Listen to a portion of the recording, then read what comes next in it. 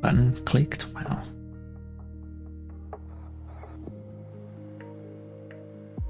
Um,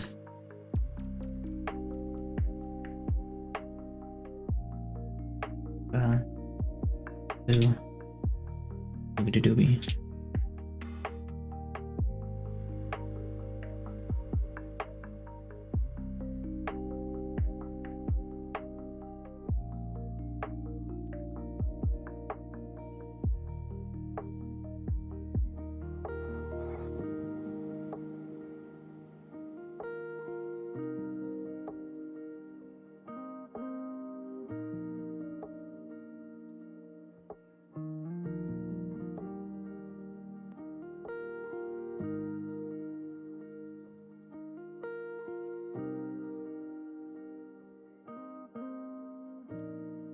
Get you that title page fucked up.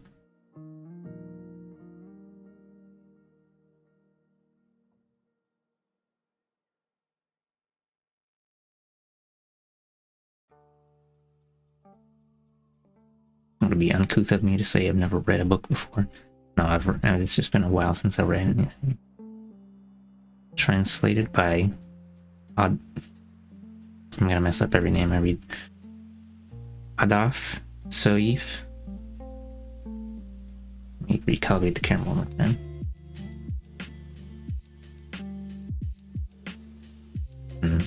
Gonna be a little wonky today. Okay.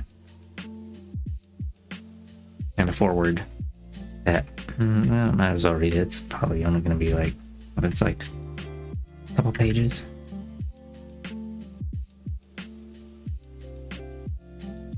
Yeah.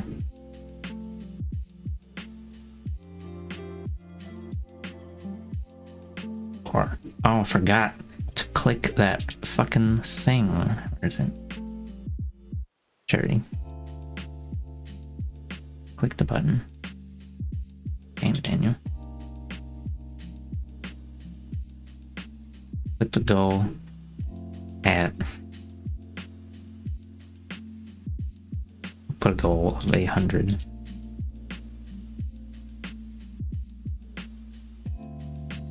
That's what Nikua did, and I think that's a reasonable number. Fucked up. I'll wait a little bit before I start reading.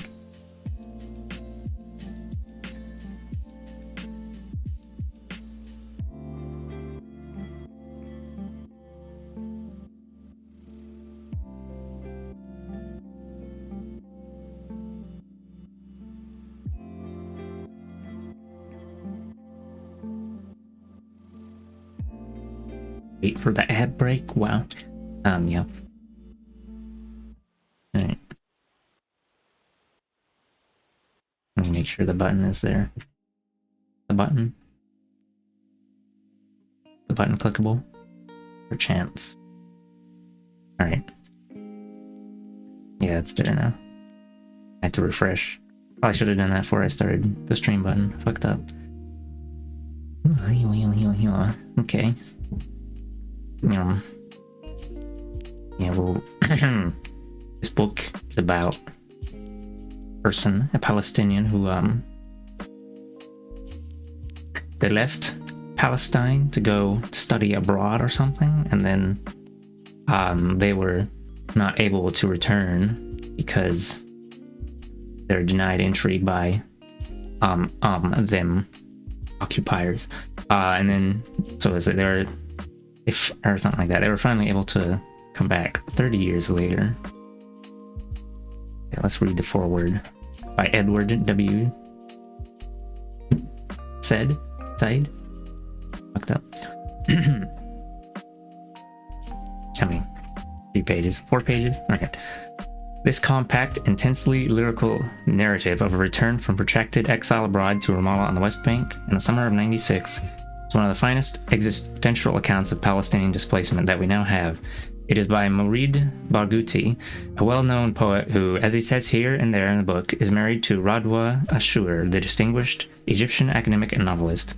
two were students of English literature together at Cairo University in the 1960s. And for a period of 17 years during their marriage, lived apart from each other. He as PLO representative in Budapest. PLO.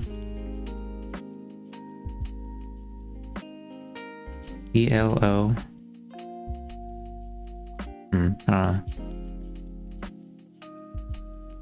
He as PLO representative in Budapest, she and their son Tamim in Cairo. Oh, for the $5 donation and $5 to PCRF. I think I could have set up some notification sign for that in Twitch, but I forgot. So I'll just have to look up and use my eyeballs. So hello. He as PLO representative in Budapest. She and their son Tamim in Cairo, where she's professor of English at Ain Shams University. Political reasons for the separation are alluded to in I Saw Ramallah, as are the circumstances of his exile from the West Bank as well. Of course, as his return 30 years later. Widely and enthusiastically received all over the Arab world when it appeared in '97, the book went on to win the Naguib Mahfouz Medal for Literature, one of the most satisfying parts of which is this elegant and compelling English translation by Adaf Soif, herself an important Egyptian novelist and critic whose own work, notably in The Eye of the Sun and The Map of Love, is in English. It is therefore an important literary event to have these two talents contained within the same cover. I'm delighted to be able to say a few prefatory words about this work. Wishing you a smooth reading. Thank you. It'll be like chunky peanut butter. Ow. Sure. I may be here for some duration. Having myself made a similar trip to Jerusalem, after an absence of 45 years, I very well know the admixture of emotions. Happiness, of course, regret, sorrow, surprise, anger, among others, that accompanies such a return. The great novelty and power of Barghouti's book is that it painstakingly chronicles and gives clarity to the whirlwind of sensations and thoughts that otherwise overwhelm one on such occasions. Palestine, after all, is no ordinary place. Maybe this cursor is distracting. Maybe I should make it smaller. Too late now, fucked up. Palestine, after all, is no ordinary place. It is steeped in all the known histories and traditions of monotheism, and has seen conquerors and civilizations of every stripe come and go. In the 20th century, it's been the site of an unremitting contest between the indigenous Arab inhabitants, who were tragically dispossessed and mostly dispersed in 1948. That's when the Nakba happened that I heard about, probably. And an incoming political movement of Zionist Jews of largely European provenance, who set up a Jewish state there and in 1967 conquered the West Bank and Gaza, which they in effect still hold. Every Palestinian today is therefore in the unusual position of knowing that there was once a Palestine, and yet seeing that place with a new name, people, and identity that deny Palestine altogether. A return to Palestine is therefore an unusual, not to say urgently fraught, occurrence. Barghouti's narrative, in a sense, was made possible because of the grotesquely misnamed peace process between Yasser Arafat's PLO and the State of Israel. Begun in September 1993 and continuing unresolved as I write in early August 2000, this U.S. brokered arrangement neither provided for real Palestinian sovereignty in Gaza and the West Bank, nor allowed for... I'm gonna use the top text for something, actually. I'm gonna use it for the chapter stuff. Where was I?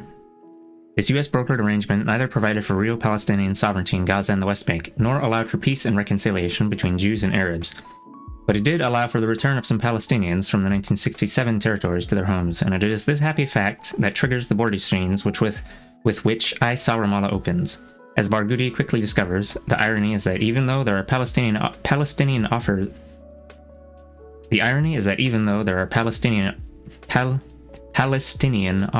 at the Jordan River Bridge separating the Hashemite kingdom from Palestine, Israeli military men and women are still in charge.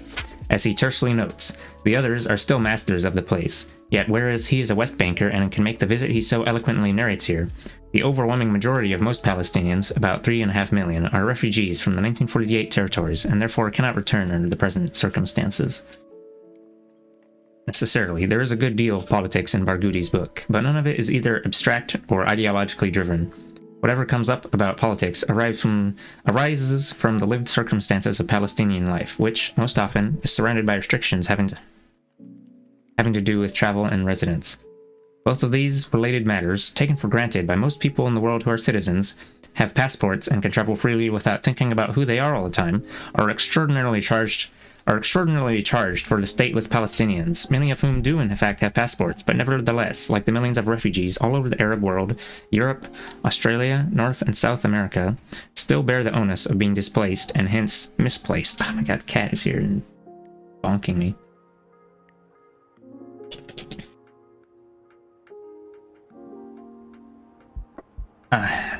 You motherfucker. Where was it? Placed. Barghouti's text is consequently laced with problems related to where he can or cannot stay, where he may or may not go, for how long and in what circumstances he must leave, and what, most of all, occurs when he is not there. His brother Munif dies an unnecessary and cruel death in France because no one can, or will, get to him and help.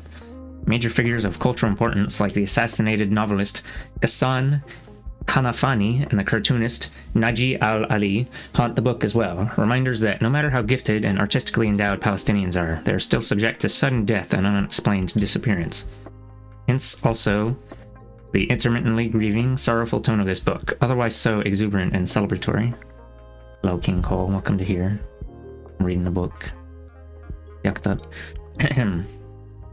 Hope you're doing well. Cat is on the desk again. Yet, what gives this book an unmistakable stamp of profound authenticity is its life-affirming, poetic texture. Barghouti's writing is really amazingly free of bitterness or recrimination. He neither reproves and harangues Israelis for what they have done, nor berates the Palestinian leadership. Nor berates the Palestinian leadership for the bizarre arrangements they agreed to on the ground. He is, of course, absolutely correct to note several times that settlements dot, and usually disfigure, the gently rolling and often mountainous Palestinian landscape, but that is all that he does, in addition to noting what is an inconvenient fact for the supposed peacemakers to deal with, especially since places like Ramallah and Deir Qassana are so indomitably, unchangingly Palestinian. Working on stream stuff and lurking? Alright, have a good lurk. Have a good work and a lurk. There is no small irony in play when he excavates the etymology of his family name. Although I have no firm information about this, I think the Barghoutis constitute the single largest Palestinian family, with estimated numbers running as high as 25k. He cannot get away from the fact that it seems to derive from the Arabic word for flee, and this humbling detail strangely gives the narrative even more humanity and poignancy. For it is as an account of loss in the midst of return and reunion that I Saw Ramallah gets its main distinction, and it is Barghouti's extended rebuttal and resistance against the reasons for that loss that endows his poetry with substance and gives this narrative its positive valence. The occupation, he says, has created generations of us that have to adore an unknown beloved, distant, difficult, surrounded by guards, by walls, by nuclear missiles, by sheer terror. Therefore, in his poems and in this prose accompaniment to his return, he seeks to break down the walls, evade the guards, gain access to his Palestine, which he finds in Ramallah. Once a quiet garden suburb of Jerusalem, Ramallah has in recent years become the center of Palestinian urban life. It has relative autonomy, a decent amount of cultural activity, and a rapidly increasing population. So it is in this newly invigorated and rediscovered Ramallah that Barghouti, the exile and dispossessed writer, finds himself anew, only to find himself again and again in the new forms of his displacement. It is enough for a person to go through the first experience of uprooting to become uprooted forever. Thus, despite its joy and moments of exuberance, this narrative return at bottom reenacts exile rather than repatriation. This is what gives it both its tragic dimension and its appealing precariousness. Adaf Soaif's excellent translation makes precisely this rather special tone available now to readers of English. The Palestinian experience is therefore humanized and given substance in a new way. That was August 11th, 2000. Right. First chapter. Rename that. The bridge. I forgot to turn off the, maybe I should turn off the things for changing the text, but I don't. Yeah, I'll go ahead and do that. Da-da-da-da. Just in case. I do use it sometimes like this for like the stream stuff. Right. The bridge. Yeah, it's the first chapter. It is very hot on the bridge. A drop of sweat slides from my forehead down to the frame of my spectacles, then the lens. A mist envelops what I see, what I expect, what I remember. The view here shimmers with scenes that span a lifetime spent trying to get here. Here I am, crossing the Jordan River. I hear the creak of the wood under my feet. On my left shoulder, a small bag.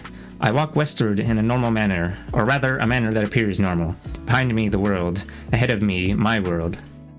The last thing I remember of this bridge is that I crossed it on my way to Ramallah, I crossed it on my way from Ramallah to Amman 30 years ago. From Amman, I went to Cairo and back to college. I was in my fourth and final year at Cairo University. The morning of June 5th, 1967, the Latin exam. Only a few left to go. Latin, then 2 days later, the novel, then drama. And then I would have kept my promise to Monif and fulfilled my mother's wish to see one of her sons a college graduate. The previous exams, history of European civilization, poetry, literary criticism, and translation, had gone by with no surprises. Nearly there. After the results come out, I shall go back to Amman, and from there, across the same bridge, to Ramallah, where I learned from my parents' letters that they have started to decorate our apartment in Al-Liftawi's building in preparation for my return with a certificate. It is very hot in the examination hall. A drop of sweat slides down my brow to the frame of my spectacles. It stops and slides down the lens, and from there to the Latin words in the exam paper. Altus, alta, altum. But what is this noise outside? Explosions? Are these the maneuvers of the Egyptian army? The talk in the last few days has all been of war. Is it war? I wipe my spectacles with a tissue, check through my answers, and leave my seat. I hand my paper to the monitor. A flake of yellow paint from the ceiling falls onto the exam papers on the table between us. He looks up at the ceiling in disgust, and I walk out. I walk down the steps of the Faculty of Arts. Madame Aisha, our middle-aged colleague who enrolled in the university after her husband's death, is sitting in her car under the campus palm trees. She calls out to me in a French accent and disturbed manner. Morid, Morid, war has broken out. We brought down 23 planes. I lean into the car, holding onto the door. Ahmad Saeed is ecstatic on the car radio. The patriotic anthems ring loud. A group of students collect around us. Comments fly around, assured and doubtful. I tighten my right fist on the bottle of Pelican ink that is always with me in the exams. Until this day, I do not know why with my arm I drew a wide arc in the air and, aiming at the trunk of that palm tree, hurled the bottle of ink with all my strength so that in that midnight blue collision it burst into fragments of glass that settled on the lawn. And from here, from Voice of the Arabs radio station, Ahmad Saeed tells me that Ramallah is no longer mine and that I will not return to it. The city has fallen.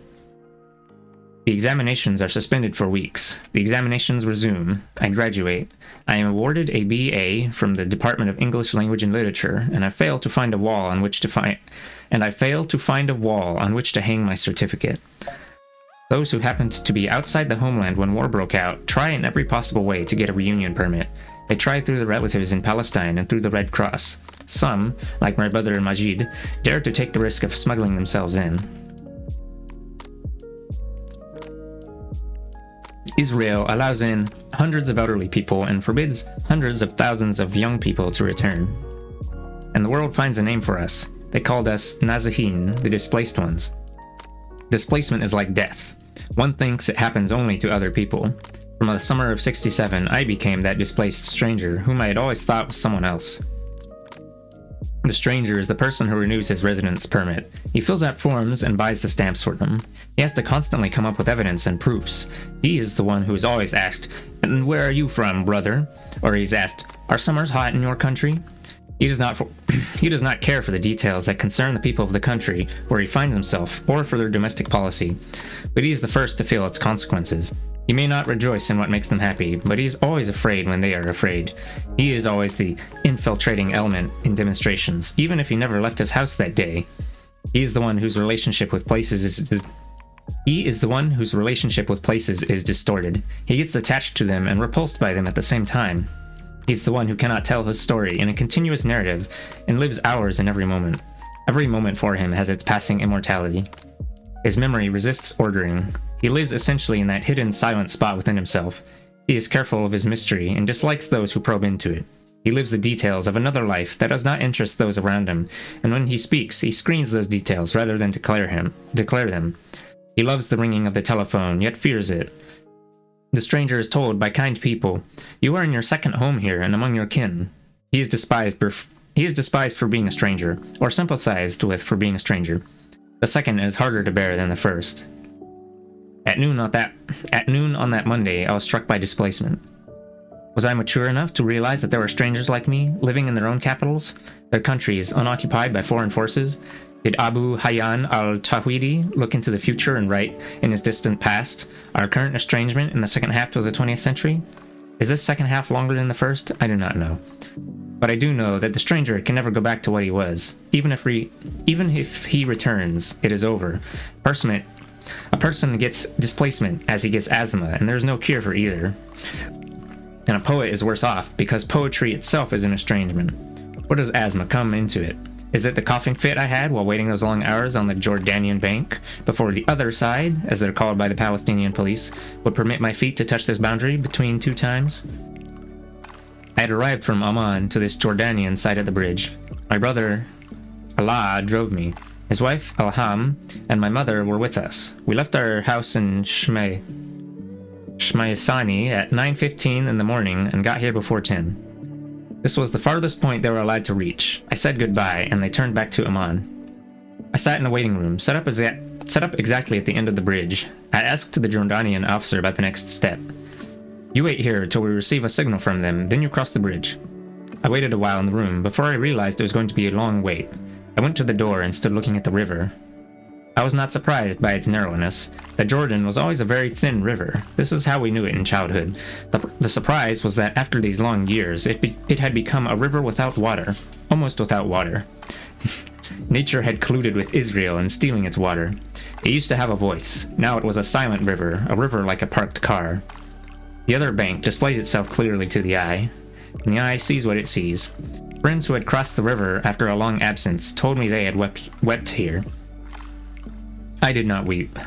That slight numbness did not rise from my chest to my eyes. No one was with me to tell me what my face looked like during those hours of waiting.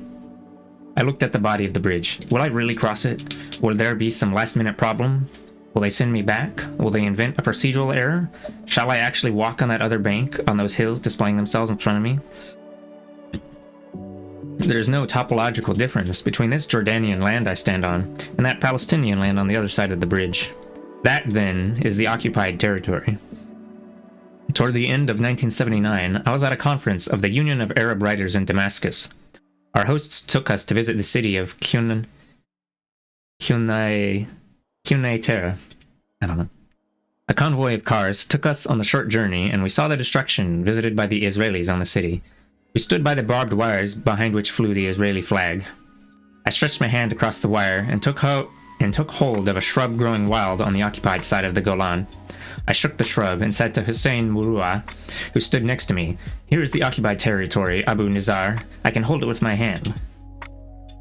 When you hear on the radio and read in newspapers and magazines and books and speeches the words, "the occupied territories," year after year, and festival after festival, and summit conference after summit conference, you think it's somewhere at the end of the earth. You think there is absolutely no way you can get to it. Do you see how close it is? How touchable? How real? I can hold it in my hand like a handkerchief. In the eyes of Hussein Murua, the answer formed itself, and it was silent and moist. Crying. Now here I am looking at it. At the west bank of the Jordan River. This, then, is the occupied territory? No one was with me to whom I could repeat what I had said years ago to Hussein Murua, that it was not just a phrase on the news bulletins. When the eye sees it, it has all the clarity of earth and pebbles and hills and rocks. It has its colors and its temperatures and its wild plants, too. Who would dare make it into an abstraction, now that it has declared its physical self to the senses? It is no longer the beloved in the poetry of resistance, or an item on a political party program. It is not an argument or a metaphor. It stretches before me, as touchable as a scorpion, a bird, a well, visible as a field of chalk, as the prints of shoes. I asked myself, what is so special about it, except that we have lost it? It is a land, like any land. We sing for it only so that we may remember the humiliation of having had it taken from us. Our song is not for some sacred thing of the past, but for our current self-respect that is violated anew every day by the occupation. Here it is in front of me, as it has been since the day of creation. I said to myself, land does not move away. I have not reached it yet. I merely see it directly. I'm like someone who has been told he has won a large prize, only he has not got it in his hands yet. I am still on the Jordanian side. The hours pass. I go back to the waiting room. It is clear that there is nothing new for me. I sit on the chair and take out my papers. I pass the time in leafing through them. Epigrams and poetic sketches. I'm preparing for publication under the title The Logic of Beings, my 9th volume of poetry. I cast a quick look over the lines and return the papers to the bag. The anxiety of waiting reflects into an anxiety about the work. Before publication, I lose my enthusiasm. And doubt the value of the text that is about to escape from my control. I love the poem as it forms under my fingers, image after image, word after word, and then fear arrives and certainty disappears. That contented moment when the creator is fascinated by his creation ends for me. This happens and has happened since the first poem I ever published. I remember it well. I was in the 4th and final year at university. I used to read some of my poems to Radwa on the steps of the library, and she used to assure me they were good poems and that I would definitely, one day, be a poet. And one day, I gave one of my poems to Farouk Abd al-Wahhab to publish in Theatre magazine, which was edited by Rashad Rushdie, and then I spent days of terror. Every day, I would think of asking for the poem back, but I was afraid he would consider me weak and indecisive. I would see him in college and almost ask what he thought of the poem, and stop myself at the last moment. From the second that poem left my hands, I felt it was no good and should not be published. Now I know it really was bad. Wow. The days passed until we arrived at Monday, June 5th, 1967. Oh, it's flashback. Okay. I went to a baker to stock up with bread, for we thought we were in for a long war. I stood in the long queue. Oh, right, okay, we're back to the, when it was outside the university or whatever. I stood in the long queue, and on the pavement beside me, an extension of a small bookshop that had stayed open, were piles of newspapers, magazines, and books. You relate to that feeling? You know, the creative juices getting juiced violently. Among tins of magazines, I saw the Theatre magazine. I paid for it and rifled through the pages looking for my poem, and I found it. Murid al-Barghouti, Apology to a Faraway Soldier. What coincidence is this? My first poem published on this strange morning. On the cover of the magazine, the date, Monday, June 5th, 1967. A journalist once asked me about this. I told him the story, then added, joking, I wonder if the Arabs were defeated and Palestine was lost because I wrote a poem. We laughed and did not laugh. I leave the room again. I go for a walk and very specifically went through it after dropping Bubble Minutes and Ramp 2023. You were happy at first with the initial feedback, then once people started making videos on it, you got super anxious and nervous about it. All eyes on the location, fucked up. We laughed and did not laugh. I leave the room again. I go for a walk in the small space between the room and the river. I contemplate the scene. I have nothing to do except contemplate. A desert land, so close to the water, and the sun a scorpion. Tell the eye of the sun. That sad song which became an elegy for men lost in another desert not so far from this place comes to my mind. June 19th, 1967. Yeah. June 19th, 1967. A knock on the door of my flat in Zamalek brings in a man of strange aspect and clothing, his face burned by the sun. I embrace him as though he had descended directly from a cloud and into my arms. How did you get here, Kali Atta? He had walked for 14 days in the desert of Sinai. Since June 5th he had been walking. We didn't fight. They destroyed our weapons and chased us with their planes from the first hour. My uncle was an officer in the Jordanian army then, at the beginning of the 60s. He was an officer in the Jordanian army, then, at the beginning of the 60s, went to work as a trainer in the Kuwaiti army. In the 67 war, they sent him with the Kuwaiti battalion to fight with Egypt. He said they were now in a camp near Dashur under the command of the Egyptian army, and did not know what the next step would be. I did not see any of the returning soldiers except him, and that was enough to sadden the heart. One man was enough to embody the whole idea, the idea of defeat. It is noon. My tension increases with each new minute of waiting. Will they allow me to cross the river? Why are they so late? At this point, I hear someone call my name. Take your bag and cross the water.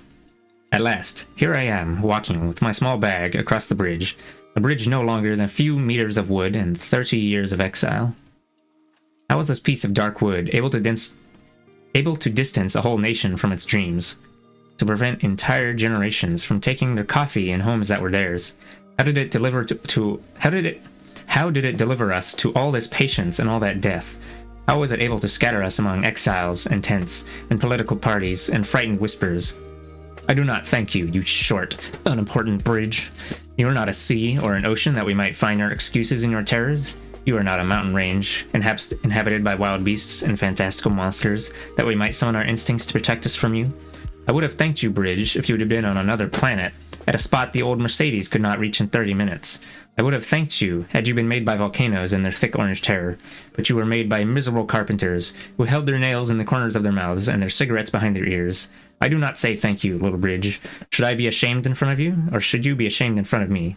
You are near like the stars of the naive poet, far like the step of one paralyzed.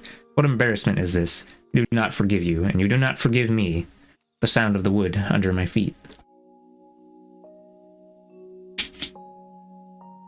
I think the thrust there is that it's man-made.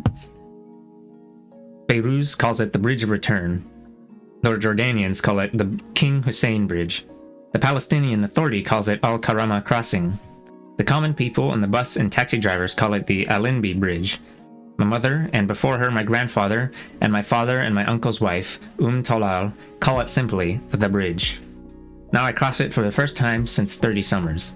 The summer of 1966, and immediately after, no slowing down, the summer of 1996.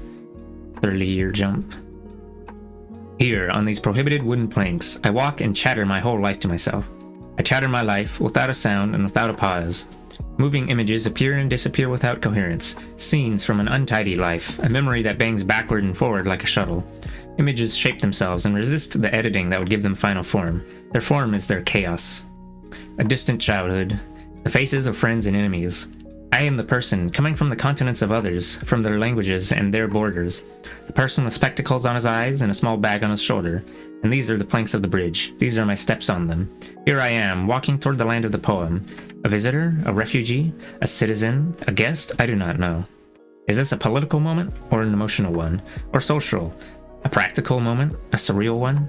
A moment of the body, or of the mind? The wood creaks. What is past of life is shrouded in a mist that both hides and reveals. Why do I wish I could get rid of this bag? There is very little water under the bridge.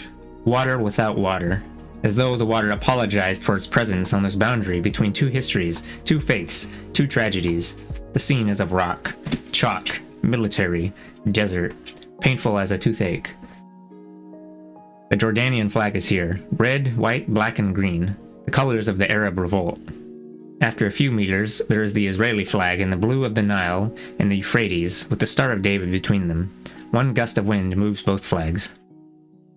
White are deeds, black are battles, green are lands, poetry on the mind. But the scene is as prosaic as a bill of reckoning. I don't remember what prosaic means. The wooden planks creak beneath my feet. The June air today boils like the June air yesterday. Oh, wooden bridge. Suddenly, Fairuz is there. Unusually for her, the lyrics of the song are more direct than one would wish. How have they settled in the hearts of intellectuals and peasants, and students and soldiers, and ants and revolutionaries? Is it people's need to have their voice heard through listening to it from the mouth of another? Is it their attachment to a voice outside themselves, expressing what is inside them? The silent ones appoint the speakers to deputize for them in an imaginary and forbidden parliament. People like direct poetry only in times of injustice, times of communal silence, times when they are unable to speak or to act. Poetry that whispers and suggests can only be felt by free men, by the citizen who can speak up and does not have to give that task to another. I told myself our literary critics copy Western theories with half-closed eyes and wear cowboy hats over their Arab skull caps. This metaphor of hats is a cliche. Why does it come to me now? And here is the first Israeli soldier wearing a yarmulke. This is a real hat and not a literary conceit. His gun seems taller than him. He leans on the door of his solitary room on the west bank of the river, where the authority of the State of Israel begins. I can tell nothing of his feelings. His face shows nothing of his thoughts. I look at him as one looks at a closed door. Now my feet are on the west bank of the river. The bridge is behind me. I stand, a moment, on the dust, on earth. I am not a sailor with Columbus to cry out, when they were almost dead, "Land, land, it's land!" I am not Archimedes to cry out Eureka. I am not a victorious soldier kissing the earth. I did not kiss the earth. I was not sad, and I did not weep. But his image flickers in front of me in this pale wasteland. The image of his smile coming from over there, from his grave, where I pillowed him with my own hand. In the darkness of that grave, I embraced him for the last time, and then the mourners pulled me away, and I left him alone under the tombstone on which we had written, Monif Abd al-Razek al-Barghouti, 1941-1993.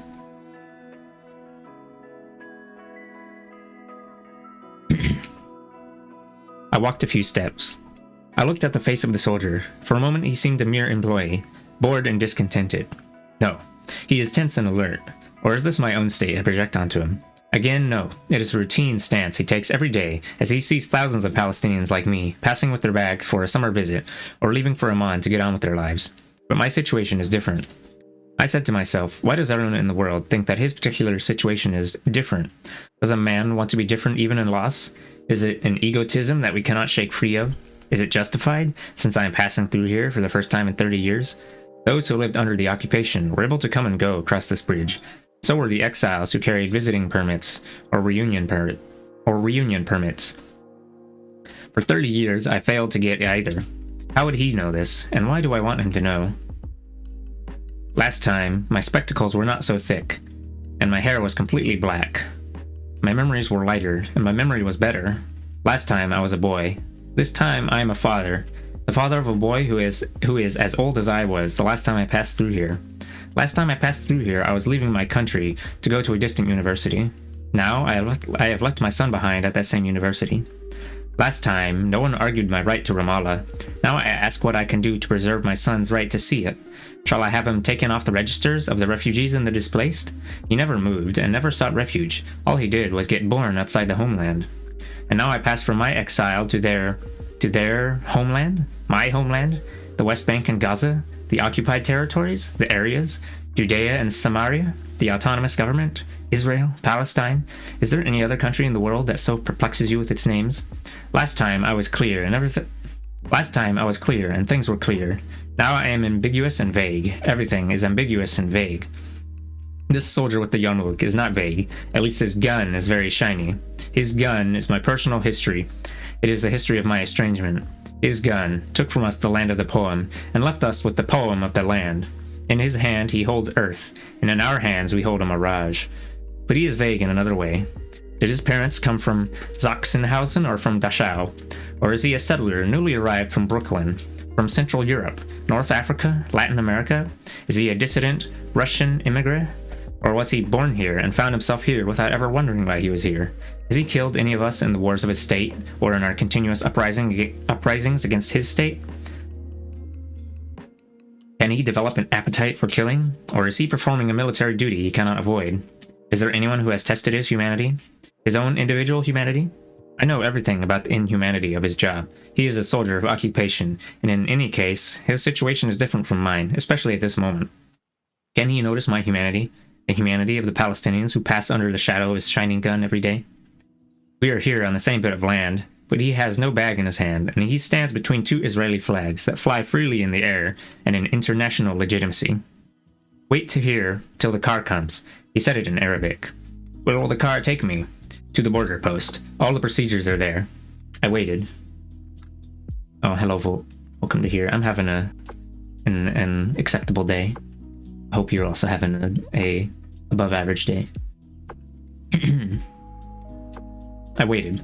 In his small room, which I expected would be cleaner and more tidy, there were tourist posters depicting the beauties of Israel. My eyes stopped at a poster of Masada. The myth recounts that they had held fast in the fortress of Masada until they were all killed, but they did not surrender. Is this their message to us? They hang it on the gate to remind us that they will stay here forever? Was this a deliberate choice, or just a poster? I look at the room. 2 old chairs, a rectangular table, a mirror, the left corner of which is broken, Hebrew newspapers, a small kitchen, and a rudimentary electric stove for tea and coffee. A standard guard's room, with the guard guarding our country against us. I thought he would interrogate me. He said nothing. Good enough. Yeah, I'm average day. And even if he spoke to me, or asked me anything, would I have heard him? Or would I have turned a deaf ear? And how could I have heard him when their voices have surrounded my silence since I sat on this chair? Those whom I saw coming through the door, one after the other, to stand around me in this room. This bridge between two worlds. The world in which they took stands and felt joy and sorrow, and the world I shall soon see. Would I have listened to him while the sound of their eternal silence fluttered here, right here, in this place that they died far away from, were murdered before they reached? I've been confused now. Hold on.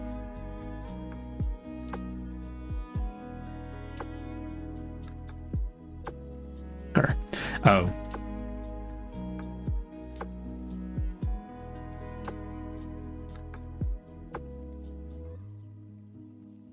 It's talking about dead people.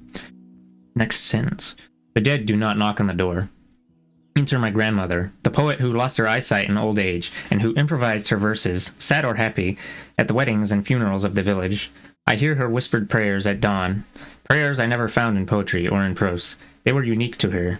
I used to lift the edge of the quilt and listen to the music of her words. I'd slip into bed next to her when she went back to sleep. I would ask her to repeat her magical prayer, then take its music with me into a warm sleep. The music would stay with me in class, ring on the pages of my school books, and turn the boredom of multiplication tables into the first enemy of my childhood. Enter my father, from a grave I left behind me in Bayadir Wadi al-Sayr in Amman. He comes with his quiet tenderness, his narrow eyes, and his calm, bruised by the world and contented with it at the same time. Enter Munif, who was laid waste by death. They ruined the beauty of his heart and of his intentions. They destroyed forever his dream of seeing Ramallah, if only for a few days. Enter Ghassan Kanafani, whose voice could be silenced by nothing less than a bomb, an explosion that shook the whole of Azimia. Would I have listened to this green soldier while Ghassan plunged the insulin syringe into his arm and produced a welcoming smile for Wadwa and me in his office? Only on the posters covering the wall behind his shoulders was there thunder and lightning. The posters of that time that was so unlike this. The star on Guevara's beret, the questions on Lenin's brow, embroidery with the pen and the brush for the stolen name, a boundless horse bounded in a frame, photographs of the leaders of liberation movements in Asia and Africa and Latin America, slogans and images and writings we thought would lead to Palestine. I wonder, is Ghassan closer now or farther from Acre? I compare the posters in the room of this teenage soldier with the posters in Ghassan's office in Beirut. Opposed worlds. In Ghassan's world, there was room for the poems of Neruda, the words of Cabral, Lenin's outstretched hand, and the vision of Fanon and the personal colors with which a novelist tries to paint the dream.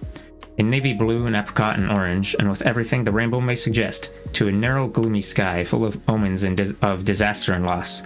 And here, I look at the walls and the drawings. They are scenes from my country, but their context and the reason for being in this place, at the forbidden border, are aggressive. I remember the big picture that Naji al-Ali gave me. He asked Radwa and me to dinner at the Miami restaurant on the beach in Beirut. At the end of the evening, he got the picture out of the car. This is what they printed with your poem in Al-Safir. I drew it again, bigger, for you and Radwa and Tamim. Then he drove off to his house in Zidon, and Radwa and I returned to our room at the Bio Rivage. A child's face fills the center of the drawing.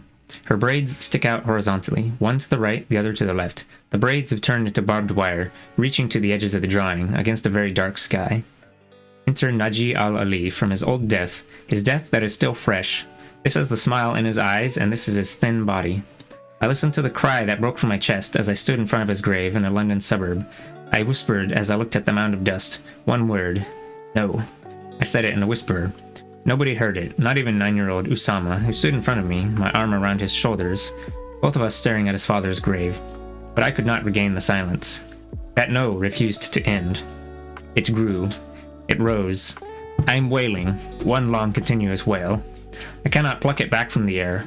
It hangs there in that drizzle that fell on all of us together, on Usama and Judy and Layal and Khalid and Widad and me, as though it meant to stay in the sky until the day of judgment. That distant sky, not white, not blue, not ours, not... Widad's brother held my shoulders tight.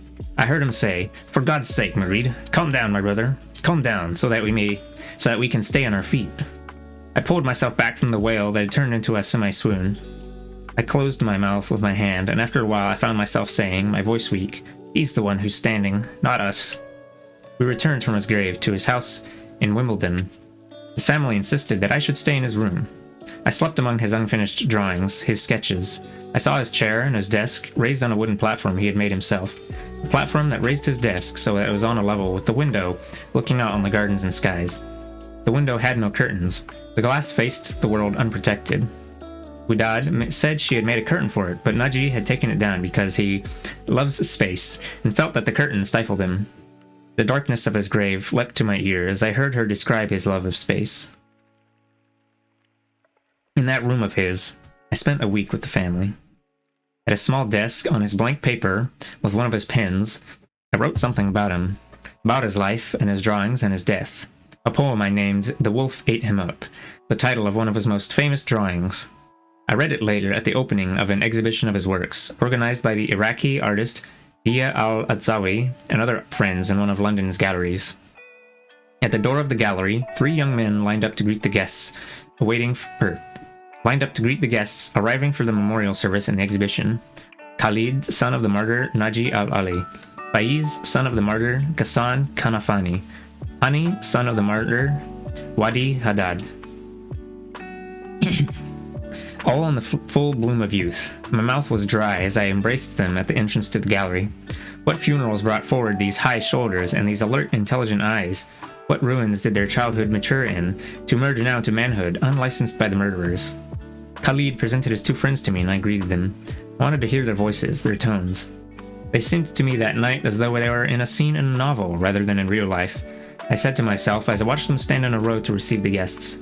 In our traditions, the men who stood like this to receive those who come to condole or congratulate were the notables of the families or of the political factions, for factions have their notables too.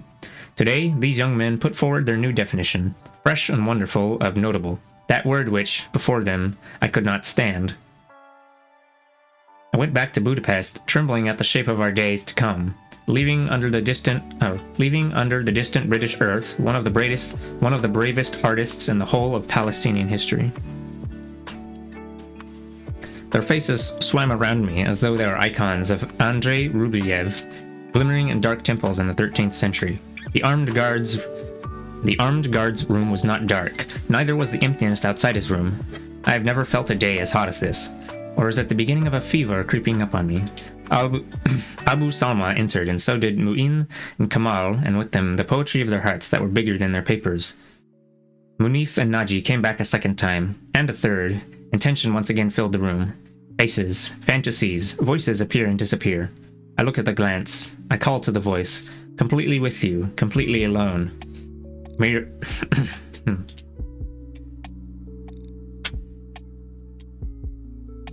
May your darkness forgive me this particular day, my friends. Is all this confusion mine? The absent are so present, and so absent. This Inui, surrounded by the salt of the Dead Sea. I am used to waiting. I've not entered any Arab country easily, and today too I will not enter easily. Cat. The car arrived. I walked toward it slowly. A tall driver, fair-skinned. He wears a shirt with the buttons undone. It seemed to me he said something in Arabic. He did not speak much, otherwise I would have found out if he was an Arab or an Israeli. Things are getting confused. We used to read about the Arab workers in Israel. Is he an Arab worker in Israel? Is he an Israeli who knows Arabic? My questioning did not last long. We arrived at the border post. He took his fare in Jordanian dinars.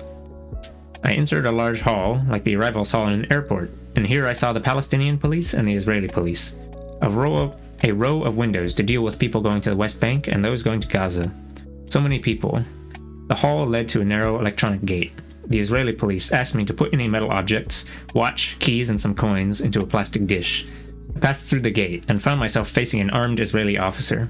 He stopped me, asked for my papers, looked through them, and returned them. In an attempt to deal with my own tension, I decided to be the first to ask a question. Where do I go now? To the Palestinian officer, of course. He motioned toward a room nearby. The Palestinian officer takes my papers and turns them over in his hands, then gives them back to the same Israeli officer, who smiles in a deliberate fashion and asks me to wait. I ask him, where? With the Palestinian officer, of course. I sit in the room. The Palestinian officer comes and goes and pays me no attention. I was abstracted. The officer sat silently at his table. There were 2 of us in that room, and each one was alone. In that room, I found myself retreating to that hidden place inside each one of us, the place of silence and introspection. A dark private space in which I take refuge when the outside world becomes absurd or incomprehensible. As though I have a secret curtain at my command. I draw it when I need to, and screen my inner world against the outer one. Drawing it is quick and automatic, when my thoughts and observations become too difficult to understand clearly, and screening them is the only way to preserve them. I entered that empty space in which there is no room for conversation with others. I did not concern myself for long with the odd situation of the man. It was clear that the agreements had placed him in a position in which he could make no decisions. All security, customs, and administration procedures were their business, the business of the other side. After about an hour, one of their officers appeared, a different officer. He took me to a room in which there was a man in civilian clothes. He had a printed form in front of him, and his questions were of a statistical nature. He did not ask any political questions. He was opening a file for me. Go now, and identify your bag. Another wait for the arrival of the bag on the conveyor belt. A hall crowded with those who had crossed the bridge and who, like me, were waiting for their bags. And on the right, a room where chosen bags were searched. Cardboard boxes, domestic appliances, televisions and refrigerators, fans, woolen blankets, bedding and bundles and bags of every shape and size. When I travel, I take with me the smallest and lightest bag possible. I do not like what luggage does to a traveler, and I hate having to open my bag and display its contents to an officer looking for something I am ignorant of.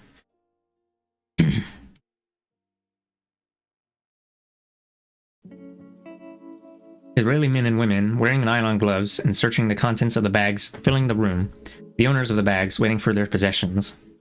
A blonde Israeli girl, conscript, lazily matches the numbers of the bags registered on her computer to the number pasted into the passport.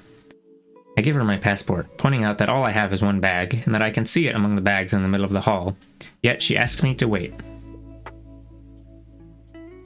Why is that formatted like that? After a short while, she motions to me to go into the luggage hall. I pick up my small bag. I pass through the huge gate. I leave the whole building for the road. The gate of gates, no key in our hand. But we entered, refugees to our birth from the strange death, and refugees to our homes that were our homes, and we came. In our joys there were scratches, unseen by tears until they were about to flow. I walk 2 steps and stop. Here I stand, with my feet upon this dust. Munif did not reach this point. The coldness runs through my spine. Relief is not complete. Desolation is not complete. The gates of exile were opened to us from a strange direction. The direction that leads to the country, and not to the countries of others. I stand on the dust of this land, on the earth of this land. My country carries me. Palestine at this moment is not the golden map hanging on a gold chain, adorning the throats of women in exile. I used to wonder, every time I saw that map encircling their necks, if Canadian women, or Norwegians, or Chinese carried their maps around their necks as our women do. I said once to a friend, when Palestine is no longer a chain worn with an evening dress, an ornament, or a memory, or a golden Quran, when we walk on Palestinian dust and wipe it off our shirt collars and off our shoes, hurrying to conduct our daily affairs, our passing, normal, boring affairs, when we grumble about the heat in Palestine and the dullness of staying there too long, then we will really have come close to it. Here it is now in front of you, you who are journeying toward it. Look at it well. On the pavement opposite the building, I meet the first Palestinian, performing a clear and understandable function. A thin, elderly man sits at a small table that he has set up in the shade of a wall. He seeks shelter from the June heat. He calls to me in a loud voice, "Come here, brother. Take a bus ticket." There is nothing more lonely than to be called out to in this way. Brother is specifically that phrase that cancels out brotherhood. I looked at him for a moment. I paid for the ticket in Jordanian money. I moved away 2 or 3 steps, then stopped. I turned to him again, then ran for the bus. No, I did not exactly run. I walked entirely normally. Something inside me was running. I sat in the bus until it filled up with others like me who had crossed the bridge. I asked the driver where we were going now. To the Jericho rest house. Here I am, entering Palestine at last. But what are all these Israeli flags? I look out of the bus window, and I see their flags appearing and disappearing at the repeated checkpoints. Every few meters, their flag appears. A feeling of depression I do not want to admit to. a feeling of security refusing to become complete. My eyes do not leave the window, and images of times past and ended do not leave my eyes. On this slow bus, I recall, as though I had been there yesterday, the breakfast room in the Caravan Hotel where we met as family for the first time after '67. That was in the summer after the war, the summer of 1968. I was working in Kuwait. My mother and my youngest brother, Allah, were in Ramallah. My father was in Amman, and Majid was at the Jordanian University. Munif was working in Qatar. Across all the methods of communication available to us in those days, we agreed to meet in Amman. We arrived, one after another, at the Caravan Hotel in Jebel al-Luwaybda, a small, elegant hotel of 3 or 4 stories. This was my first meeting with my mother and father and brothers since war separated us. We took 3 rooms side by side. Hotels are made for sleeping. We did not sleep. Morning surprised us as though it was not agreed upon in the solar system, as though it came and went without logic, and without being expected.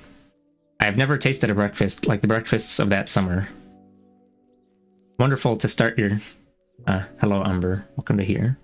I'm reading a book about Palestine. Wonderful to start your day with the whole family after all those strange months. We would look at one another as though each one were discovering the presence of the others for the first time in that place, as though each day we recaptured the motherhood of our mother and the fatherhood of our father, the brotherhood of brothers and ourselves as sons. The strange thing is that none of us spoke of these feelings. Our joy in being together in that hotel hung in the air around us. We felt it and did not wish to make it explicit, as though it were a secret, as though we were all required to suppress it. The hotel itself, the idea of the hotel, implied the certainty that this was a transient meeting, passing and nearing its end. On the first night, the meeting turned to terror of the certain parting. Tension mingled with happiness.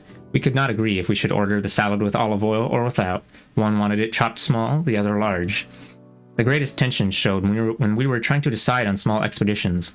One suggested a visit to some relatives living in Amman. Another did not want to go out at all, and a third suggested some other destination. But there was fun, and there were jokes, none of which I can remember, though I remember the atmosphere so clearly. In the Caravan Hotel, I got to know my brothers and my parents all over again. For everyone, there were new and exceptional circumstances I could not know completely, and for me there were others. My uncle Atta, with an insistence not to be resisted, had more or less made me go to Kuwait, and there I had found work in the technical college, for it was unthinkable that Munif should carry on supporting me after I had graduated. I have never liked teaching. I took the job as a temporary measure until things became clear. Since '67, everything we do is temporary until things become clearer, and things are no clearer now after 30 years. That's 97. Maybe I should mention somewhere that the events of this book take place in 1997 instead of 20 years after that. Even what I am doing now is not clear to me. I am impelled toward it, and I do not judge my impulse. Would it be an impulse if we judged it? In the disaster of 1948, the refugees found shelter in neighboring countries as a temporary measure. They left their food cooking on stoves, thinking to return in a few hours. They scattered in tents, in camps of zinc and tin temporarily. The commandos took arms and fought from Amman temporarily, then from Beirut temporarily. Then they moved to Tunis and Damascus temporarily. We drew up interim programs for liberation temporarily, and they told us they had accepted the Oslo agreements temporarily, and so on and so on. Each one said to himself and to others, until things become clearer. Young Allah pleads to join his father and brothers. My father is not allowed, as a soldier in the Jordanian army, to go to the West Bank after the occupation. My mother wants to plan the life of the family in circumstances that make the idea of planning absurd. She is absorbed in working out alternatives. Her desire to defy difficulty and fragmentation is so powerful it paints her tired face with a new vitality. Her green eyes, almost triangular, shine with alertness even at the peak of drowsiness in the small hours of the morning. My father's tranquility makes you think that things will work out in the end, even if one does nothing to help them along. Something of the patience of the wise men of India colors his calmness, a calmness that irritates my mother, who is always questing, scratching for solutions with her fingernails. His narrow eyes, black, do not reveal his heart, except when he laughs. I am the only one who has inherited the blackness of his eyes and their narrowness. Munif, Majid, and Allah all have green eyes like my mother. Munif, a young man of striking good looks, who plays the part of a parent to his younger brothers at 27. Every problem he volunteers to solve, and every sacrifice he hastens to make, simply and without hesitation. Majid, always tall, has grown taller. He has a way of drawing mirth even out of tragedy. He paints and sculpts and writes poetry that he does not wish to publish. Until now, he will not publish, even though what he writes is remarkable. He has an alert, attentive heart. Young Allah, who loves philosophy, he wants to study engineering. He writes songs in the local dialect and wants to learn to play the lute. His fair face and African hair give him an individual handsomeness. Allah has kept alive a child in himself, rare for a man whose hair is turning white. The scattering of the family taught it to stick together, and when we meet, we 4 men become once again the children of our parents, no matter that we have become the fathers of their grandchildren. After 2 weeks, each one of us went back to his place. We agreed that my mother would live with my father and Majid and Allah and Aman for some time, and then go back to Ramallah to renew her permit and identity papers, so that she would not lose her right to live in the now completely occupied Palestine.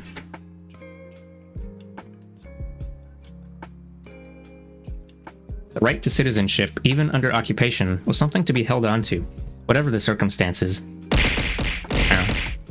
Hello, oh. Welcome to here.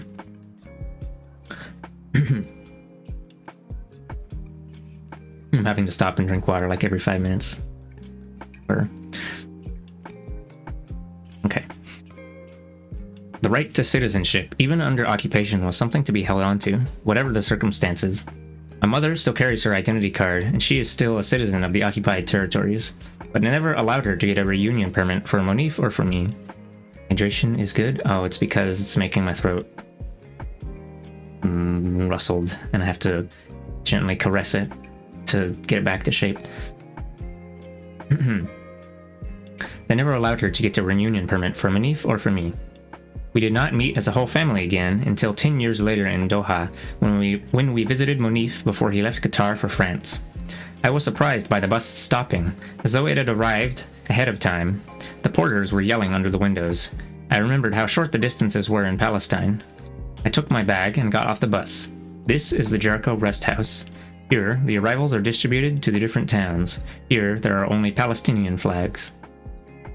Taxicabs queue under signposts bearing the names of cities: Ramallah, Nablus, Jenin, Tulkarm, Al-Khalil, Gaza, and Jerusalem. As in every station, you are met by the drivers quarreling over fares. Shouts, threats, shoves. A young Palestinian policeman appears and quietly breaks up the fight. The car moves toward Ramallah. I sit next to the driver in an old Mercedes carrying 7 passengers. In the car, I am mute. Or am I chattering my life? Have I been struck by my life as a man is struck by a fever? You think him asleep and silent while his whole body is telling stories. These are my people. Why do I not talk with them? I used to tell my Egyptian friends at university that Palestine was green and covered with trees and shrubs and wildflowers. What are these hills? Barren, chalky. Had I been lying to people then? Or has Israel changed the route to the bridge and exchanged it for this dull road that I did not remember ever seeing in my childhood? Did I paint for strangers an ideal picture of Palestine because I had lost it? I said to myself, when Tamim comes here, he will think I have been describing another country. I wanted to ask the driver if the road had been like this for many years, but I did not. I had a lump in my throat and a feeling of being let down. Had I been describing Der Kasana? Kasana, with its surrounding olive groves, and convincing myself I was describing the whole country? Or was I describing Ramallah, the beautiful, lush summer resort, and thinking that each spot in Palestine was exactly like it? Did I really know a great deal about the Palestinian countryside? The car moves on, and I continue to look out of the windows to my right and to the left of the driver. What is this Israeli flag? We entered our areas a while ago. These, then, are the settlements. Statistics are meaningless. Discussions and speeches and proposals and condemnations and reasons and maps for negotiation and the excuses of negotiators and all we have heard and read about the settlements, all this is worth nothing. You have to see them for yourself.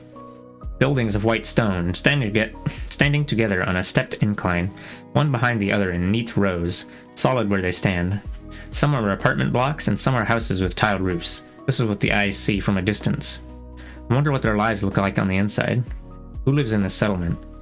Where were they before they were brought here? Do their kids play football behind those walls? Do their men and women make love behind those windows? Do they make love with guns strapped to their sides? Do they hang loaded machine guns ready on their bedroom walls? On television, we only ever see them armed. Are they really afraid of us, or is it we who are afraid? If you hear a speaker on some platform use the phrase, dismantling the settlements, then laugh to your heart's content. These are not children's fortresses of Lego or Meccano. These are Israel itself. Israel the idea, and the ideology, and the geography, and the trick, and the excuse. It is the place that is ours, and that they have made theirs. The settlements are their book, their first form. They are our absence. The settlements are the Palestinian diaspora itself. I said to myself that the negotiators of Oslo were ignorant of the true meaning of these settlements. Otherwise, they would have never have signed the agreement. You look out of the car window on your right and are surprised to find that the narrow worn strip that carries you has turned into a wide, smooth, elegant road. The asphalt shines, and soon it separates out, rising to a hill with classy buildings, and you realize it leads to a settlement. After a while, you look out to your left and you see another settlement, and another good, wide road leading up to it. Then you see a third, and a fourth, and a 10th, and so on. Israeli flags rise at the entrances, and the signposts are in Hebrew. Who built all this? When I crossed the bridge, the leader of the Likud, Benjamin Netanyahu, was waiting for the final results that would confirm that he had won the elections. It is the Labour Party, then. Since the time of Ben Gurion, the Labour Party has been building these settlements in our land. The fools of the Likud make a lot of noise about their settlement policy and about each new settlement they build. But the brains of the Labour Party remind me of a story I read long ago about a thief who stole a car. He returned it to its owners the next day and left them, inside it, a polite note of apology. He said he had not meant to steal their car, he had just needed it for one night to go out with his sweetheart, and he is returning the car with 2 theater tickets, in apology and to show his goodwill. The owners smiled and admired the sensitivity of their lover/thief and his good manners. In the evening, they went to the theater. They returned late at night to find everything of value stolen from their home. A killer can strangle you with a silk scarf or can smash your head in with an axe. In both cases, you are dead. This symmetry is not absolute, of course, between the story of the Labour Party and the story of the thief. But the duality of intelligence and stupidity has been part of the Zionist project from the beginning, and there are always in Israel representatives of both. And in any case, they are the winners. They gain from smooth deliberation and from strong-arm tactics. Moderates, at one time or another, learn a new language from extremists. And the extremists, if they have to, will learn from the moderates how to speak with silken tongues. And we, the owners of the house, lose in any case and in every way. How did we let them build all these cities, these fortresses, these barracks, year after year? Bashir al-Barghouti told me several years ago that from the balcony of his house in Deir Ghassana, he could see the lights of the settlements proliferating year after year until they encircled the village. They had gradually, and in the shade of our long silence, spread everywhere. The weave of the carpet is the settlements. Some scattered figures here and there are all that is left to us of Palestine. In the terms of the last negotiations, they left our houses, but they continue to occupy the roads leading to them. They can stop you at any of the numerous checkpoints, and you have to obey. As for Jerusalem, I was not allowed to enter it or see it. Even the road to Ramallah that used to go by Jerusalem, they changed via a complex of winding roads, so that we may not see the city, even from the car window. Only in the company of a Palestinian leader carrying a VIP card can you go to Jerusalem.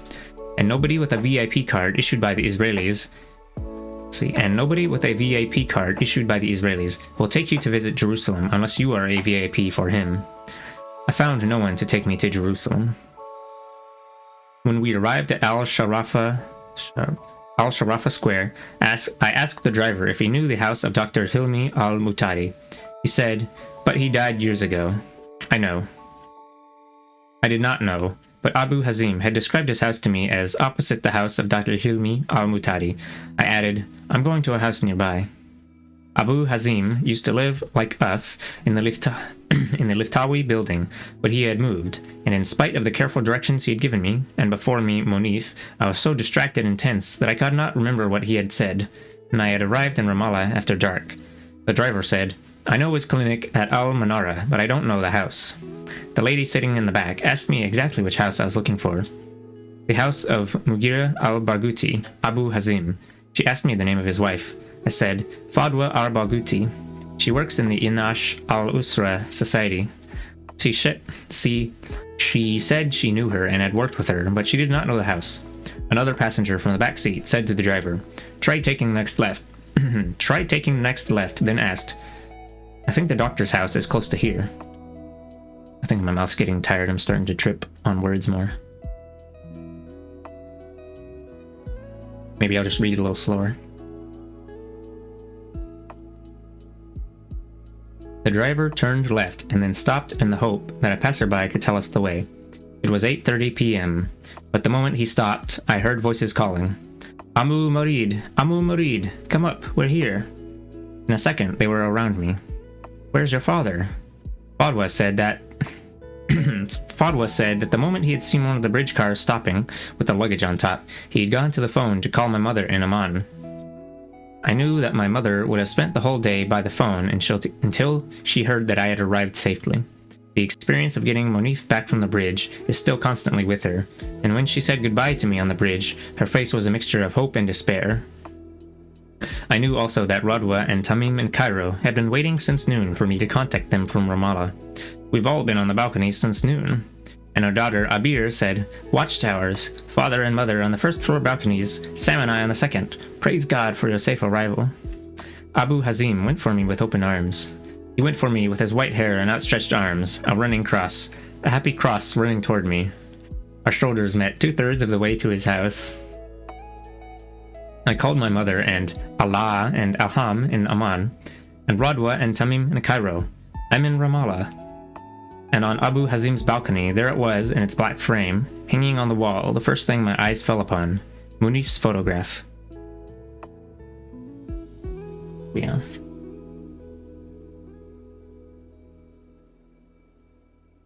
Chapter 2.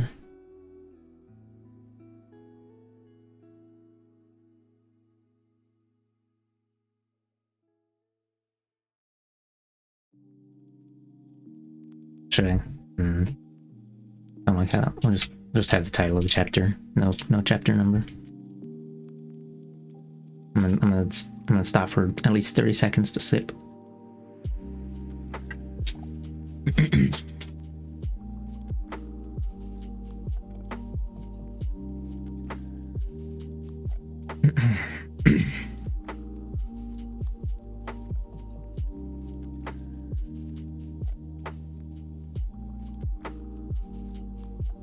Gotta protect those vocal cords. Yeah, I did make them a little sore yesterday when I was yelling and screaming and bleeding. No. When I was at that protest and doing the chants and whatever. Yelling makes your throat sore. Anyway. It's okay, I got water. Alright, chapter 2. This is Ramallah. The first morning in Ramallah, I wake up and hasten to... Is there a line missing here? I obtained this PDF from a little sussy location. What are these elegant houses, Abu Hazim? I asked, pointing at Jabal al-Tawil, which overlooks Ramallah and Bireh, a settlement. Then he added, tea? Coffee? Breakfast is ready. What a beginning to my resumed relationship with the homeland. Excuse me. Politics confront me at every turn, but in Ramallah and Bireh, there are things other than the settlements. Open the window. Returning to the city of your childhood and your youth after 30 years, you tried to coax joy to your heart as you would coax chickens to their body. Why is it that your joy has to be coaxed and persuaded, that it will not simply manifest itself strong and clear? Is it because there's something incomplete about the whole scene? Something missing from the promise, and from what is fulfilled of the promise? Is it because you are burdened, because you are not yet used to familiarity? Are you in the dance, or sitting it out? Are your objections to the music, or to the musicians? Joy needs training and experience. You have to take the first step. Ramallah will not take it. Ramallah is content with what she is.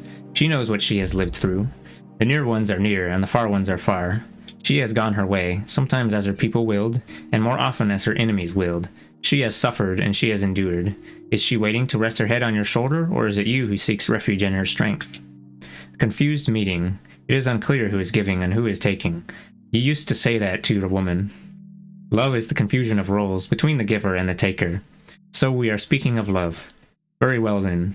Here are the chickens of joy, responding to the spontaneous coaxing. Is there such a thing as spontaneous coaxing? You say, take me to my school, to Shari al-Izza'ah, to the house of Qali Abu Fakri, to the Liftawi building. Take me to the home of Hajra Ismail, to houses I have lived in and paths I have trodden. Here you are, treading them again, as Monif could not. Monif, who lies now in his grave on the edge of Amman. Being forbidden to return, killed him. 3 years ago, they sent him back from the bridge after a day of waiting. He tried again a few months later, and they sent him back a second time. My mother, 3 years after the event, cannot forget her last moments with him on that bridge. He was desperate to get back into the Palestine that he had left when he was just 18 years old. Someone should write about the role of the older brother in the Palestinian family. From his adolescence, he is afflicted with the role of brother and father and mother and head of family and dispenser of advice. He is the child who has always to prefer others to himself, the child who gives and does not acquire, the child who keeps watch over a flock, both older and younger, and so excels at noticing things. His sudden death was the great deafening collapse in the lives of the whole family. He had arrived at this final gate, but it had not opened for him. Here I step on a patch of earth that his feet will never reach. But the mirror in the waiting room reflected his face when I looked into it. The streets of Ramallah, when I walked in them, saw him walk, hurrying, leading with his chest. Since I handed my papers into the bridge authorities, his face has been with me. This scene is his. It is Munif's scene. Here he waited. Here he felt afraid. Here he had a surge of optimism. Here they questioned him. Here they allowed my mother to enter and forbade him. Here they had to part. She, forced to continue her journey west toward Ramallah, he east toward Amman, and from there to his French exile, where 6 months later he died. He was not yet 52. Here she screamed at the soldiers, "Then let me go back with him." Here she wept on his shoulder, and he wept on hers. Here she said goodbye to him for the last time. When I entered Deir Ghassana, his hand was in mine. We walked side by side to Dar Rad, our old house. And when I crossed the threshold for the first time in 30 years, that tremor that hit me was the same that took hold of me as I carried his body down into the grave on that dazed rainy day in a cemetery on the edge of Amman.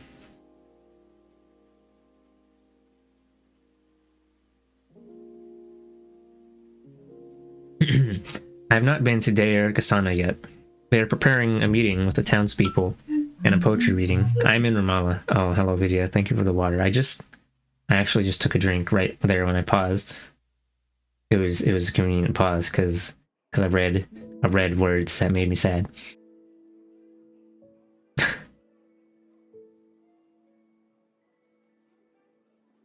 hope you're doing well, Vidya. I'll drink again in your honor. Fucked up.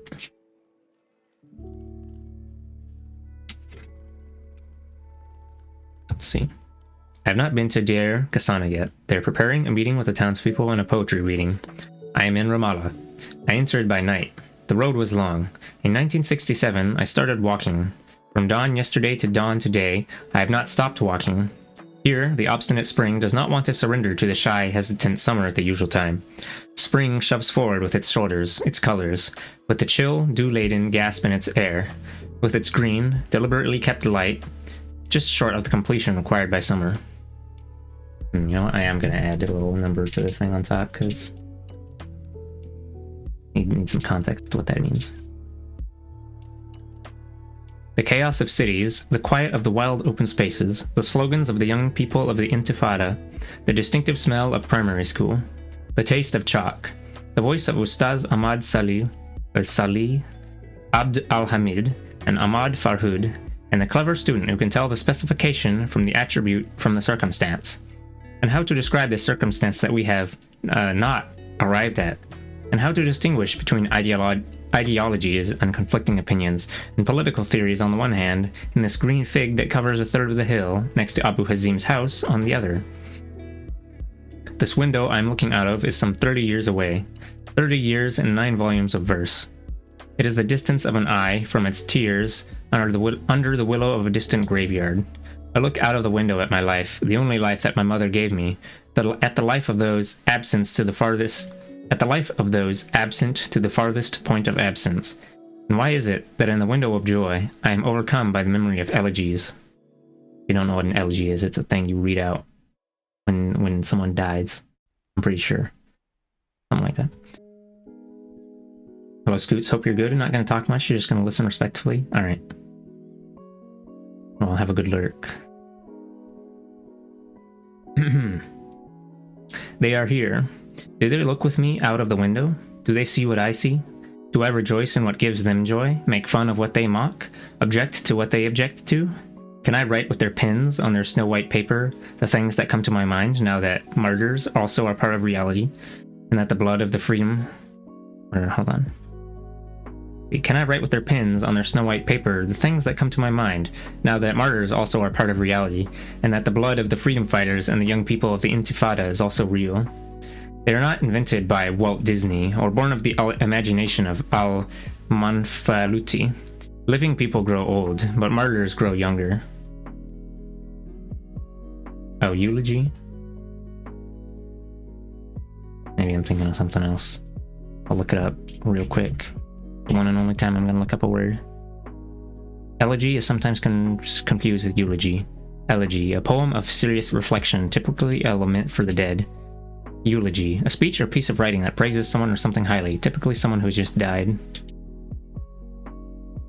It looks like they might come from a similar root anyway. Da-da-da-da.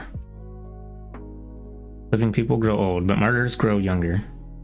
Ramallah of the cypresses and the pine trees, the swinging slope of the hills, the green that speaks in 20 languages of beauty, our first schools where each one of us sees the other children bigger and stronger, the teacher's college, the Hashemite, the Friends, Ramallah Secondary, our guilty glances at the girls from the prep school, swinging confidence in their right hands and confusion in their left, and dazzling our minds when they look at us while pretending not to. Our small coffee shops, Al-Manara Square. Abu Hazim told me that Al-Manara was removed because of the new traffic system in the town center. They put traffic lights in its place. The graffiti, the flowers of the Intifada and its transparent steel, its traces clear as a lilac fingerprint. After how many more 30 years will the ones who never came back return? What does my return, or the return of any other individual mean? It is their return, the return of the millions, that is the true return. Our dead are still in the cemeteries of others. Our living are clinging to foreign borders. On the bridge... on the bridge, that strange border unmatched on any of the world's 5 continents. On the bridge, that strange border unmatched on any of the world's 5 continents, you are overwhelmed by your memories of standing at the borders of others. So what is new? The others are still masters of the place. They give you a permit. They check your papers. They start files on you. They make you wait. Am I hungry for my own borders? I hate borders, boundaries, limits, the boundaries of the body, of writing, of behavior, of states. Do I really want boundaries for Palestine? Will they necessarily be better boundaries? It is not only the stranger who suffers at the border. Citizens too can have a bad time of it. There are no limits to the questions, no boundaries for the homeland. Now I want borders that later I will come to hate. Ramallah is odd. Many cultures, many faces, never a masculine or a solemn city, always first to catch on to some new craze. In Ramallah, I saw the Dabka as though I were in Deir Ghassana. Let me see, we're gonna scroll down to the glossary real quick. I'm on page 39. Dabka. Where was the glossary? Traditional Palestinian dance performed by young men in a row or circle, arms around shoulders.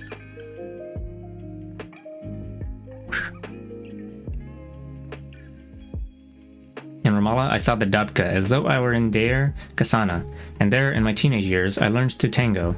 In Al-Ankar billiard hall, I learned to play snooker.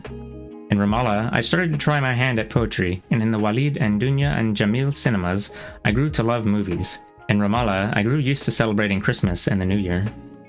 We were never followed by curious eyes as we headed, girls and boys, for Rukab's Garden Cafe, where on white pebbled paths in the shade of spreading trees, we consumed chocolate mousse, peach melba, banana splits, and milkshakes. In Ramallah Park, Bireh Park, and Naum Park, we stayed late into the night with our friends and our families. At the elegant tables of the Ouda Hotel and Harb Hotel, we would recognize celebrities wearing fezzes and discussing politics while holding the long tubes of their nargils. I assume that's some sort of smoking thing. The streets and restaurants and parks of Ramallah and its twin city, Al Bireh, were sparkling clean. And in Ramallah, I came to know demonstrations for the first time in my life. We demonstrated against the Baghdad Pact, as did the people of Jerusalem and Nablus and other cities. While we were still in short trousers, we were shaken by the news of the martyrdom of our fellow student Raja Abu Amasha in those demonstrations. I knew that Munif hid illegal pamphlets in his shoes, that because he was a child he could transport them from one place to another without arousing suspicion. We followed the news of the arrest of our cousin, Bashir, and visited his mother, our neighbor in the Liftawi building, to console her and find out his news. We demonstrated in support of firing Glub Pasha and Arabizing the Jordanian army, and we danced for joy when, as a result of later political development, these things happened. With the minds of teenagers, we followed the conflicts between the political parties, the Communists, the Ba'ath, and the Muslim Brotherhood. We followed the elections that brought in the government of Suleiman al-Nabulsi.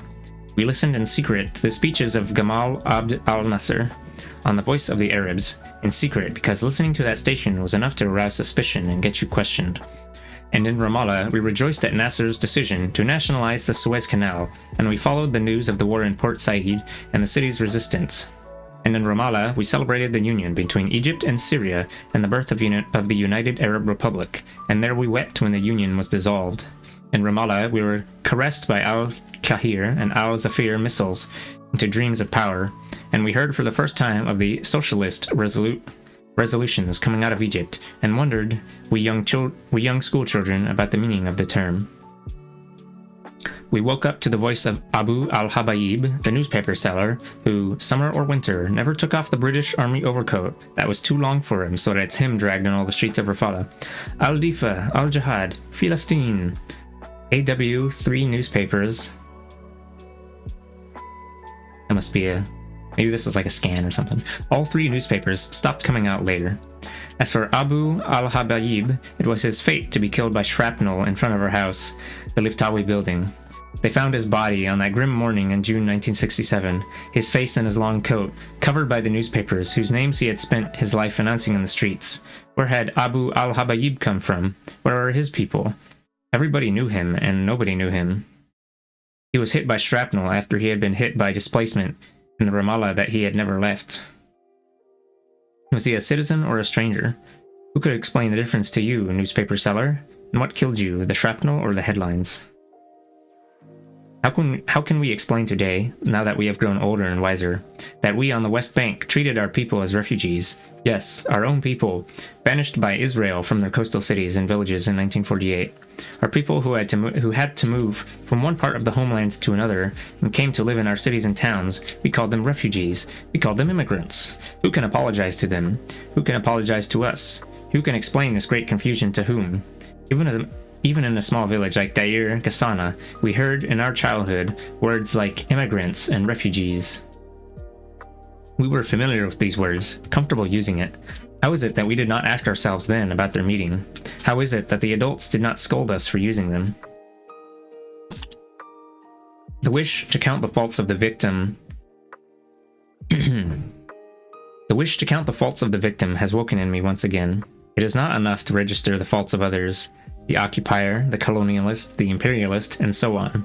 Disasters do not fall on people's heads like comets from the sky on a beautiful natural scene. We too have our faults, our share of short-sightedness. I am certain that we were not always a beautiful natural scene. But this truth does not absolve the enemy of his original crime, that is the beginning and end of this evil.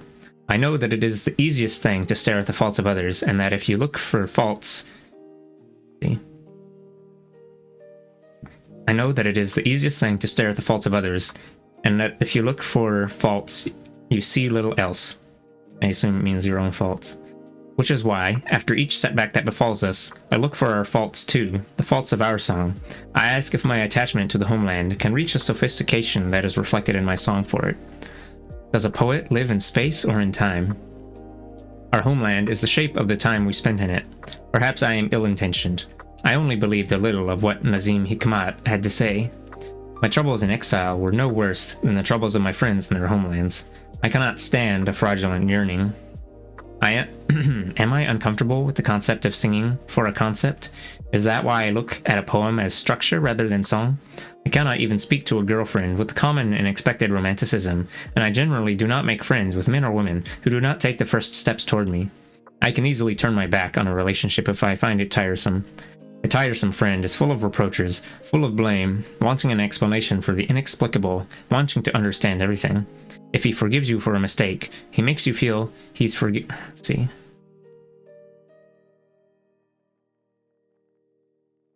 If he forgives you for a mistake, he makes you feel he's forgiven you for a mistake. We do not choose our families, but we do choose our friends. So, in my view, a tiresome friendship is a voluntary stupidity. I also do not find it easy to fit in with any grouping. I was never convinced enough to join any political party, and I have never joined any faction of the Palestine Liberation Organization. Oh, that's what the PLO earlier was. Perhaps for someone who's lost his country, that is a vice rather than a virtue. Not only that, I have resisted open and implicit invitations from those factions and parties, and I have paid varying prices for my abstention. The interesting thing is that they approach you because they find you deserving and different, and see in you characteristics that please them. They hint that they need you, and they want you with them. You thank them for their good opinion and for their generosity that manifests itself in their noticing an unimportant person like yourself. Then, you explain how you prefer to act independently of any organizations or parties, that you prefer to remain faithful to what you perceive as your nature. Here, and in an immediate and sudden fashion, they start to deal with you exactly as though you were their enemy, or as someone of absolutely no value. I have personal friends of all political persuasions who have realized that I do not understand the concept of unconditional support. I believe in my right to elect, starting with the right to elect a kilogram of tomatoes with my own hand at the greengrocer's, to my right to elect my government or the representative who speaks in my name. I cannot condone every decision of the tribe. I do not measure behavior by right and wrong, nor by what is permitted and what is sinful. My measure is aesthetic. There are things that are right and ugly and that I will not do and will not follow, even though I have the right. And there are beautiful mistakes I do not hesitate to make impulsively and contentedly. But there is that which always mars contentment. What is it that before its beginnings are established comes to an end? Where does the small lump in the throat and the mind come from, while I am inside the dream itself? I have not exactly returned, and so we return to politics. Can the defeated be let off politics? Can they be distanced from us? Or can they be distanced from it? How can our Arab, Francophone, and Anglophone critics believe this? No one has defined art properly for them, or politics for that matter. They speak of politics as facts, as though no one had explained to them the difference between facts and that reality, which includes all the emotions of people and their positions, and which includes also triangular time, the past of moments, their present and their future. They speak of politics as the decisions of governments and parties and states, like the 8 o'clock news. Politics is the family at breakfast. Who is there and who is absent and why? Who misses whom when the coffee is poured into the waiting cups? Can you, for example, afford your breakfast? Where are your children who have gone forever from these their usual chairs? Whom do you long for this morning? What rhythm is it that pushes you to hurry toward pleasures life has promised you, or to a confrontation you wish you could win just this once? Where are the children of this mother who, in her slightly crooked spectacles, sits knitting a pullover of dark blue wool for the absent one who does not write regularly? Where is your gentle chatter, your splendid isolation, your lack of need of the outside world for even a few moments? Where is your illusion, laid bare by the newspaper, lying on the cane chair at your side? What small act of forgiveness are you training yourself to perform today? What reproach do you wish to utter? And what reproach do you wish erased? Who threatens your wonderful mistakes, staying up to spoil your night? Who ruins your sweet inconsequential things with the awe of his authority and his driver, and his servants and his happy bodyguards? Who imported this small, shiny teaspoon from Taiwan? What giant ships plowed the seas to bring what giant ships plowed the seas to bring you some trivial piece of primitive gadgetry from Stockholm? How did the flower merchants make their millions and build their fine houses, from selling the bouquets carried by mothers and sisters to the graveyards that are always damp, raindrops, flowers, and tears? You question why even the silence in the graveyards is wet. Politics is the number of coffee cups on the table. It is the sudden presence of what you have forgotten, the memories you are afraid to look at too closely, though you look anyway. Staying away from politics is also politics. Politics is nothing, and it is everything. No, without sugar, Abu Hazim. I might be hungry later.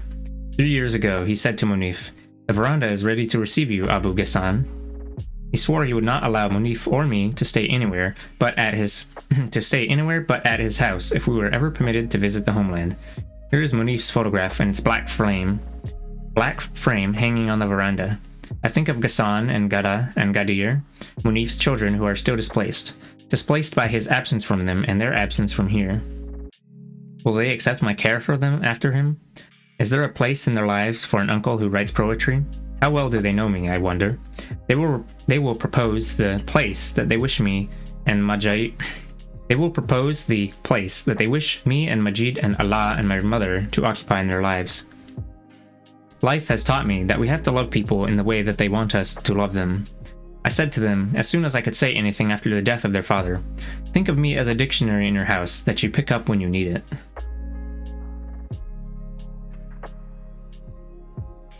Hello, Jacked Games Play TTV.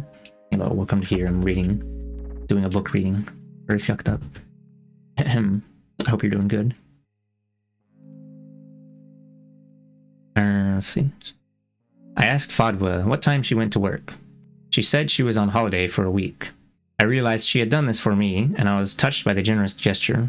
I tried to persuade her to go back to work, and she promised she would, after a few days, and changed the subject. Khalil is very glad you're here. She'll come to see you tonight or tomorrow. Does Khalil run your organization better than Arafat runs the PLO? I joked. Khalil is just fine, she smiled. How do you get the newspapers, Abu Hazim? I asked. I'd like to see our papers. Well, sometimes they have things in them. One has to see them. Usam came in with sesame bread and thyme cakes. Morid won't have breakfast. He's giving me a hard time. You tell him. Usam will take me to the Palestinian Home Office to apply for an identity card, and also for an entry permit for Tamim. After a while, Anis came in carrying a third breakfast. Hummus and stewed beans, and sesame cakes too. You want your tea in a cup or in a glass, Abu Hazim asked him. He was trying not to laugh, but throwing me the mischievous glances of someone threatening to reveal a long-forgotten secret. I burst out laughing, and so did Fadwa, and then Abu Hazim himself, while Hussam and Anis looked at us in surprise. We did not explain to them the incident behind our laughter. It happens that my school, Ramallah Secondary School, held a literary competition when I was in the third form, and I won first prize. Abu Hazim came with me to the award-giving ceremony in the Great Hall of the Hashimiyya School, where they handed out the prizes for the competition and for the top students in the various academic subjects, sports, and so on. Each student went up to the stage, shook hands with the headmaster, and received his prize, a Parker pen or a small leather briefcase, some books, a watch. My name was called. I went up.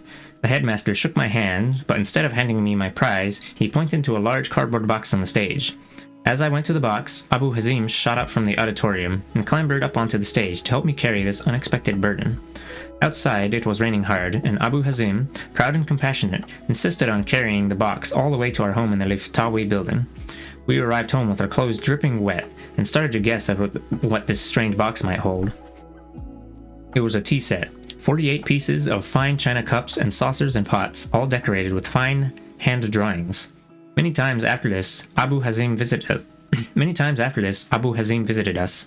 We lived, after all, in the same building, and was offered tea in the usual glasses, until one day he happened to be there when we were visited by a relative of ours with her 2 young and marriageable daughters. Suddenly, the grand tea set appeared, and tea was offered around the drawing room.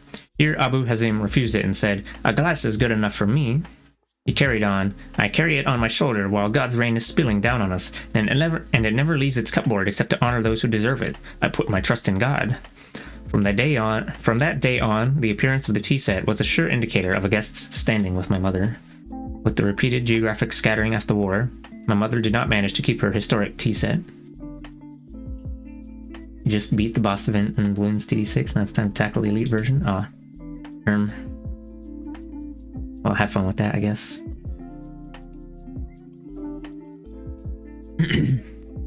Hold on, let me take another sippy.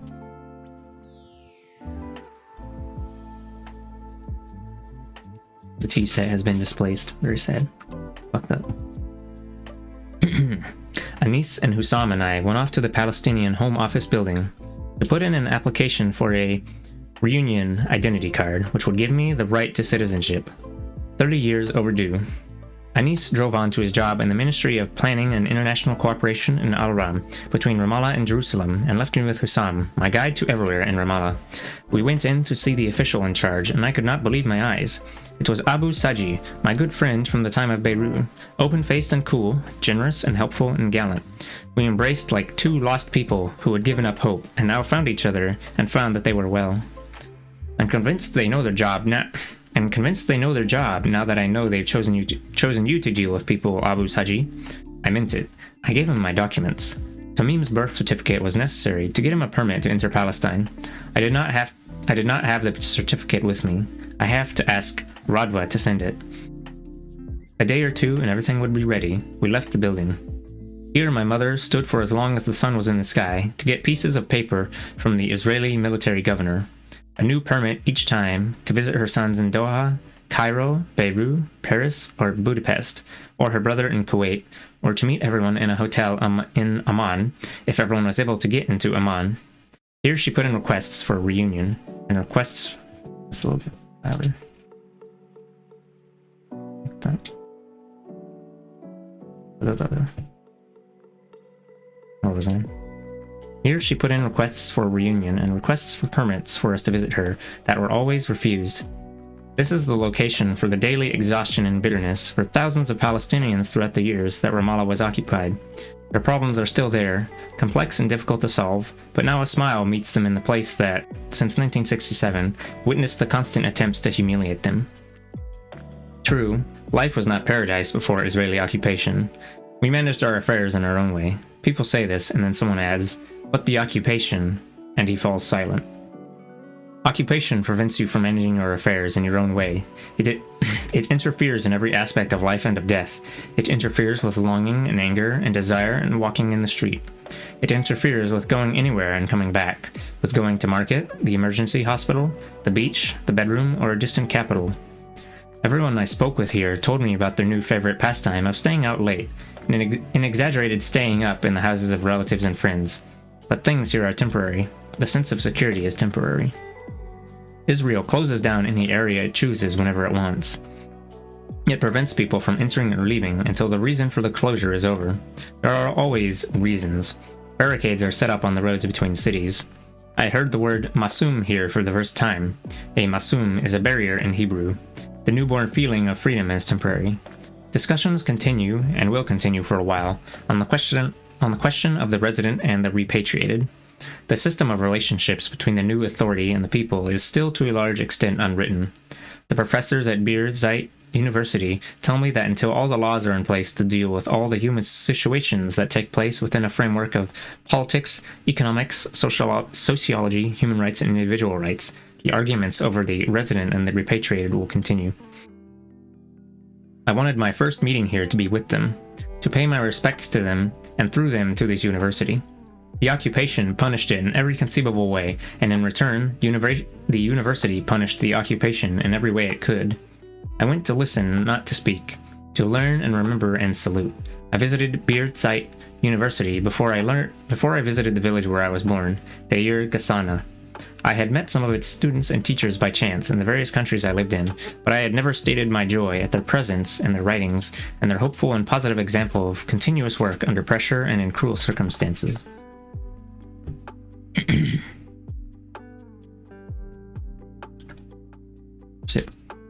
I have found the will and cultural commitment of Tanya and Hannah Nasser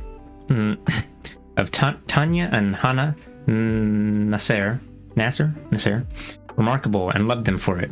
I met them often in the frequent times when the occupation authorities closed down the university or during their holiday visits to Amman. I know about the problems the university faces and its financial difficulties, but I also hear that with the little aid it gets, it puts up new classrooms and works hard to keep itself up to date. On these beautiful hills, I now see the old Birzeit school that has become a university of... oh, it's probably Birzeit. Maybe? Who knows? Has become a university of acknowledged academic status. The question of the resident and the repatriated was the one that involved the longest discussion in my introductory meeting with the faculty of Birzeit. Many sensitivities have to be taken into account to avoid mistakes in this area. In one of the ministries, I saw that most of the directors were from the days of Beirut and Tunis. When a servant came in with the tea and coffee, a director introduced him to me, saying he was one of the lions of the Intifada who gave the occupation a hard time. On the tour of the university, with its colleges, its white stone buildings, and its classrooms, I found myself standing at the entrance of the Faculty of Science. There was a brass plaque commemorating the names of Palestinian businessmen in the diaspora and some Arab businessmen from the Gulf who had contributed toward the faculty building. I saw many names here, some of which I knew, and many of which I did not. Among them was his name. How many of them can come here and see their names engraved in the brass squares that make up this plaque? How many, like Munif, will never see it? 2 years ago, in our house in Amman, her young face under the headscarf was blank with sorrow. She wept as she embraced my mother, and sat among the mourners, a stranger in her silence. One of our relatives, sitting next to her, asked, And how did you know the deceased, my daughter? I didn't know him. I've never met him. I just knew his name. He sent my tuition fees to the university. I'm in the final year now, and I read his obituary in this morning's paper, and it had your address. In the following days, other students came to see us. Every day, I walked in the streets of Ramallah. I wanted to recapture the old images, the old rhythms. Is it not odd that when we arrive at a new place, living its new moment, we start to look for our old things in it? Is there something new for strangers? Or do they go around the world with baskets full of the stains of the past? The stains fall, but the hand does not drop the basket. I wondered if the people I passed on the street saw me as a stranger. Did their hurried eyes note the basket in my hand? Every friend who heard of my arrival and came to see me took me to this place or that place in the city. I talked, I listened, I asked questions. Events, expeditions, phrases, and who said them, and the order of things merged with each other in my mind. A feverish rhythm, as though I wanted to take all of Ramallah back into my 5 senses in one go. Now at the moment of writing about those days, I remember what I remember in no particular order. The order does not matter. I prepare for the day of Deir Ghassana. I prepare to go back to our first home there. I prepare to see Dar Ra'ad. Yeah. I'm out here butchering the pronunciations only a little bit. Chapter 3.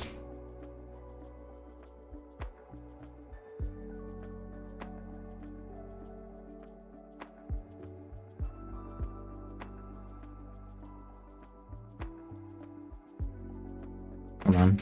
I'm gonna take a sippy and I'm gonna refill my water bottle because I'm destroying it.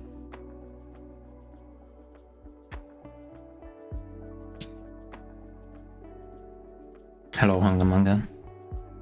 You're just in time for chapter 3, I think, maybe? Alright. I'm gonna refill my water, and maybe this would be a good time for you to take a 60-second break as well.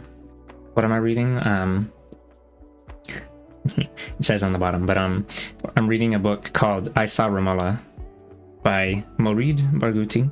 It's a book about a Palestinian man, Palestinian poet, coming back to his home country in '97 after being displaced for 30 years. And yeah, it's kind of like a comparison of his previous memories of the place and how it was in '97.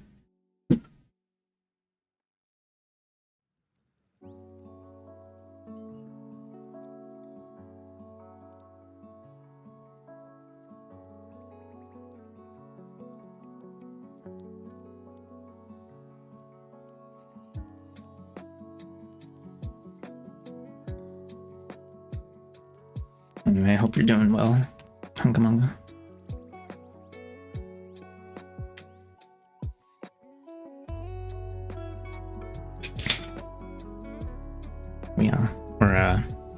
1/3 the way through, according to the page count on the bottom.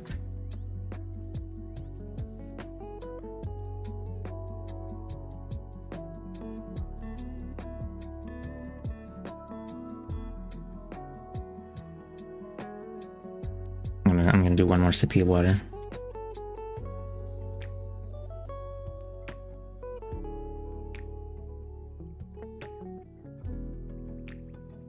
I think so far. What is it? I mean, I guess it's more of a I think most of the writing is more about the author's thoughts about things, but like he's finally able to get into Palestine and trying to visit his hometown of Ramallah, and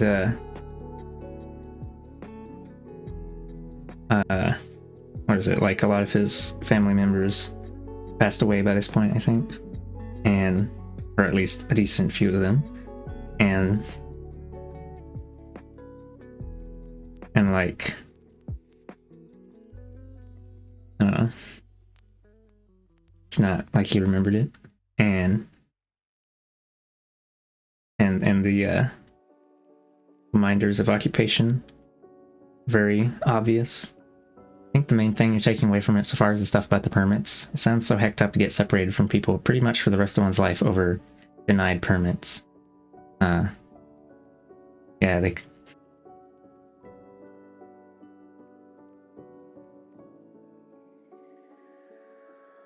or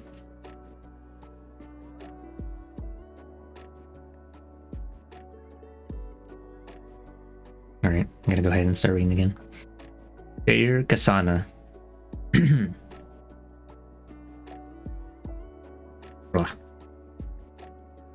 Every house in Deir Ghasana has a name.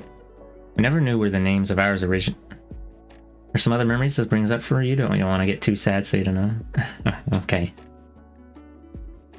Every house in Deir Ghasana has a name. We never knew where the name of ours originated. It is probable that Rad was one of our ancestors because the other houses in the village were all named after people. You find Dar Salih, Dar al-Atrash, Dar Abd al-Aziz, Dar al-Said, and so on. I do not think that Dar al-Ad was an exception. We also do not know for sure how our family, which is supposed to be the largest family in rural Palestine, came by the name al-Barghouti. The ones who were proud of tradition used to tell us that the name derived from al-Bir, piety, and al-Guath, succor. Oh, sorry. And the ones who were proud of status and property said that our first grandfather was named Guath, and the vast lands that he and his sons came to own were then named Bar Guath, the lands of Guath. It seems to me a more reasonable etymology, although I admit it is less romantic and will not please or convince the notables of the family that the name simply derives from al-Barghut, the flea. Naming families after animals, birds, and insects is, after all, a common practice in old cultures. Al-Far, the rat, Al-Kit, the cat, Al-Gamal, the camel, Al-Dib, the wolf, Al-Fil, the elephant, Al-Asad, the lion, Al-Nimir, the tiger. The late poet Abu Salma was having dinner with us once in Cairo in early 1977. Radwa was pregnant, and he was speaking about the birth of the first child in the family and what a unique and amazing experience it was. And he asked what we planned to name our child.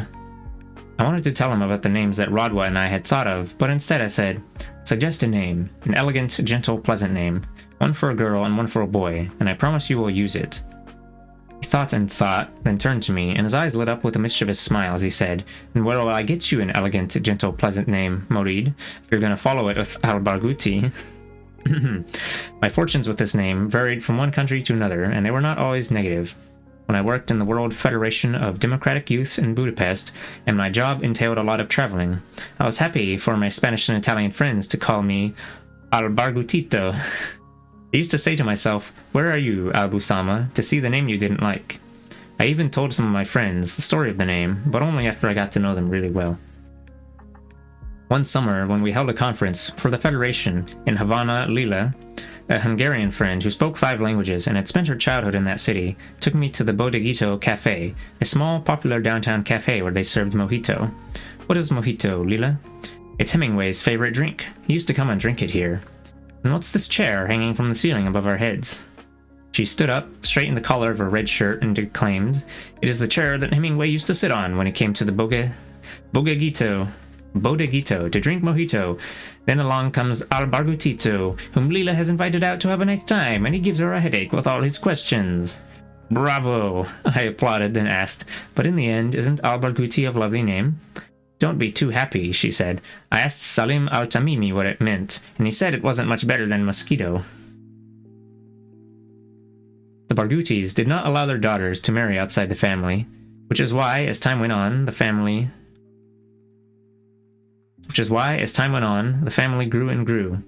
Only in 1963, the head of the family, Omar al-Salih al-Barguti, gave his permission to a member of the family to allow his daughter to marry a suitor who was not a Barguti. As for the young men, they had always been allowed to marry from other families, but it was generally preferred that they marry a Barguti girl. Oh, right, because this was a name shared by like 25,000 people. That was from earlier. You may find a Barguti who is truly proud of this lineage of his, and boasts of the rhetorical abilities of the family, its quickness of intellect, and the sense of humor of most of its members. And you may find another like Abu Rashad, who derives much enjoyment from telling of the hopelessness of the Bargutis as landowners, and their lack of interest in the positions they held or the jobs they did. He says they were made for idle talk. Some of them owned entire villages, and lands that horses could gallop in, but never thought, for example, of buying a car. Wealth did not change their lifestyle to go with the times. Then you find a third Barguti, who makes one of both sides.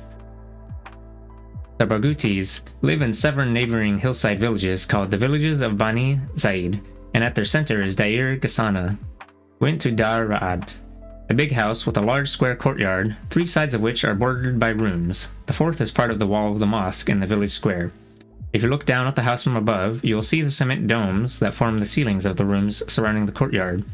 A huge fig tree with a massive trunk and spreading branches dominated both house and courtyard. This tree fed our grandfathers and our fathers. There was not one person in the village who had not tasted its delicious fruit. Yummy. The gate of Dar Ra'ad looks out over vast fields and olive groves that slope down gradually, their paths branching out and becoming more and more rough until they form the fertile valley watered by Ain al-Dir. Ain al-Dir is the source of water, of stories, and of the livelihood of the village. I arrived at Deir Ghasana in the company of Abu Hazim, Anis, Hussam, Abu Yaqub, and Wasim. At midday, our cars came to a stop in front of the house. I crossed the threshold. I embraced my aunt, Talal, and over her right shoulder I saw the fig tree, solid in my memory, absent from its place. Who cut the fig tree down, aunt? Instead of the tree, I saw a large cement block. The fig had been cut off at the point where its awesome trunk met the earth. I greeted the neighbors, and I recognized none of them. My aunt led me to the right, to the room that was ours in Dar Ra'ad. The punishment was complete. Does Dar Ra'ad reject my story about Dar Ra'ad? Are we the same at parting and at meeting? Are you? Am I, me? Does the stranger return to where he was? Is he himself returning to a place? Our house, and who will wipe the weariness off the other's brow? Here my mother gave birth to me. Here in this room I was born, 4 years before the birth of the State of Israel. The room is large and white, its high ceiling borne on columns, rising out of its 4 corners to meet in the middle of a dome like those you find in old mosques and churches. Here we lived out our early days. My grandmother, Atta, my father and mother, Munif and Murid, and Majid and Allah. Someone has cut open a low door in the wall. It leads to my uncle Ibrahim's room, and now both rooms together form the home of his widow, Talal. No one except her is left of the 5 families that lived in this house. She has planted the whole courtyard with trees. Grapefruit, honey apples, mandarins, apricots, plums, and some vegetables. Lettuce, parsley, onions, garlic, mint. People will start calling us Dar al-Tur, House of the Bull again, aunt. This was the title given to the people of Dar Ra'ad, and again, nobody knows why. When we heard someone call us Dar al-Tur, our parents said they had removed 2 of the dots on the first letter. Our parents said they had removed 2 of the dots in the first letter, and we were now Dar al-Nur, House of Light, but the title follows us to this day. I've grown old and weak. People have immigrated, and people have died. To whom should I feed the figs, my son? No one to pick the fruit, and no one to eat. The figs stay on the tree till they dry and litter the whole yard. It wearied me, and I cut it down. My uncle's wife, Talal, is all the residents of Darrad now, alone. In the afternoons, her square courtyard becomes the meeting place of 49 widows who are all that is left of her generation in Deir Ghassana. Husbands, sons, and daughters have been distributed among graves and detention camps, jobs and parties and factions of the resistance, the lists of martyrs, the universities, the sources of livelihood in countries near and far, from Calgary to Amman, from Sao Paulo to Jeddah, from Cairo to San Francisco, from Alaska to Siberia.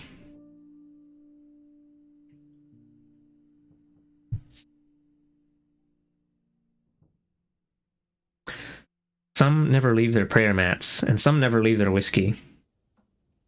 Some study or teach in universities across the world, and some went off with the fighters and never came back. Some have been absorbed by the professions: medicine, engineering, aviation, commerce. Some work in the Gulf countries, and some in the United Nations. Some live on charity, and some on petty fraud.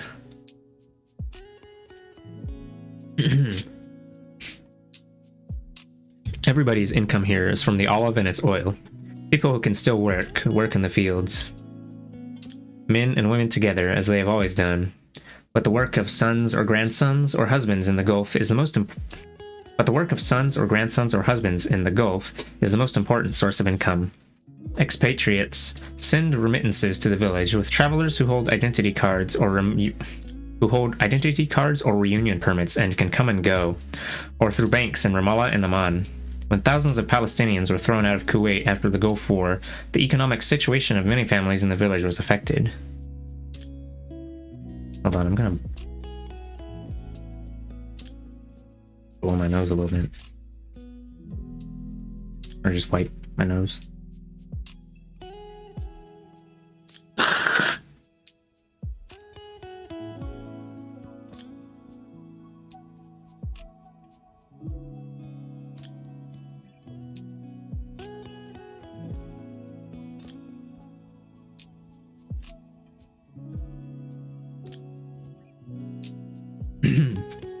Okay.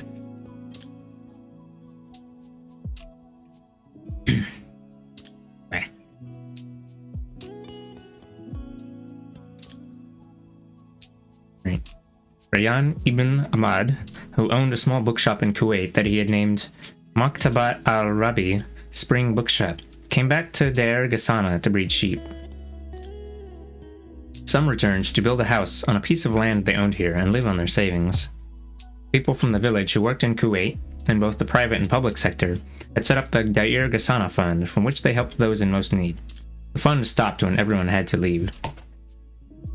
Fatima bint Abu Saif, a most determined lady, decided at the age of 70 to restore the oil press that had not worked for years so that people could go back to pressing their own oil. Abu Hazim gave his room in the upper floor of Dar Salih to Hussam to set up a computer training center. Hussam bought 3 used computers and brought in an expert to teach the boys and girls in Deir Ghassana. His first group will graduate in 2 weeks, he said, and he is getting ready to receive the second. Oh, you know, train them to use computers. That thing they don't have here, so that when they move to another country, they can get you a computer job. Splat.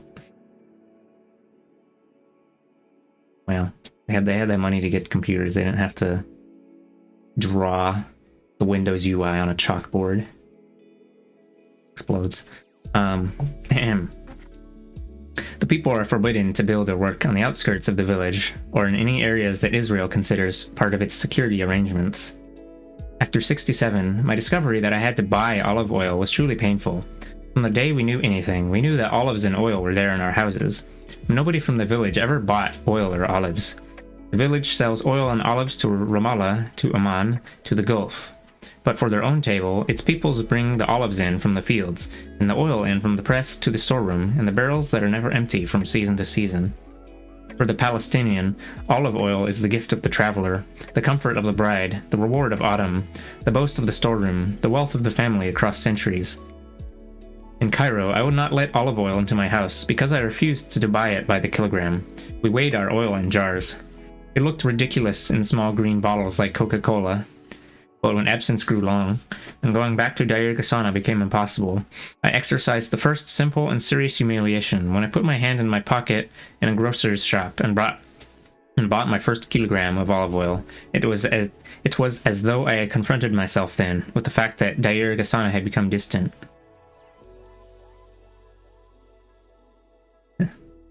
Hello, Scoot.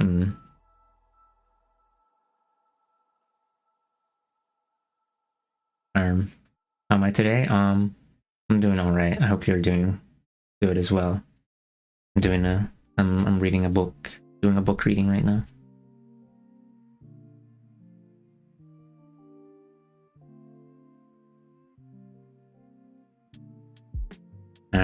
Where was I? As for figs, they vanished from my life in the years of the diaspora, until I saw them at a greengrocer's in Athens. I used to leave my hotel in the early morning to buy them for breakfast. I did not eat the hotel's breakfast once. One summer in Vienna, I saw them selling figs individually. I bought one fig for almost $1. I said to Rodwa and Tamim that I had committed a crime against the fig tree of Darrad, and if my grandmother Atta knew what I had paid for this one fig, she would surely send me to Bethlehem. And why Bethlehem? Rodwa asked. Because that's where the lunatic asylum is. Yeah. My first duty in Deir Ghasana was to offer condolences to Adli. Adli was a student in Deir Ghasana school. The Intifada was at its peak. Hold on, let me look up I'm gonna look up what that is, because it came up. Intifada. An Arabic word that literally means shaking off, and in the Palestinian context it is understood to mean a civil uprising. First Palestinian Intifada erupted in Gaza in 1987, after 4 Palestinians were killed when an Israeli truck collided with 2 vans carrying Palestinian workers. Okay. The Intifada was at its peak. Israeli soldiers attacked the school to disperse the demonstration. Adli rushed to close...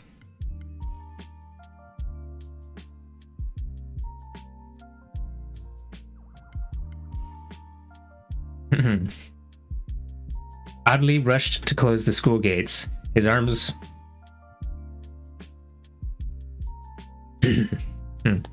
His arms wide open. One shot in the chest. One in the head. Blood on the iron gate, on the grass, on the shirts of the schoolmates who carried him back to his mother, who from that moment on was completely alone in this world.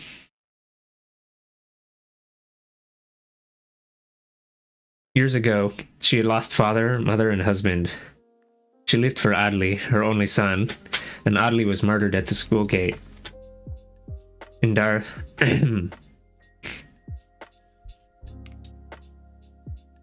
In Dar Sali, the biggest house in Deir Ghasana, the house that was built 4 centuries ago and stands right next to Dar Rad. No other creature lives with Adli. They have all gone. Alone with her face that carries the scar of an old burn, her peasant dress, her firm hands and green eyes, always sitting on the ground floor of the vast house. You look around and see the grass growing wild up the worn staircase, which leaves gaps as it winds up to the upper room. On the arches, even up the dark, time-stained interior walls. She gave me tea and a welcome and a motherly embrace, a defeated flash in the glance of the eye. She spoke of Monif, and I spoke of Adli. We spoke a little, and we were silent for a long time. Silence was what we could both manage. I looked up at her father's upper room. Abu Hussein was the thinnest man in the village. He was illiterate, but he was the best and quickest mathematician there. He was the accountant and the butcher, although he was neither by profession. But in the end, somebody has to be good at maths, and somebody has to sell meat to the people. He would ask all the men what they needed of a sheep he intended to slaughter the following day. One would want a shoulder, another some ribs, or a kilogram of cutlets, or a leg. He made sure he had sold every part of his sheep, and memorized immediately what each man had ordered. Then and only then did he slaughter the sheep, distribute it in the village square, and collect his money. and if you were well known to him, you could put your name down, temporarily, on his credit list. Kala Hussein bore him 14 children, of whom 4 daughters remained. One of them is Hikmiya Adli. As for Abu Hussein, he died during my long stay in Budapest, and I only heard the news years later. We left Dar Salih and went to Dar Daoud to offer condolences for Louay. Louay met their bullets at the entrance to the village. We recited the Fatiha for him. As we passed the cement monument they set up where his blood fell, he threw a stone, they shot a bullet, and left to the screams of the village. Neither Louay nor Adli reached 18.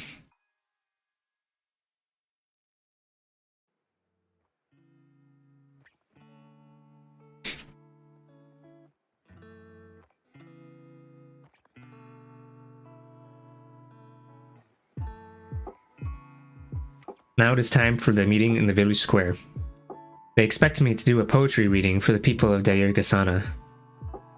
Today they're inaugurating the first cultural center in the history of the village on the initiative of Anis and Hussam, who have just come back from the United States and Amman respectively.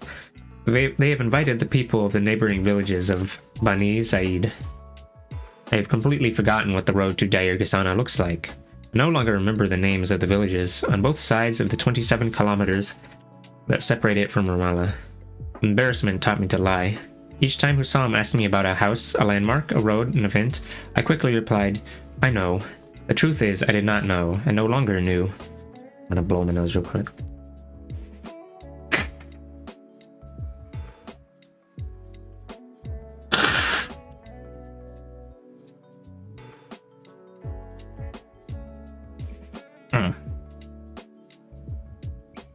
How did I sing for my homeland when I did not know it?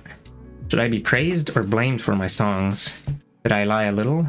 A lot? Did I lie to myself? To others? What love is it that does not know the beloved? And why were we not able to hold on to the song? Because the dust of fact is more powerful than the mirage of an anthem? Or because the myth had to descend from its lofty peaks to this real alleyway? Israel succeeded in tearing away the sacred aspect of the Palestinian cause, turning it into what it is now, a series of procedures and schedules that are usually respected only by the weaker party in the conflict. But what remains to the exile except this kind of absentee love? What remains except clinging on to the song, however ridiculous or costly that might be? And what about entire generations born in exile, not knowing even the little that my generation knows of Palestine? It is over. The long occupation that created Israeli generations, born in Israel and not knowing another homeland, created at the same time generations of Palestinians strange to Palestine, born in exile and knowing nothing of the homeland except stories and news. Generations who possess an intimate knowledge of the streets of their faraway exiles, but not of their own country. Generations that never planted or built, or made their small human mistakes in their own country. Generations that never saw our grandmothers squatting in front of the ovens to present us with a loaf of bread to dip in olive oil, never saw the village preacher in his headdress and Azari piety hiding in a cave to spy on the girls and the women of the village when they took off their clothes and bathed naked in the pool of Ain al-Dair. Yes, the preacher steals the clothes and hides them in the bramble tree so that he may gaze long and hard at the tempting beauty of the women. Wow, fucked up preacher moment. Never in his life will we see temptation like this. Not in the nightclubs of Europe, or his grandson's louche parties at Lumumba University and various Western capitals, or the sex shops in Pigalle and St. Denis, or even in the swimming pools of Ras Beirut and Sidi Bou Said. Dog stream idea? Hello, Clarion.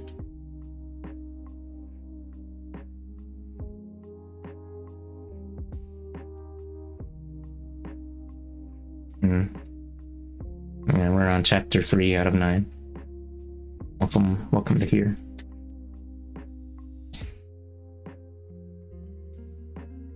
The occupation has created generations without a place whose colors, smells, and sounds they can remember. A first place that belongs to them, that they can return to in their memories in their cobbled together exiles. There's no childhood bed for them to remember, a bed on which they forgot a soft cloth doll, or whose white pillows, once the adults had gone out of an evening, were their weapons in a battle that had them shrieking with delight. This is it.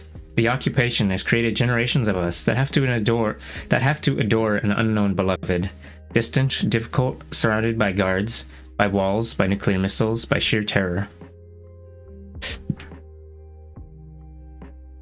Oh, I forgot to say, I hope you're doing well, Claire. I hope you're doing above average. The long occupation has succeeded in changing us from children of Palestine to children of the idea of Palestine. I only started to believe in myself as a poet when I discovered how faded all abstracts and absolutes were. When I discovered the accuracy of the concrete detail and the truthfulness of the five senses, and of the great and the great gift in particular of sight. When I discovered the justice and genius of the language of the camera, which presents its view in an amazing whisper, however noisy this view was in fact or in history. Then I made the effort necessary to get rid of the poem that was an easy accompaniment to the anthem, to get rid of the badness of beginnings. We used to crowd onto Abd al-Fattah's bus or Abu Nada's bus. It would be dawn, and we would be accompanying a parent going on some errands to Ramallah. We would come back on the same bus before sunset to Deir Ghasana. I was entranced by the conductor, who climbed a ladder fixed to the back of the bus and energetically arranged the bags and cases on the roof, and stood throughout the whole trip on the steps of the door near the driver. We called him Al-Control, and some called him Al-Kumsari, in imitation and admiration of the Egyptian idiom. Maybe I should I don't know if that's going to be in the glossary, but whatever. We can take a check. We're on page 58.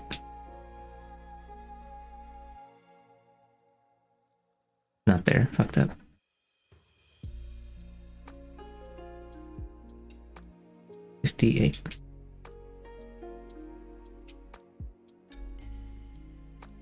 Once I stood on the steps like him.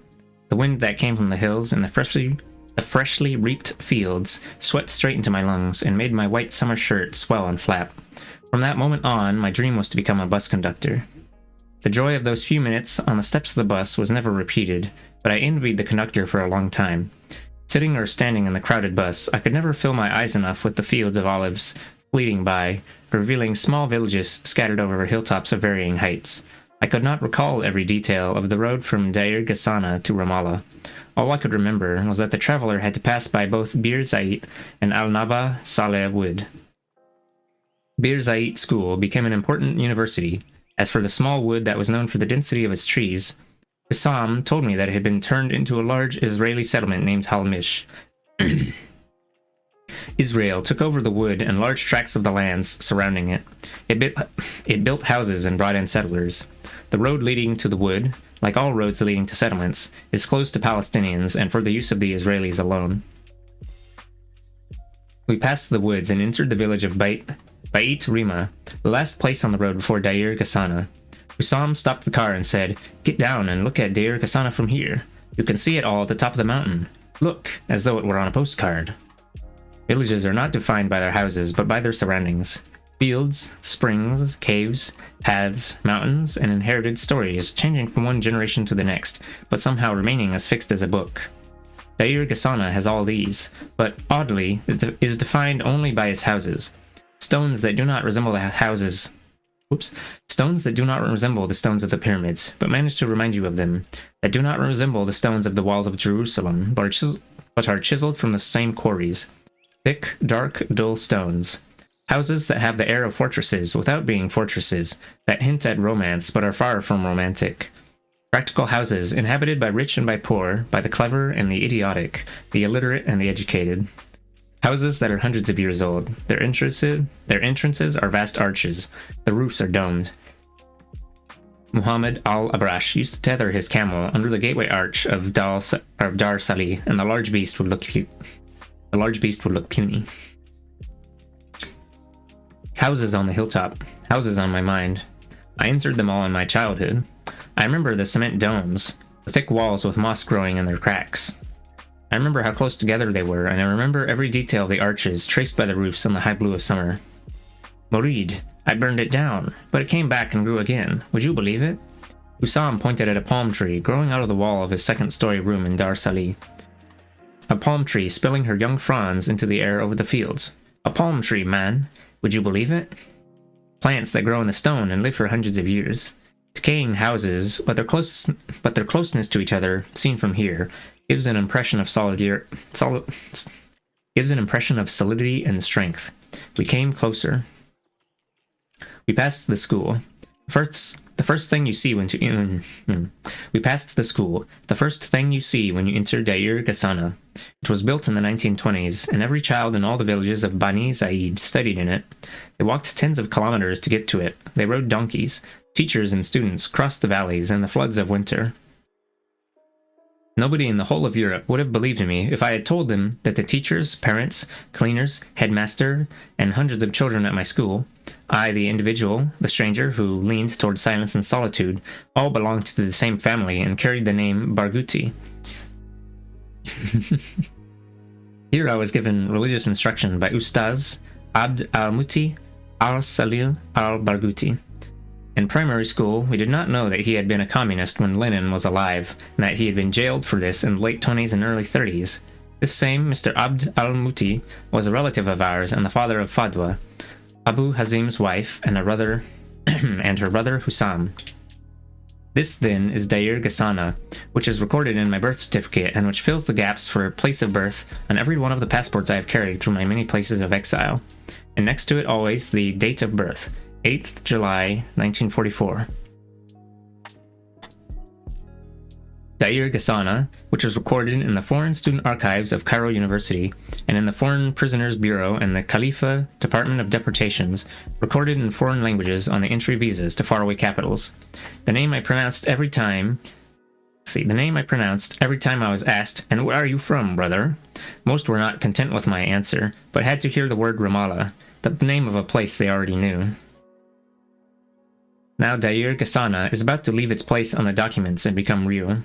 Real in its dark colors, its dirt roads, its narrow lanes, its cemetery surrounded by thorny cactus plants, procreating constantly, even so close to death and the dead. Its minaretless mosque, its guest house in the middle of the village square, its arches and domes, and the smell of the cattle that carry the plowmen to the fields and the wells. Ata, carrying her water jar on her head from Ain al-Dair to our thirst and our cooking and our washing and the ewers that we were taught to pour the water from over the hands of our guests after they had finished eating the food prepared in our ovens. Dair Ghassana is no longer an idea or an entry in a file. She comes out of abstraction and looks at me as I cross her. Soon, when the engine of Anis's car comes to a stop, she will know me. She is about to open the huge parentheses in which 30 years of life will be placed. My displacement will be contained in parentheses. Parenthesis. But among all the children playing in the streets, there were none who knew me. I had no right to feel that slight tremor, but I felt it. I wanted someone to know me. Even that old man walking slowly and thoughtfully along the street did not know me, and I did not know him, and I did not ask. How stupid in your own birthplace to ask a tourist's questions. Who's this and who's that? Or who's this and what's that? The closer we drew to the village square, the clearer I saw the traces of departure, of desertion. Slow progress comes in its own time. In the absence of its people, electricity came to Dair Ghassana. Television aerials rose on some roofs. The fresh black of asphalt lit up one or two streets. We draw closer. The deserted houses tell their stories in eloquent silence. I should have imagined the decay in the arches and the gateways, the roofs, the thresholds, and the steps. In fact, I expected to see this desolation that I see now in Dair Ghassana when I saw the sad changes in Ramallah. If the occupation had so handicapped the city, it was natural that it should do the same to the village, completing the village's historic despair of gaining civic elements to enrich it and help it to grow. I noticed a tall minaret at the end of the village, and hold on, let me look up what this means, minaret. A tall, slender tower, typically part of a mosque, with a balcony from which a muezzin calls Muslims to prayer. I noticed a tall minaret at the end of the village, and asked if the people had built a minaret for their mosque. Hussam said they had built a new mosque. The red slogans of Hamas are still legible on the walls of Dar Salih and the mosque in Darrad. In the square, I saw that a small section of the school, ruined many years ago, had been efficiently and beautifully restored. I had heard that a leftist Italian organization had donated some funds to build a nursery school here. Some of the owners of the land were wary. They were afraid of the project and suspicious of its aims. They tried to stop it. They leveled various accusations at those who showed enthusiasm for it. Ownership in the village is divided between tens of heirs scattered across the globe. Some of them do not even know they've inherited land in Deir Ghasana. It is practically impossible to get all the heirs to take unified position on any piece of land or house or olive field, but they calmed down when they saw the restoration or pictures of the new nursery. This, then, is the village square. This is the guest house of Deir Ghasana, where the men meet every night to talk or condole or celebrate a wedding or receive a guest from a neighboring village or a far country. At once I smelled the scent of dark coffee and cardamom coming from the far end of the guest house wall, where Yusuf al-Jabin pounded the coffee in the wooden mortar with a dancing rhythm. The square, the guest house, in front of me now, and available to my five senses. Stone, not images. My eyes see it for the first time in 30 years. They stood up in front of me in their bodies, their clothes, their white headdresses, their faces. They stood up as though they had not died. They stepped out of a poem into which I had written them in my exile. My father, Ami Ibrahim, Kali Abu Fakri, Abu Ouda, Abu Talib, Abu Jadat, Abu Bashir, Abu Suhair, Abu Izzat, Abu Muti, Abu al-Mutadil, Abu Rasim, Abu Saif, Abu Adel, Abu Hussein. They were resurrected on their mat of colored straw, whose pattern, forget what I would all these years, would never escape my memory. That's a lot of people. A lot of family members. An appetite for the men who built in the guest house, place of generosity, a home for sly jokes, a home to mock the powerful, a home for the night as long as an argument, and the news of every country, as though the mat underneath them were a United Nations. But they were not resurrected. Oh, okay, not family, but it's like village people. But they were not resurrected, not the village headmen, nor the plowmen, neither the generous nor the miserly, not those who loved us, nor those who hated us, neither the good nor the cruel. They grew old in death, and their places grew old too. Since I left the naivettes of childhood behind me, I no longer wish to retrieve the dead, so that they come back as I have known them in my past or theirs. I do not want to recapture Deir Ghasana as it was, or my childhood in it as it was. I know the meaning of time passing. But this is no metaphysical matter. I know what it means for cities and villages to be under occupation. In the last few days, Ramallah told me a great deal about what the occupation had done to it, and now the village tells the same story, even at the moment of the return after a long absence. The moment that tempts the most hard-headed to lose themselves, and actually, I'll read the sentence again. Hello, Zaki Lucky, welcome to here. I'm reading I Saw Ramallah, a book about Palestinian displacement. I hope you're having a good one. Welcome to here. In the last few days, Ramallah told me a great deal about what the occupation had done to it. Now the village tells me the same story. Even at the moment of the return after a long absence, the moment that tempts the most hard-headed to lose themselves in romantic mists, I found no tear to shed over the past of Deir Ghasana, and no yearning to recreate the village as it was in my childhood. But questions about the crime of occupation made me think about the extent of the handicapping practiced by the Israelis. I have always believed that it is in the interests of an occupation, any occupation, that the homeland should be transformed in the memory of its people into a bouquet of symbols. Merely symbols. They will not allow us to develop our village so that it shares features with the city, or to move with our city into a contemporary space. Let us be frank, when we lived in the village, did we not long for the city? Did we not long to leave small, limited, simple Deir Ghasana for Ramallah, Jerusalem, and Nablus? Did we not wish that those cities would become like Cairo, Damascus, Baghdad, and Beirut? The longing always for the new age. The occupation forced us to remain with the old. That is its crime. It did not deprive us of the clay ovens of yesterday, but of the mystery of what we would invent tomorrow. I did not come here to reclaim Al-Abrash's camel. I used to long for the past in Deir Ghasana as a child longs for precious lost things. But when I saw that the past was still there, squatting in the sunshine in the village square, like a dog forgotten by its owners, or like a toy dog, I wanted to take hold of it, to kick it forward, to its coming days, to a better future, to tell it, run. Yeah.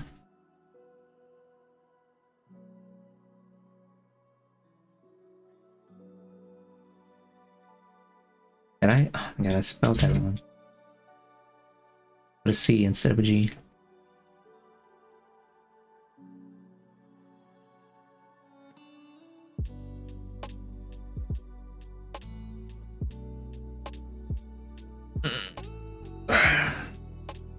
Chapter 4. The village square.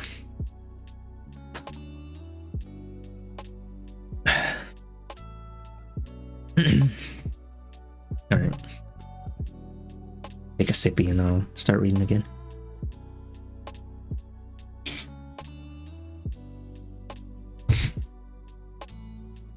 The village square. I did not turn my back on romance because of a fashion in an art. It is life itself that has no task but to destroy the romanticism of humans. Life pushes us toward the dust of reality. Buildings are not the only things destroyed by time. The imagination of the poet is preordained for destruction.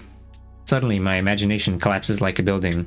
When I saw them whole as though they had not died, they died forever. There was nothing in the guest house except their absence. My trimmer is meaningless now. I wondered if this was comparable to what happened to me when I was permitted to return to Egypt and live there after a 17-year prohibition. I could not fulfill the needs of romanticism expected by lovers of melodrama in this return to a city in which I had studied and worked and lived for many years. Radwa told me that the years of petitioning had paid off and my name had been removed from the prohibited lists at Cairo airport. I could return and live with my family with no conditions. I was in Amman and getting ready to travel to Casablanca as a guest of the Arab Writers Union to take part in the Arab Poetry Festival that was normally held alongside the General Writers Conference. Radwa too was invited, with other Egyptian intellectuals, to the same conference. She left Cairo 2 days before I left Amman, and we met in a hotel in Casablanca. I entered the lobby. Radwa detached herself from a group of friends and headed for me with her arms open wide in the midst of the comments. Radwa detached herself from a group of friends and headed for me with her arms open wide in the midst of the comments of the writers sitting in the lobby drinking Moroccan tea. Hold on. My suitcase this time was large. It carried the clothes of someone taking up permanent residence rather than visiting for 2 weeks. We telephoned Tamim every day, and he started waiting for his father's return home to settle. I do not return to Radwa, I return with her, as though she had taken me by the hand to bring me back to the house. They tore me from, and from her and from Tamim, one ugly, distant autumn day. Outside the airport, Tamim had lost all patience, even though everybody had prepared themselves for a long wait. Cairo airport is, in any case, a difficult one for the impatient traveler. Everything happens with a slowness caused by people who think they are doing their job well. It is a point of view. We went into the house by night.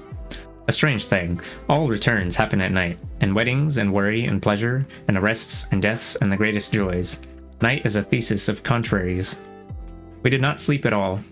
The three of us chattered our separated lives in houses that came together to become one house.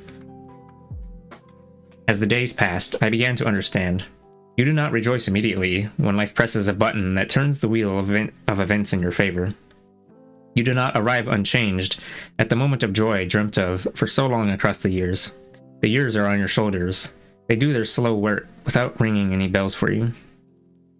I come back after I have placed the body of Munif in the darkness from which no one ever returns. After the fear of the future has returned to haunt my mother. Tamim prepares for the final school certificate exams, the nightmare of every pupil in Egypt. If I remember correctly, Tamim is the son. And then Radwa is his wife, if you missed that. When they came for me, I was fetching, from under the balcony, his washed nappy, ripped by the November wind from the clothesline. He was 5 months old, sucking with his lips in the happiness of infants, wrapped in woolen shawls, watching the nipple in the clear-skinned breast approach their clear-skinned faces. Now he is a man who shaves his beard and mustache.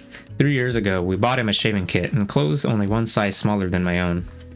I had to divide my memory between the absurd past, the concrete present taking shape with Tamim and Radwa in our house, and the future that could not be determined by our decisions alone.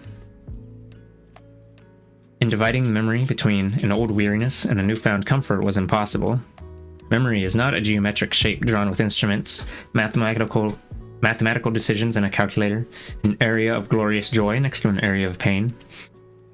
The scales of need were unbalanced despite us all. 3 of us needed the same nearness at the same time to the same degree. Sensations of a new beginning and of the resumption of a broken past jostled with each other.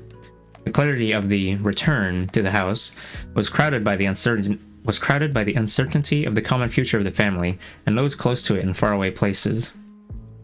We had had to bear the clarity of displacement, and now we had to bear the uncertainty of return as well, and we did. We realized, and it was a discovery, that the one who returns comes back with burdens on his shoulders that a sensitive person can see as he sees a porter bent double in the fog of a port. What is needed here is slowness. The vibrations of the past will take their time until they calm down and find a form on which to rest. This needs the slowness of a magician. Precious slowness, allowing feelings of comfort and calm to work their way gently within us. These feelings do not form at once or suddenly. Slowness teaches us how to accept the new, to regard it as natural and the way things have always been. We have to live the new intensely and slowly. We learn this together, and our house learns to see us once again together.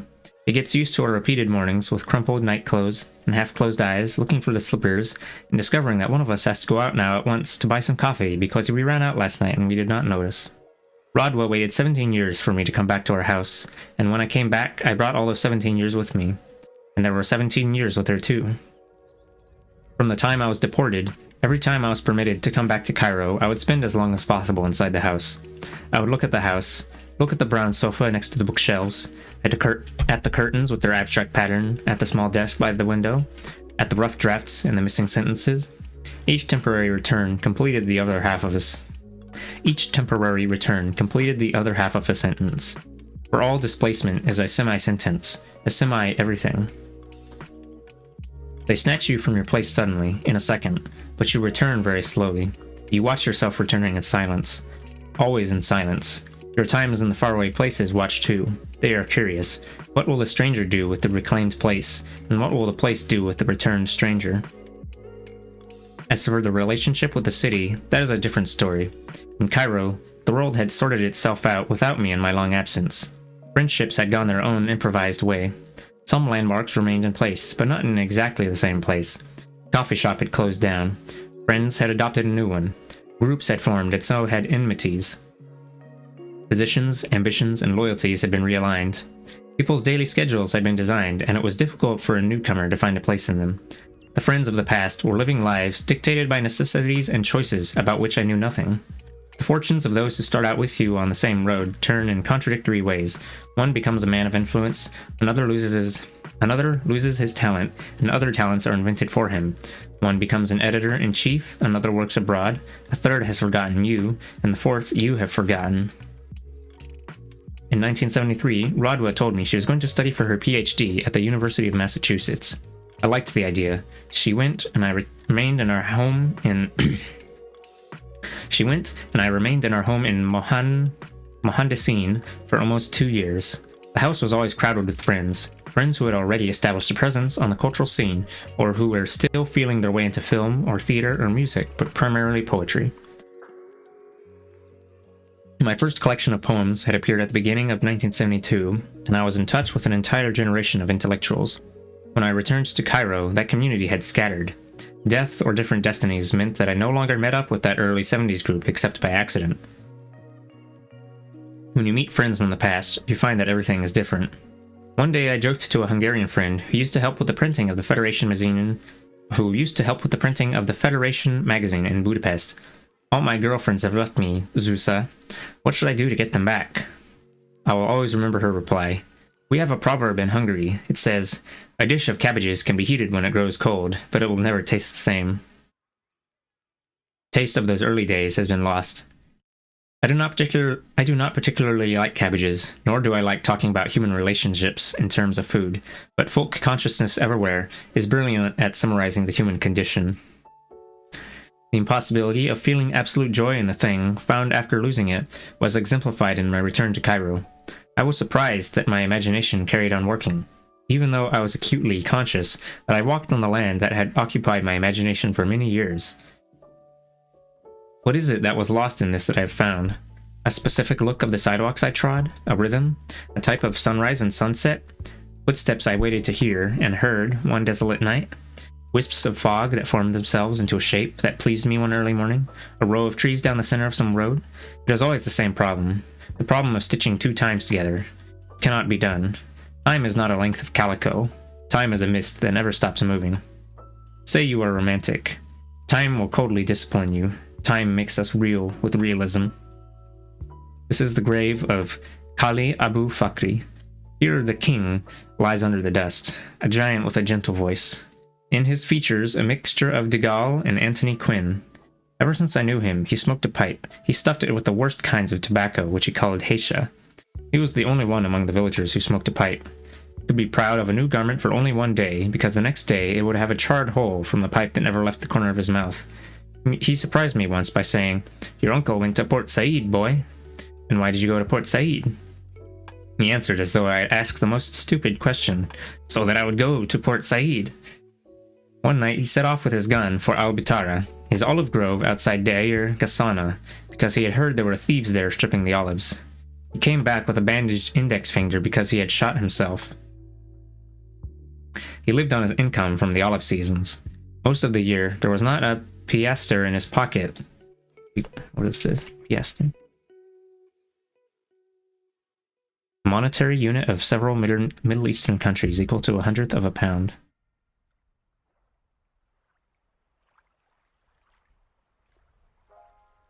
Most of the year, there was not a piaster in his pocket because of his generosity with the little he had. He was more comfortable with his friends than he was with Khalti Fakri, who learned her excessive caution from his excessive generosity. Once when she was away from the house, he invited all the neighboring children and handed out his grandchildren's old clothes that she insisted on keeping forever. Then he was afraid of her anger. He brought a rope and tied himself to a chair and waited. When she returned, he told her that thieves had tied him up and stolen her grandchildren's clothes. But she was a smart woman and did not believe him, and the story turned into a family anecdote. Ouch. Oh, the, shooting himself in the finger, yeah. Khalti Fakri was a remarkably small woman.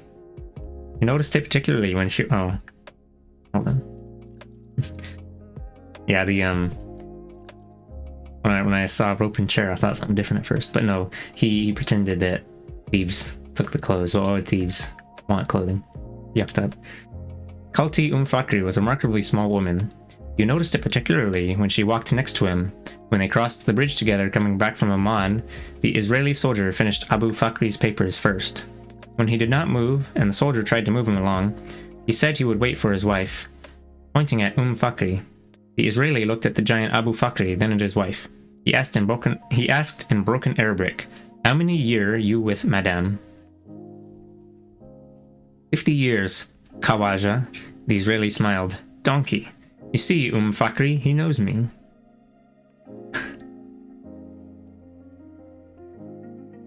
When I learned to write, I wrote his letters for him. I never loved any of our relatives as much as I loved him. He died while I was in Budapest, and his children split up and went to Saudi Arabia, Jordan, Austria, the Emirates, and Syria. Oh, Emirates, United Arab Emirates. Not one remains in his house. I mourned him and his son. Fakri was like his father, generous, spontaneous, and merry. His jokes and quips, his personal dictionary ensured that anyone who talked to him did not stop laughing. He visited me in Budapest with his wife, Suad, and their youngest daughter, Molly. A few years later, he died in Saudi Arabia and was buried there.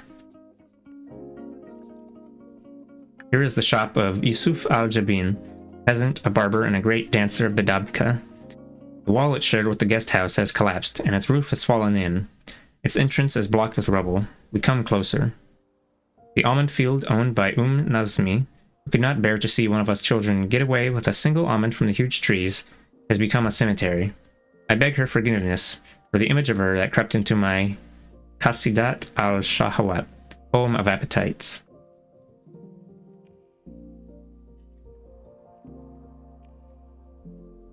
An appetite for the thievery of the child within us, slipping through the miserliness of the old woman whose face was like biscuit dampened with water, to steal the almonds from her field. Our pleasure is that she should not see us, and more pleasure should she see us in running away, and more pleasure yet if her cane catches one of us and whips him.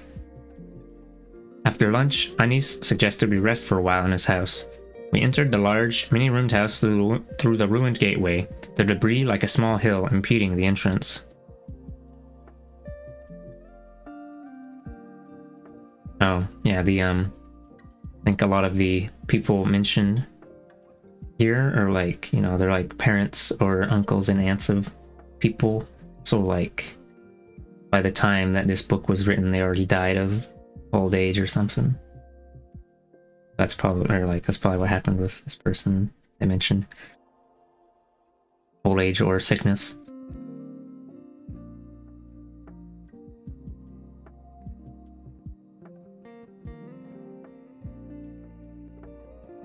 So then it's just the immigrant second generation child that barely remembers what it was like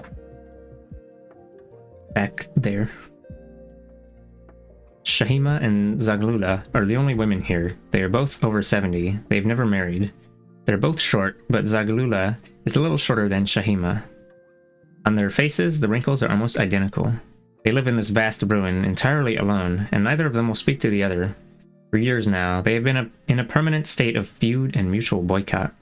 When the gateway collapsed, Abu Hazim joked to our relatives in Amman that the two women entered and left the house by helicopter. When Anis came back from America, he fixed up one room so he could live in it. The heat and exhaustion had got to me. I took off my shirt and lay bare-chested on the cool floor. Fell asleep with my arms stretched out as though on a crucifix. I woke up to the noise of everyone getting ready to go to the square for the poetry reading. What should I read? I asked myself the same question before each reading, without exception, and this reading is an exception in itself. I gave in to my habit of deferring the choice to the last minute, when I face the audience from the stage. When I write poems, the audience is not defined, but they become defined when I am asked to read. The specific receiver. This alone makes the choice easier. I did not write for them specifically, but I shall read for them specifically. I have always followed this system, and the spark between me and the audience has always caught fire. I felt it, and so did they. I remember particular readings in Cairo, in Amman, in Tunis, and in Morocco, but tonight is puzzling. Do they actually want to listen to poetry? Or are they greeting my safe return and doing what should be done? I left the choice to the last minute, and mounted the small platform outside the guest house. These, then, are their faces, the old men who escaped death, and the young ones who managed to stay. Behind them sit the grandmothers and aunts and the 49 widows. As for the children, they did not stop running about, surprised to see their village square turned into a theater. Hussam and Anis say some of the young people in the village staged a play on the roof of the mosque in the square in 1949. Before I stepped up onto the platform, I went around the audience and shook hands with them one by one. Men, women, and children. Some remembered me. Some remembered Munif. All of them remembered my father. They called him Al-Hanun, the tender-hearted. Anis and Hussam, with their customary sensitive courtesy, introduced people whose names they felt I may have forgotten. This is Al-Afu, Abu Al-Afu's son, Hussam said. I shook his hand warmly. A young man, tall, blonde-haired, and handsome like his father. I came to your father's wedding, Al-Afu, in the square an age ago. So you are the son of Abu Al-Afu. In an instant, the scene from the past forms itself in front of me. Munir Abu Zaki, a slim young man in a thin white shirt, leads the line of Dabka dancers at the wedding of his brother Fakhri, who will later become Abu Al-Afu. The girls of the village have turned the roof of the mosque into a terrace from which they sing and clap and trill out their joy cries. The dancers are desperate to stay in a position from which they can see the girls, but Abu Zaki keeps their backs to the mosque, and he alone can look up at the terrace. He is the leader, and they have to keep their eyes on his feet and his steps. I was a child when I saw that wedding in this square, where I stand now to read in the first poetry evening in the history of this village. Oh man, I really like Friend. I loved how they're super enthusiastic about Thing. I wonder what they're up to. Checks. They died a year ago. They died a year ago. Are you talking about? 2. If I knew that was going to be the last time I saw them, I'd have taken it more seriously. Can't forget the last time I saw them. Are you... Is this a specific instance that... Did you just do a thing? Or are you just speaking to more of a general feeling?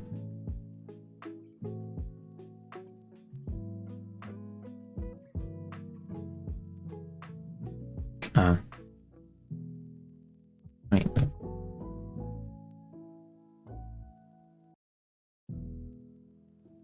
Neutrino X. Sounds vaguely familiar. Oh, 1 was person, 2 was your mother.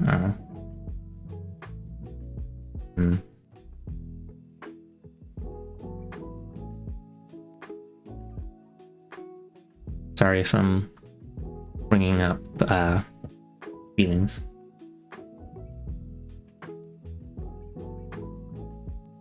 Might be easier to find as KS Fox. You can link to some old art they made for you later. If you would like. I think I might remember you mentioning that before.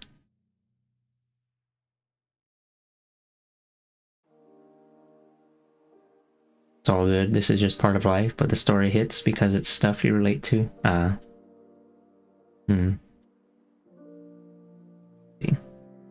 Okay, I'm gonna start reading again. I was a child when I saw that wedding in this square, where I stand now to read in the first poetry evening in the history of this village.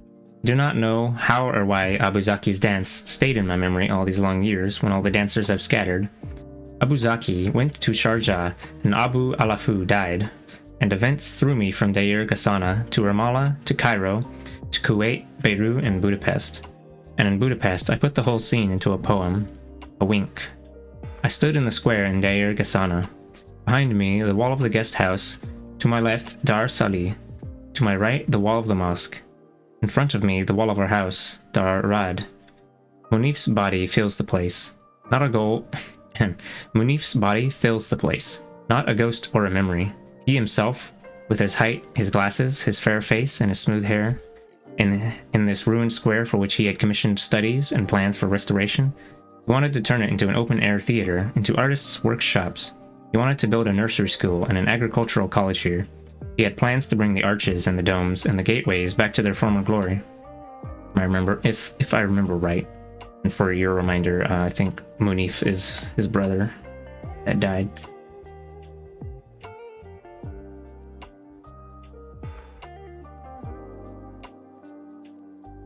Pretty sure.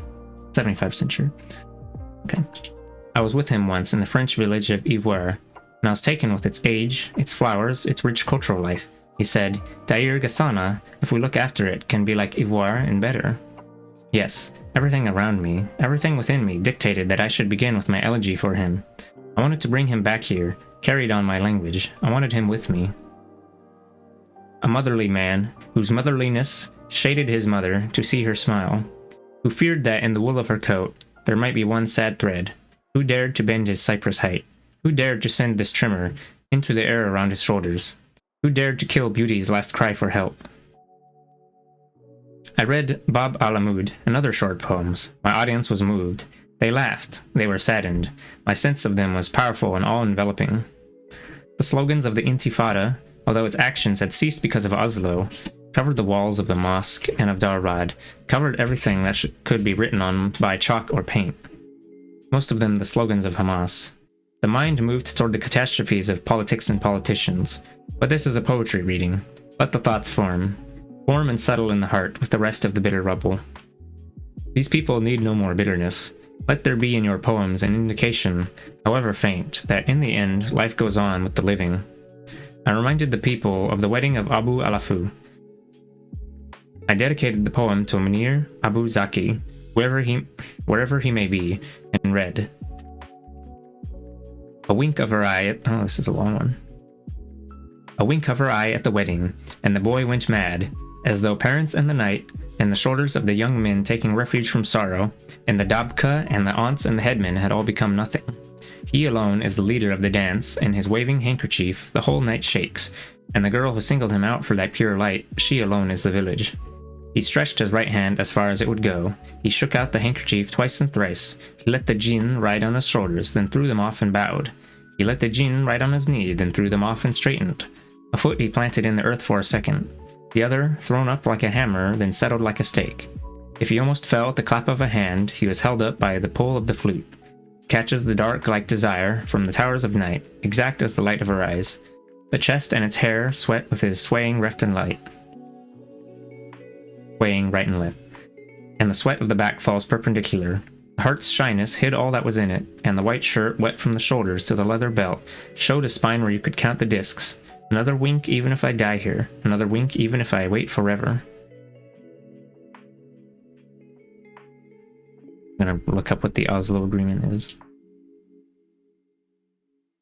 Pair of agreements between Israel and the Palestinian Liberation Organization. 93 and 95.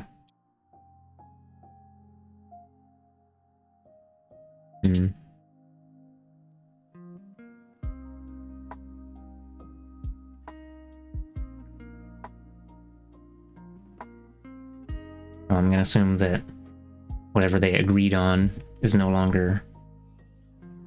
I don't know.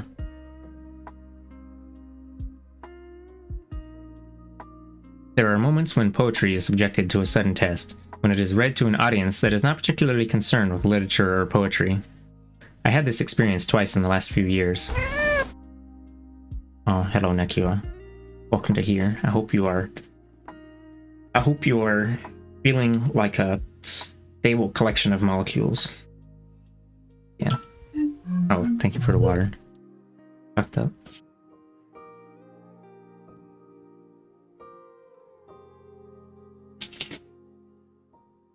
The timing was slow. That's fine. There are moments when poetry is subjected to a sudden test, when it is read to an audience that is not particularly concerned with literature or poetry. I had this experience twice in the last few years. Haifa al-Najjar, the headmistress of the National Girls' School in Amman, invited me to give a poetry reading for the students, girls between 10 and 17 years old. Naturally enough, at that age, they do not have a history of reading or listening to poetry. This is the second time. I'm stable. I hope the same for you. Yeah, I think I'm feeling fine. Although, there was a couple bits that were just upsetting in this. Anyway, I recite in front of my uncles, as I called them when I took hold of the microphone. In front of the my uncles. That's like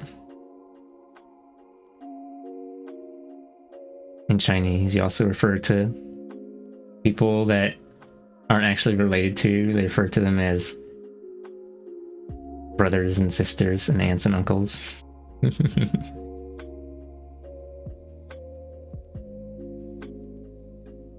When Bob comes to visit and you refer to him as Uncle Bob, even though you're not even related to him, it's just him. Okay. Oh, thank you for the head pats. Where are they? Destroyed? Fucked up. They never spawned. Oh, it's because I didn't set it up on this model. I'll have to fix it later. I recite in front of my uncles, as I called them when I took hold of the microphone, in front of the headman, the plowman, the shepherd, the mothers, the grandmothers, the educated, the illiterate, and even the children, all gathered in this village square in which a poet had never stood before. In the school in Amman and here in the guest house of Dair Ghassana, some of my anxiety disappeared. And so did my doubts about the relationship between ordinary people and what we write. At the end of the evening, I said to Hussam, "There's no neutral audience, my friend. There's no completely innocent audience. Each person has his own experience of life, however simple." For the first time in my life, I read my poems in front of row upon row of villagers in their traditional dress, among them the 8-year-old and the 80-year-old. Most of them had never entered a theater or owned one volume of verse. Abd al-Wahhab, the village madman, fell in love with the daughter of the headman in the 1950s and used to write her the most touching love poems. We children, to his great surprise, used to tremble with fright whenever we came across him in the village or in Ain al-Dair because he was mad. But he was not mad at all. He was described as mad because he wrote poetry and also because he wanted, he who had nothing, to marry the daughter of the headman. Yeah. The reading was over and the discussion with the people of the village began.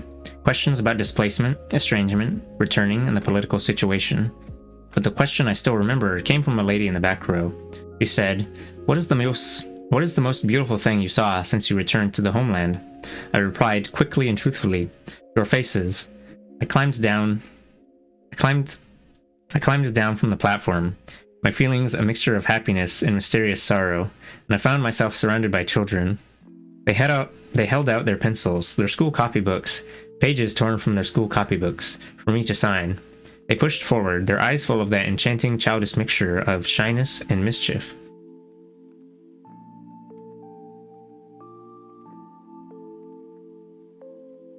It might have been a moment of pure happiness, apart from that voice that scolded me, that said, "Wait a minute." A cruel and hurtful thought. What does Dair Ghasana know of you, Morid? Oh, that voice, a voice in his head. The internal monologue. What do your people know of you now? What do they know of the things that you have been through? The things that have shaped you, your acquaintances, your choices, the good and the bad in you throughout the 30 years that you have lived far from them? What do they know of your language? Your language that in some ways is similar to theirs and in some ways different. The language of your mind, of your speech, of your silence and isolation. Your language in conflict and in contentment. They have not watched... Oh, thank you for the follow, Mr. Lindari. They have not watched your hair turn gray. They do not know your friends or your habits, and if they did, would they like them? Your position on the concept of family, on women, on sex, literature, art, politics? They do not know the bad traits you rid yourself of, and the others you acquired since you left them. They think you are not that upset about the cutting down of the fig tree. They do not know Radwa or Tamim. They do not know all that has happened to you in your absence. You are no longer the child in first year primary they used to see a long time ago, walking across this square on his way to the multiplication tables or the dictation lesson. Do many people remember? In any case, they are not required to remember. You too do not know the times they have been through. Their features that you remember are constant and altered at the same time. Have they not changed also? Talal unusually speaks about politics. They tell me that many of the young people of the village are enthusiastic supporters of Hamas. Talal is more attached to the fig tree than I am. Cutting it down must have been necessary at a particular moment that I do not recognize because I was there and she was here. Or that I do not recognize because I was there and she was here. It is that simple. Perhaps if it was I who had carried on living here, I would have knocked down or built or planted or cut down trees with my own hands. Who knows? They lived their time here, and I lived my time there. Can the two times be patched together? And how? They have to be. These boys and girls, if they had seen me with their fathers and their uncles in their homes every evening for 30 years, would they have asked for my autograph in their books as a strange poet? Abu Hazim suggested that we get back to Ramallah before dark. Since my arrival, the government of Israel had decided to close down the West Bank because of the general election and their fear of the operation of Hamas. The tension was tangible. Right, the election they're referring to, since this present day in this book is 1997, so this was the election of Netanyahu. The road between Deir, Ghasana, and Ramallah was surrounded by settlements. At night, their lights are a clear indication of their size. The largest is the settlement of Beit II. Is that right? The largest is the settlement of Beit II on the outskirts of Ramallah. That is the border of Area A, which is an area of Palestinian Authority. The road itself falls under the category of Area B, which is under joint Palestinian-Israeli supervision. This means that the real authority is in the hands of the Israeli soldier. I was told that this is the case for all roads between the Palestinian villages and cities. Oh, that's what the, I just looked up the Oslo Accords, or Oslo Agreements, a bit ago. Split areas up into A, B, and C. I guess that's what that's referring to. C must be Israeli area supervision.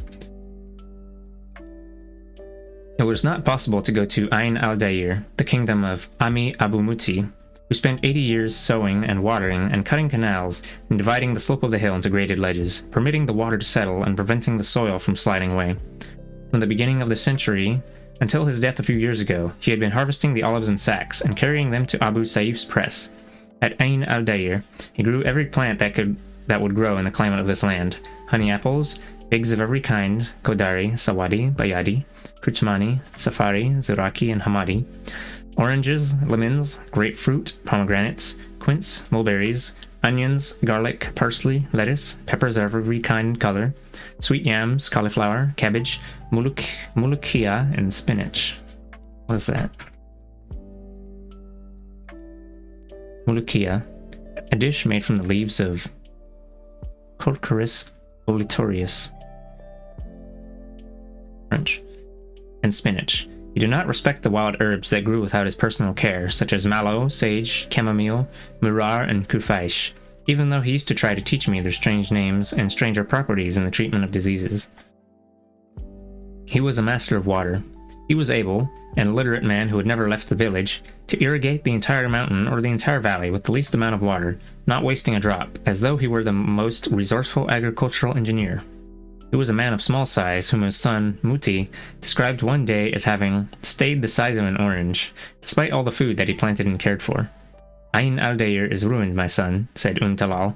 It's overrun with brambles. The jackals wander in it freely. Go see with your own eyes. I did not go. I did not go. I do not want to go.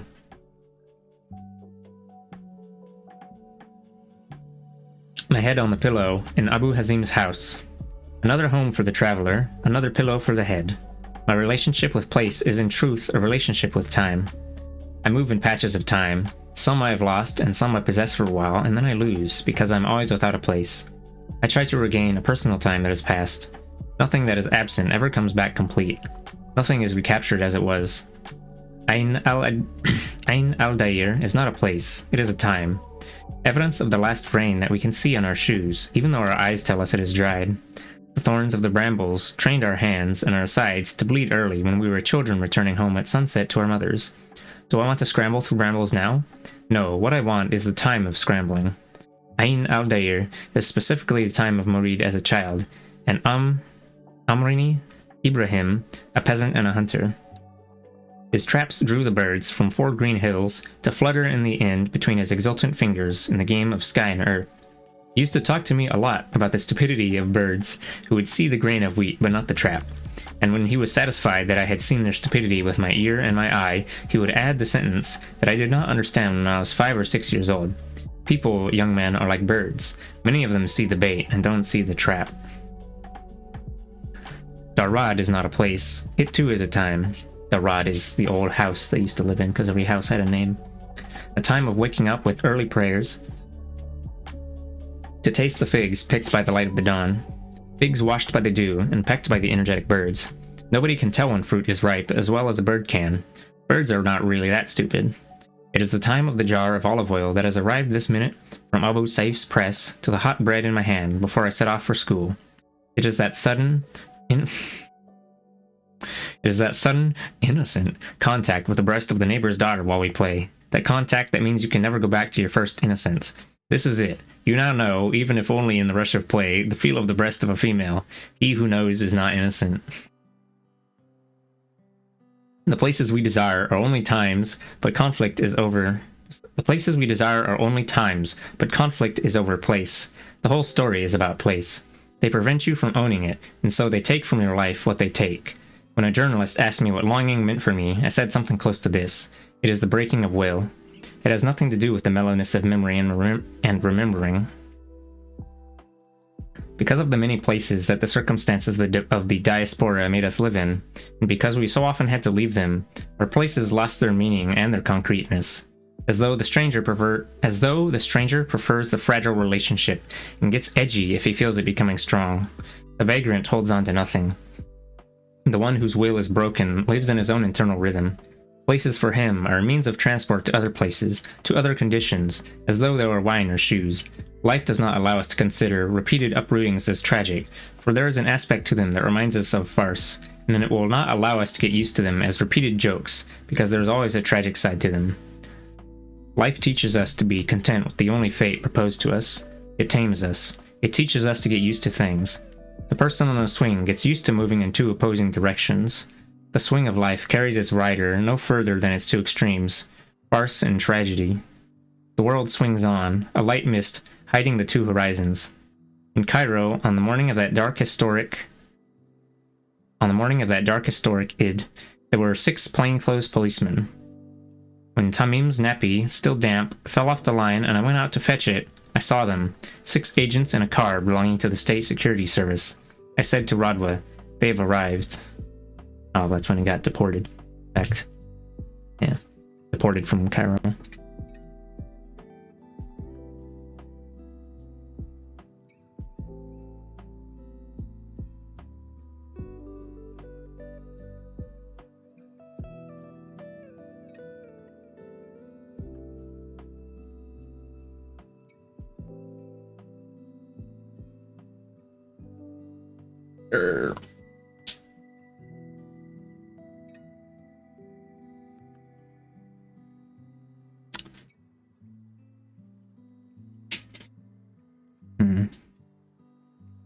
Right, I guess I could mention.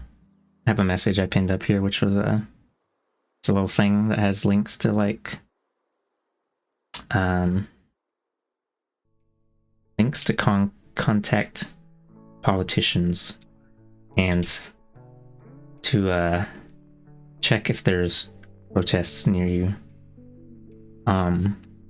It might appear that what was it? The first thing you see when it says contact your politicians is like phone call, which social anxiety. Wow, phone call hard.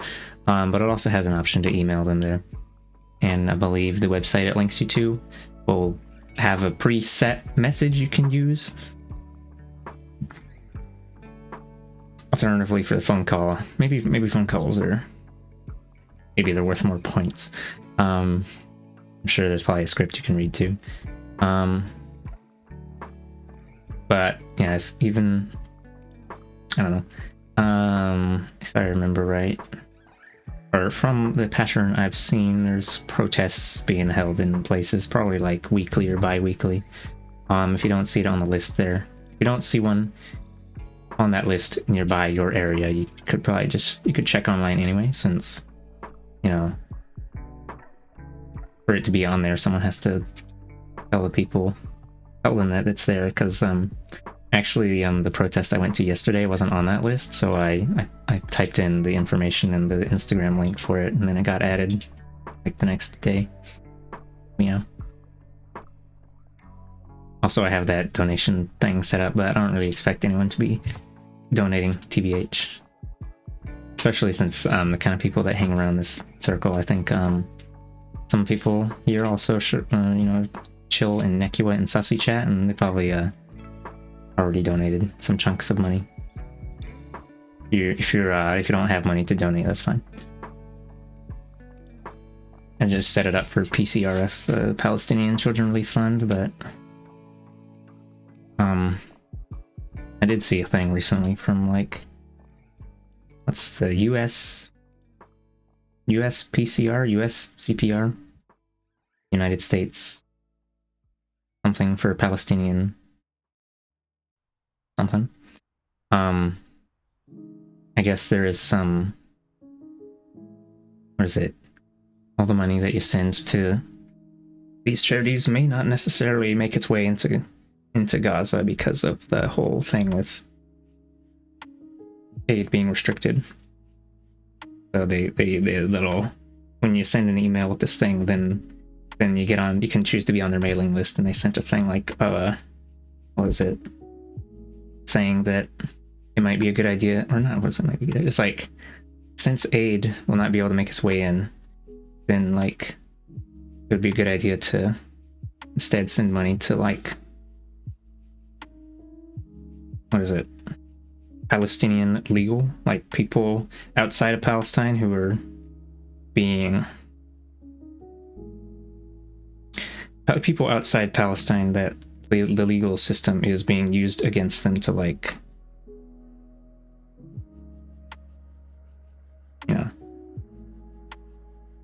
being used against them, period, full stop. To try and stop them from doing advocacy and stuff. I don't know. I already had this set up for PCRF though, so I just set it up like that. Anyway, I'm gonna go ahead and keep reading again though. Check that. That's true, you haven't thought a lot on that end. Yeah, I mean, I don't know, maybe, I don't know. Maybe money that goes to PCRF, maybe they can, I don't know, do the NGOs pass the money off to each other? No, what? Alright, we're on chapter 5 now.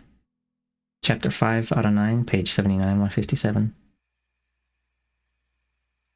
Living in time. They took me to the passport department in the Tahrir building. In the evening, they took me home to collect a suitcase and the price of a plane ticket. On the road to the deportation center at Khalifa to wait for their final decision, I looked my last on the streets of Cairo. The swing of tragedy and farce moves with me, with every bump of the jeep and every flicker of the form of the coming days. The 6 men appointed one of them to watch me pack my bag. 5 others sat in front of our television and, without asking permission, started watching the live transmission of the president's speech in the Knesset. Oh, they just changed the channel. No. What will the 5 days bring? Or no. What will the days bring for this 5-month-old child, for Rodwa and me, for us? It was only on the plane, when I was in my seat, that they took the handcuffs from my wrists. I said lightly to my neighbor, "Farewell, Africa." I had done nothing to oppose Sadat's visit to Israel. It was a preventative deportation, the result of a false accusation put together, as we found out after several years, by a colleague in the Union of Palestinian Writers. As you see, life will not be simplified.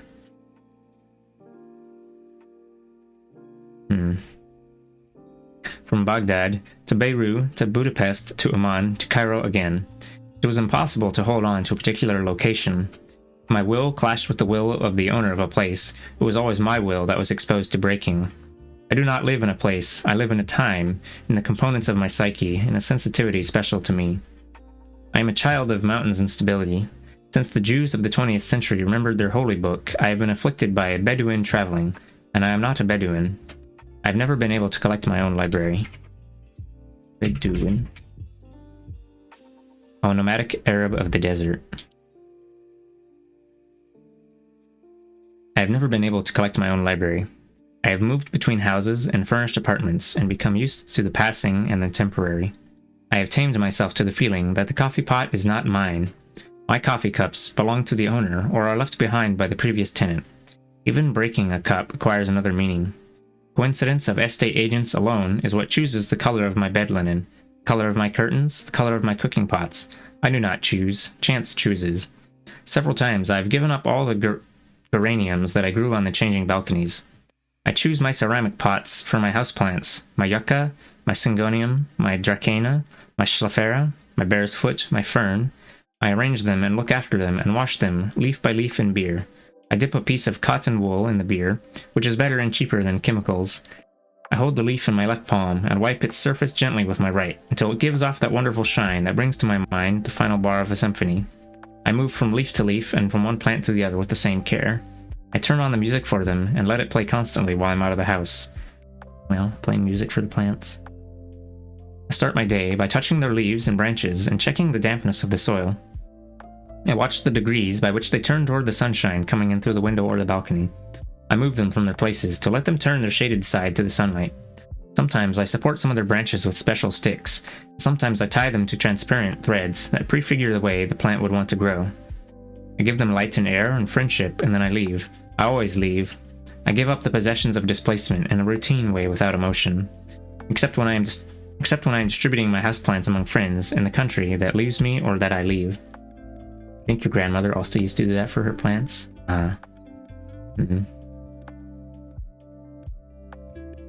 But in airports and at borders and in the temporary rooms of hotels, I forget everything that lies behind and I ask about the shape of the days to come. The shape of time, not the shape of place. Exiles have sudden journeys. Hotels weave their way into our lives. Theoretically, I should have hated hotel life since it emphasizes transience. Perhaps I should have hated it, but practically it became clear to me that that was not exactly the case. I felt comfort in hotels. They taught me not to hold on to a place, to accept the idea of leaving. Gradually, through the many short journeys that I had to take, I started to like the idea of a hotel. Hotels absolve you from immortalizing the moment, but at the same time provide a theater for short acts and surprises, and a widening of the monotonous horizons of life. In a hotel, you are exposed to unique marvels. It gives you something of the taste of temporary permanencies. You collect messages from friends every time you come back from a short walk.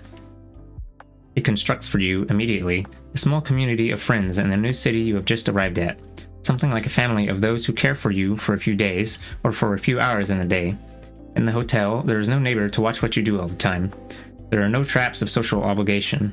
It is the place where you can glory in laziness. You leave it and come back to it at improvised hours. It is the temptation of a day wide open. In a hotel, you're not responsible for the plants or for changing the water of the vase that is replicated in every room. This is a vase that does not pain you to leave. You have no books to worry about giving to friends and neighbors before your enforced departure planned by others. There is no cruelty in leaving the paintings hanging on the walls of your room. They are not yours, and mostly, they are ugly.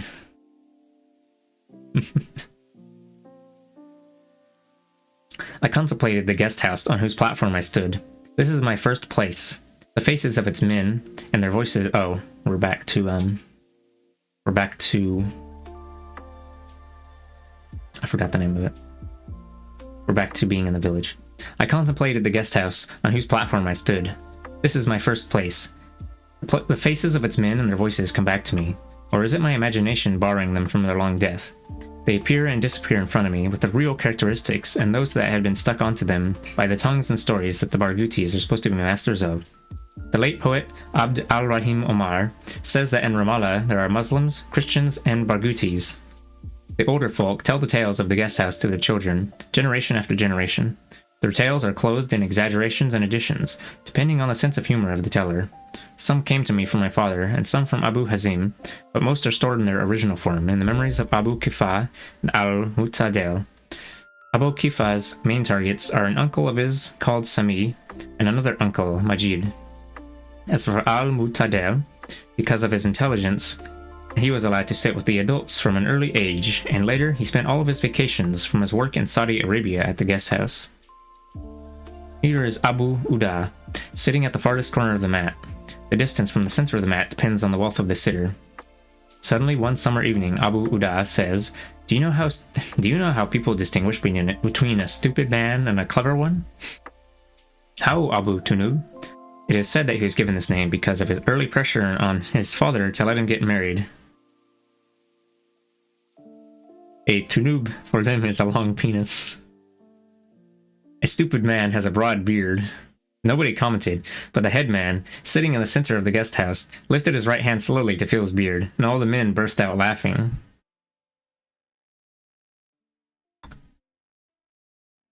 Once he said to them, Your village, you people of Dair Ghassana, it is a hypocrite's village. If Abu Uda speaks pearls, you say you didn't hear, and if the headman farts, you say the scent of musk.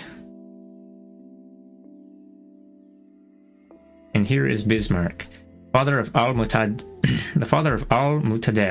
who manipulates and fixes the affairs of the village in a mysterious way.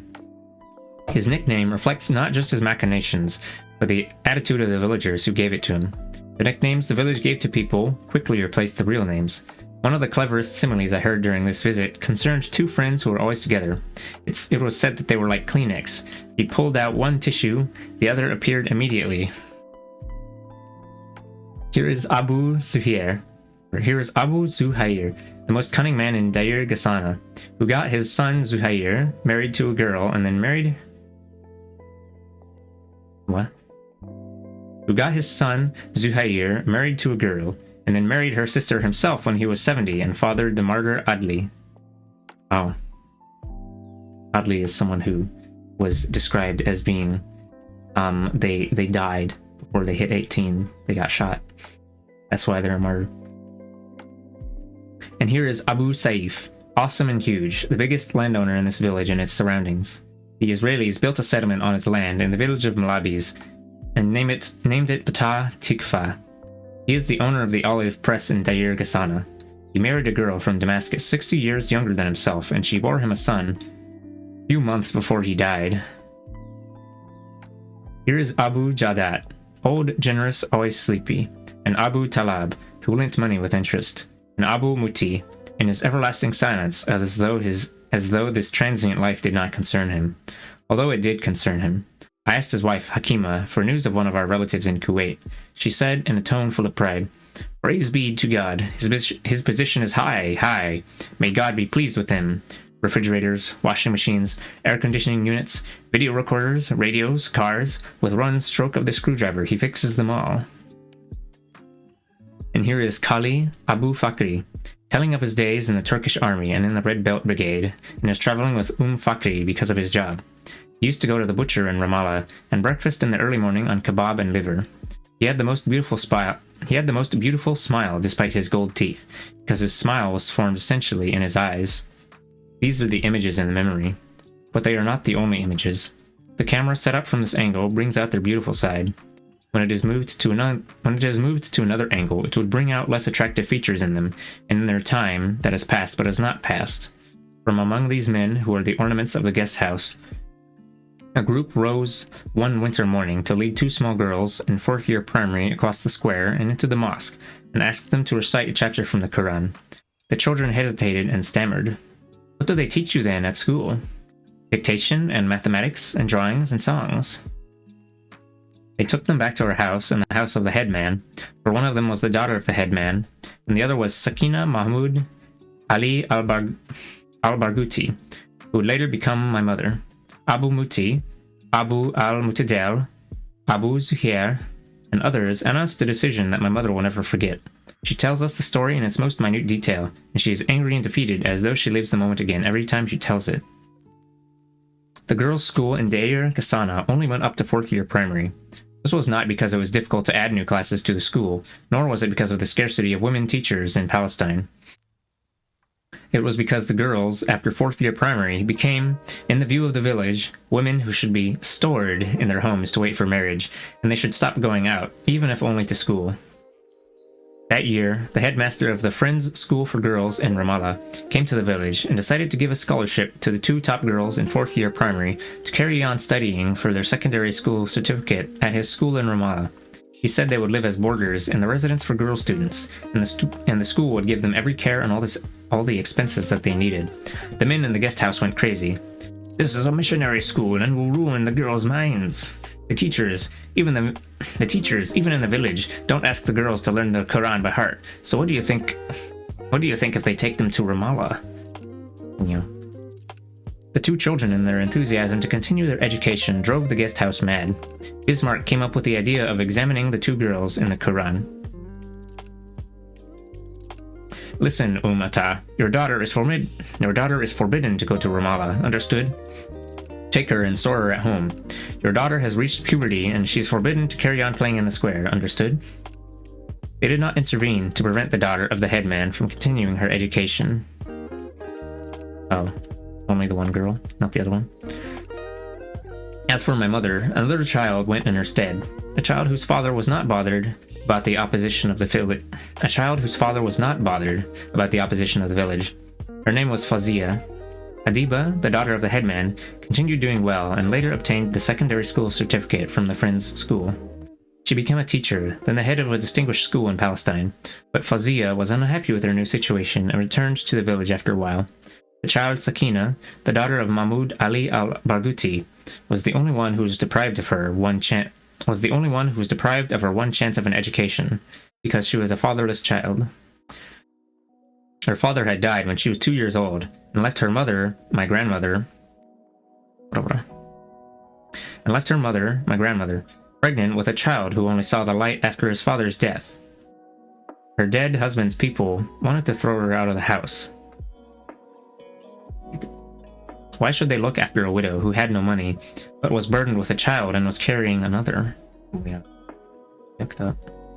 I beg you, please let me stay in the house a few months, just until I give birth. Perhaps God will be good to me, and the child in my belly will be a boy. Agreed, but you must know that if you have another girl, you take yourself and the 2 girls, and you go back to your people's home. The baby was a boy. She called him Atala. He became Kali Ata, and the reason they allowed my grandmother to remain in Darad, the home of her departed husband. She was not yet 20, and looking after 2 fatherless children alone. Those who wanted the young widow pounced to ask for her hand. Abu Uda said to her, "A camel in place of a camel." Abu Mahmud asked for her and insisted, and others asked, and she refused them all. The village started to treat her badly. They could make her life miserable, but they were not able to break her resolve to devote her life to looking after her 2 fatherless children, Kali Ata and Sakina, my mother. Siti Ata lived nearly 90 years, and toward the end of her life, she lost her sight. She died in 1987. She was pleasant and light-hearted, but had her own way in everything she said. One day, she was sitting in her usual corner in the house, and Talal was in the house looking after her while my mother was away for medical treatment. Suddenly, Ziti said to Talal, Open the veranda for me, Ratiba." "Why, Ata?" "I want to throw myself out and be rid of you." Wow. When I lived with the family of Kali Ata in Kuwait, she was with us. I used to stand behind her while she prayed, without her seeing me, and when she turned her face at the end of prayer to say, "Al-Salamu alaikum," I would surprise her with a kiss on her cheek. She would start and stretch out her hand to hit me, saying, with a hint at my relationship with Radwa and my intention to marry her, "Go kiss your Egyptian girlfriends." Ziti never married after her husband. She died while I was in Budapest. On her last day, death sat in her arms. She was tender to him and pampered him, and told him a story, and they fell asleep together. As usual, I was far away and did not take part in the final farewell.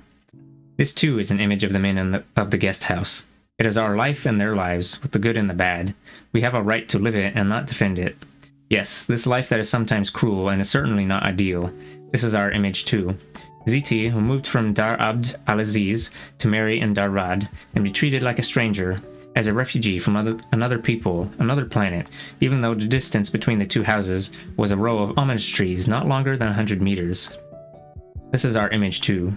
Ziti, whose baby boy was the reason she was given the right to remain in her husband's home, lavished all her care upon him at the expense of her girl child. But in any case, she was not mistress of her own life, and certainly was too weak to insist on her daughter's right to an education and to travel to Ramallah. When she was over 50, my mother joined classes for adult education to satisfy her thirst for knowledge, and she taught us her biggest lesson, which was that the most important value in life is knowledge, and that it deserves every sacrifice. Badwa Tukan visited us once in Amman, and made us a present of her book, A Mountain Journey, a Difficult Journey. My mother was the first to read the book. When she had finished it, she said to me, "My voyage was more difficult. Badwa never saw what I saw." In my university years, I felt that I was getting an education simply for her sake, to see her happy. I would be ashamed of failure, as that would make her sad. This was made more intense by the feeling that she had concentrated all the meanings of her life in us, her 4 children. As for everyone else, she loved them as much as they loved us. Her children were the world. And this was a shortcoming that she saw as a positive thing. She could not bear for one of us to be away from her, and the sad thing is that we all went away and stayed away for a long time. As for the best of us, the most precious of us, he left never to come back, and she had to bear it. In her mind, she would arrange and organize a comfortable world, a world in which everything went the way she wanted it to, as though she wanted to be on her own planet. She wants to go to a planet away from the Earth, where the paths are crowded with people running to the rooms, and where the beds in the morning are chaos, and the pillows wake up crumpled, their cotton stuffing dipping in the middle. She wants the washing lines full and much rice to cook for lunch, and a large kettle boiling on the fire in the afternoon, and the table for everyone in the evening, its tablecloth dripping with a sesame of chatter. She wants the smell of garlic at noon to gather the absent ones, and is surprised that the mother's stew is weaker than the power of governments, and that her pastry in the evening dries on a sheet untouched by any hand. Can the earth contain the cruelty of a mother making her coffee alone on a diaspora morning? She wants to go to a planet away from the earth, where all directions lead to the harbor of the bosom, the gulf of two arms that receive and know no farewells. She wants airplanes to come back only, airports to be for those returning, the planes to land and never leave again.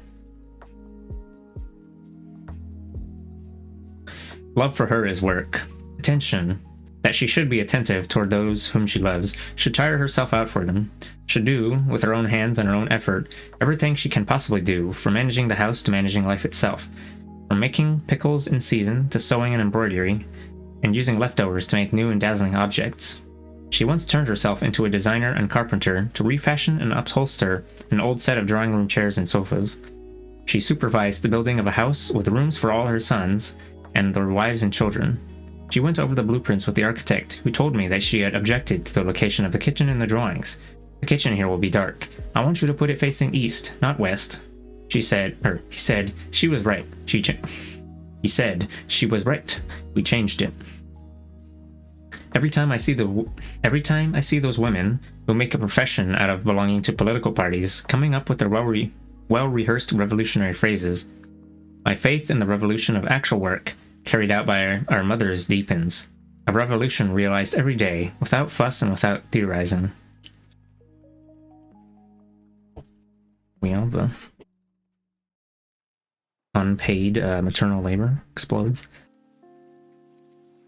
When I read the biography of Giacometti, I was completely taken with what Yves Bonnefoy had to say about his mother. Anita Giacometti was a woman of powerful and fascinating personality.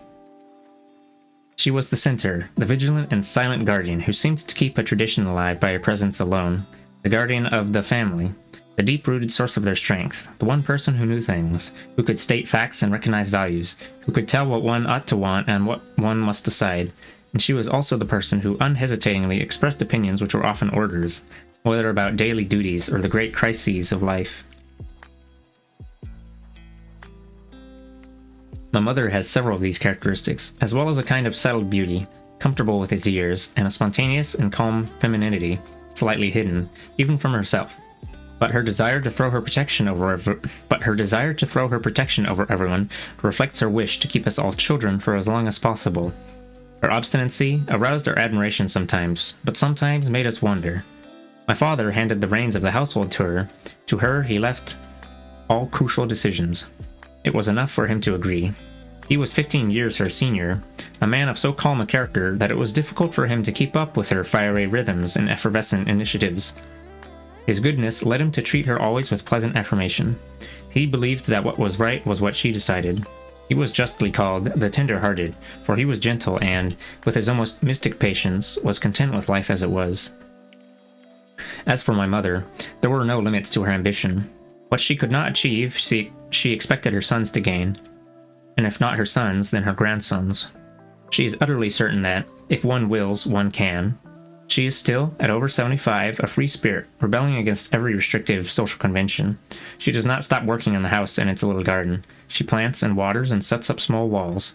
With her own hands, she moves the stones that she needs to build a small terrace here, or to map out a flower bed there. And she has green fingers. Anything she plants in the garden or in a pot lives and grows and blossoms. When she talks about her trees, she says, "This tree is ignorant," meaning it's too young to bear fruit.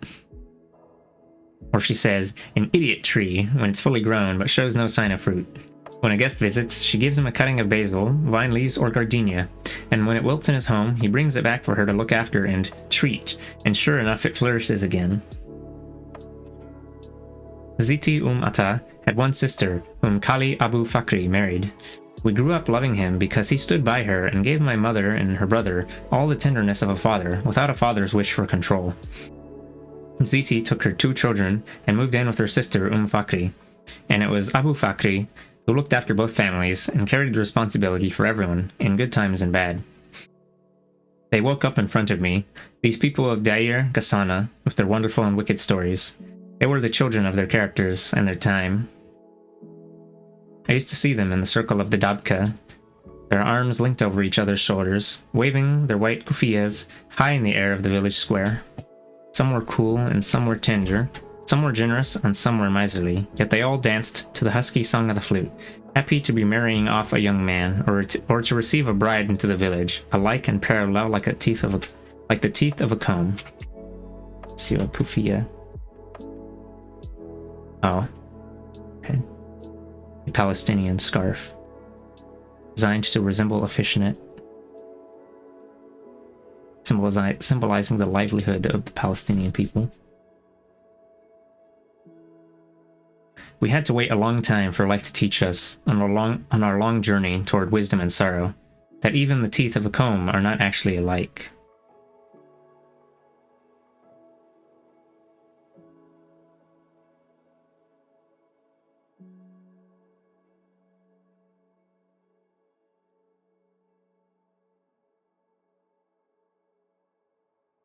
Uncle Daddy? What the explodes? Chapter 6 out of 9. Hold on. I'm gonna have to refill my bottle in like 15 minutes.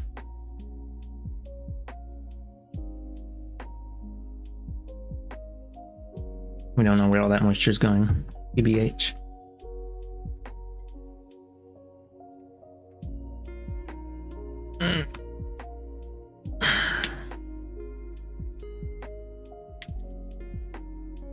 In the morning, I went with Abu Hazim to look at the house of Kali Abu Fakri.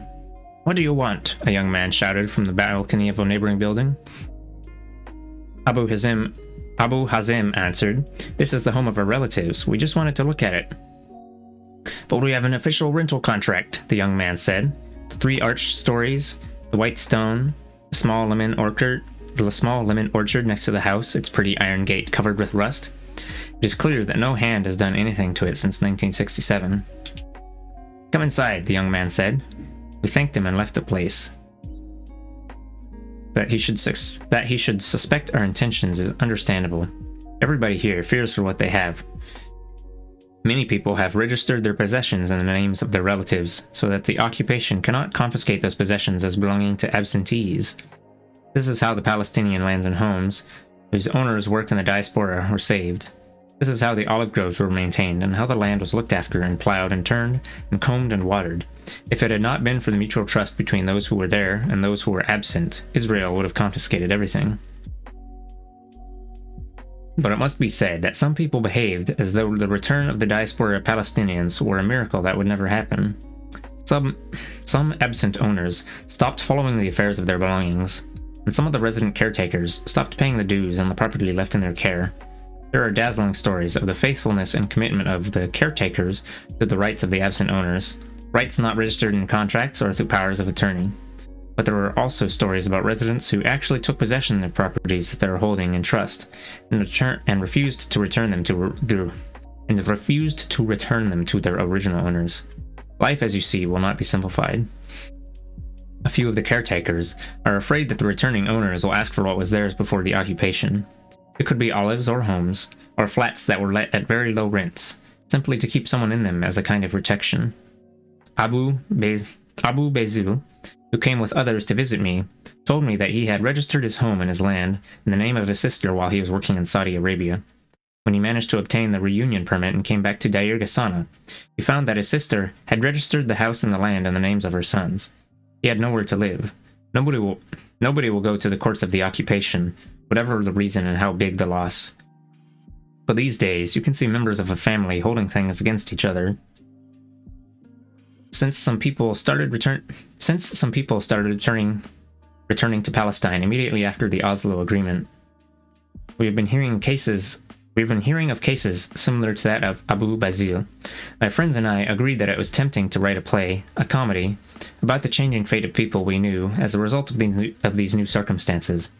Each one of us added a sentence to what had gone before. So-and-so returns to Deir Ghassana and asks his cousin to give back the olive field he's looking after in return for an agreed wage.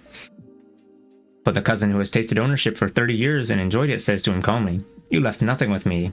Pave the sea or hit your head against the wall if you wish." A heart attack ensues immediately. The wife sees her husband dead. She goes mad. The children see their mother mad for the death of their father, so they kill their cousin. Oh, wow. The old uncle sees this Shakespearean massacre in Deir Gasana and commits chop suey with a large can of gasoline that he pours over his own head. The gasoline spreads to the corner of the house, then the other houses, then the guest house, then the guests in the nearby field.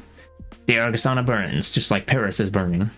This was their idea for a tragic comedy. You have a wide imagination, Abu Awad said, as we played cards on the night when snow closed down Amman. Then he cried, Trump!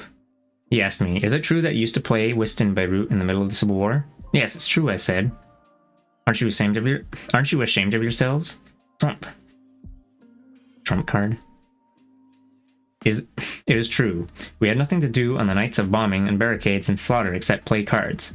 I would say to al-Dihali, as I scooped up the ace of spades he held so dear, good old Ziti Umata.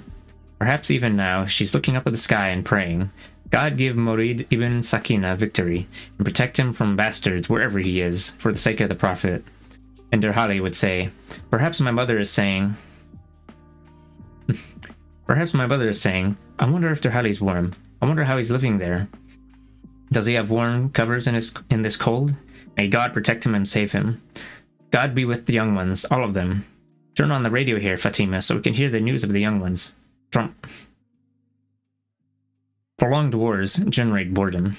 One evening, I had a competition with Razmi Abu Ali to think of all the folk synonyms in the different Palestinian dialects for the verb to slap. There was a power cut, naturally, and each one of us was in his bed talking to the other without seeing him. We left no word, but we remembered it. He says goodnight, and we're silent for a few seconds, and then one of us remembers a fresh word and throws the quilt off his face with a victorious gesture, crying out, Sanu Kaf, for example, and the whole competition would begin again. That night we got through Jabadu, Kahadu, Raza'u, Lahu, Shafu, Hafu, Sanadu, Lafu.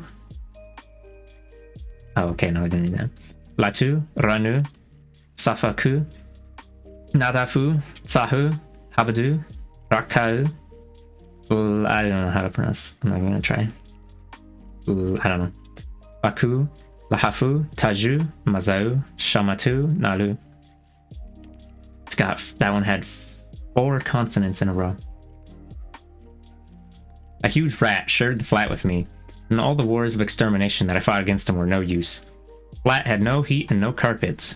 Those who were talented in arranging their personal affairs always lived in splendid flats, with elevators and emergency generators, but tension was common to everybody. My youngest brother, Allah, lived in the student lodgings of the American University.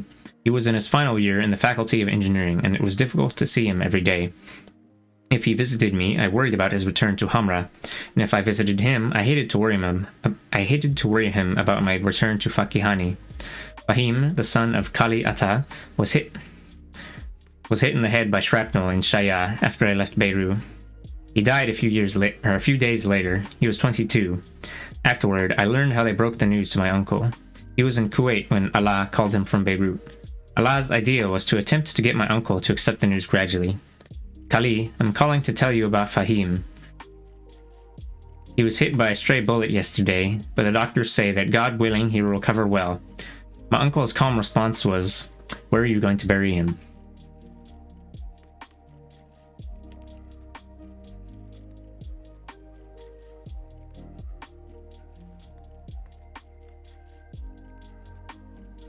His 2 sisters, Ilham and Najwa, his brother Mahmoud, and my brother Allah, put him in a coffin and took him by plane to Kuwait, where they buried him in the Salibkat cemetery.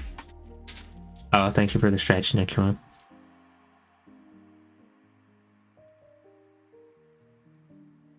Oh. And I guess I can stretch and read at the same time. Fucked up. You can't make me stretch my vocal cords, it's impossible.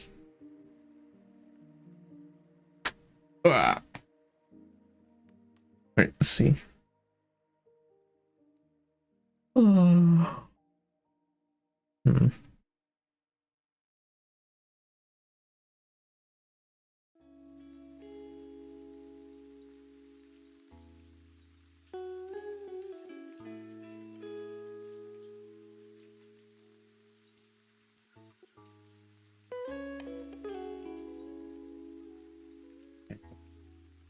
actually stretch while reading. Fucked up. Amherst, Massachusetts, USA. We were getting ready for a short trip at the invitation of Professor Sidney Kaplan, who insisted I call him Sid. He had invited us to dinner in celebration of Rodway being awarded her PhD under his supervision. The telephone in our apartment rang. Munif's voice was abrupt. Fahim was martyred today in Beirut. Munif is calling me in America from Qatar about Fahim's martyrdom in Beirut and burial in Kuwait, and about the necessity of informing Ziti Atta in Deir Ghassana, and his maternal grandmother in Nablus, and my mother in Jordan. Rodwa and I are confirming our tickets to return to Cairo via Rome. Rodwa decided that it was better for us to be with Kaplan and his wife and Michael Thelwell, instead of spending the night alone on this continent. Everybody was very nice to us. Emma had clearly gone to a lot of trouble over the dinner. The atmosphere was warm and intimate, and conversation flowed. Rodwa was right. With friends, the burden of sorrow is lighter. I crept into the bathroom in Kaplan's house and made every effort possible to stifle the sound that accompanied the vomiting. And not everything was sad that evening, or in the time of our stay in America. There we got to know some African and African-American writers, and found them in a remarkable closeness to our atmospheres and the cultural and political problems that trouble us Arabs. This was the healthy, vigorous attitude of opposition to the American establishment. In Thelwell's house I had the best and strangest breakfast I'd ever had. He invited Rodma and me one morning, and the breakfast that he prepared himself, for he was a skillful cook, consisted of strips of fried mango, strips of grilled fish, cheese, and coffee. At that table we met Stokely Carmichael, and Rodwa introduced me to Chinua Achebe and his wife. Poet Julius Lester translated with Rodwa a long poem of mine called Said the Villager and the Beauty of the Spring. Rodwa showed the translation to Kaplan, and over dinner in his house he said it was Whitman-esque. His wife said that this was the highest praise Sid could give, for he adored Walt Whitman. I swelled with pride, of course. But now, with my present sensibility, I see that the poem did not deserve such high praise. Wow. Well, I think it deserved high praise. I think this guy should pop the fuck off every day, all day. Fried mango sounds good. Perchance. I don't think I've ever had fried mango.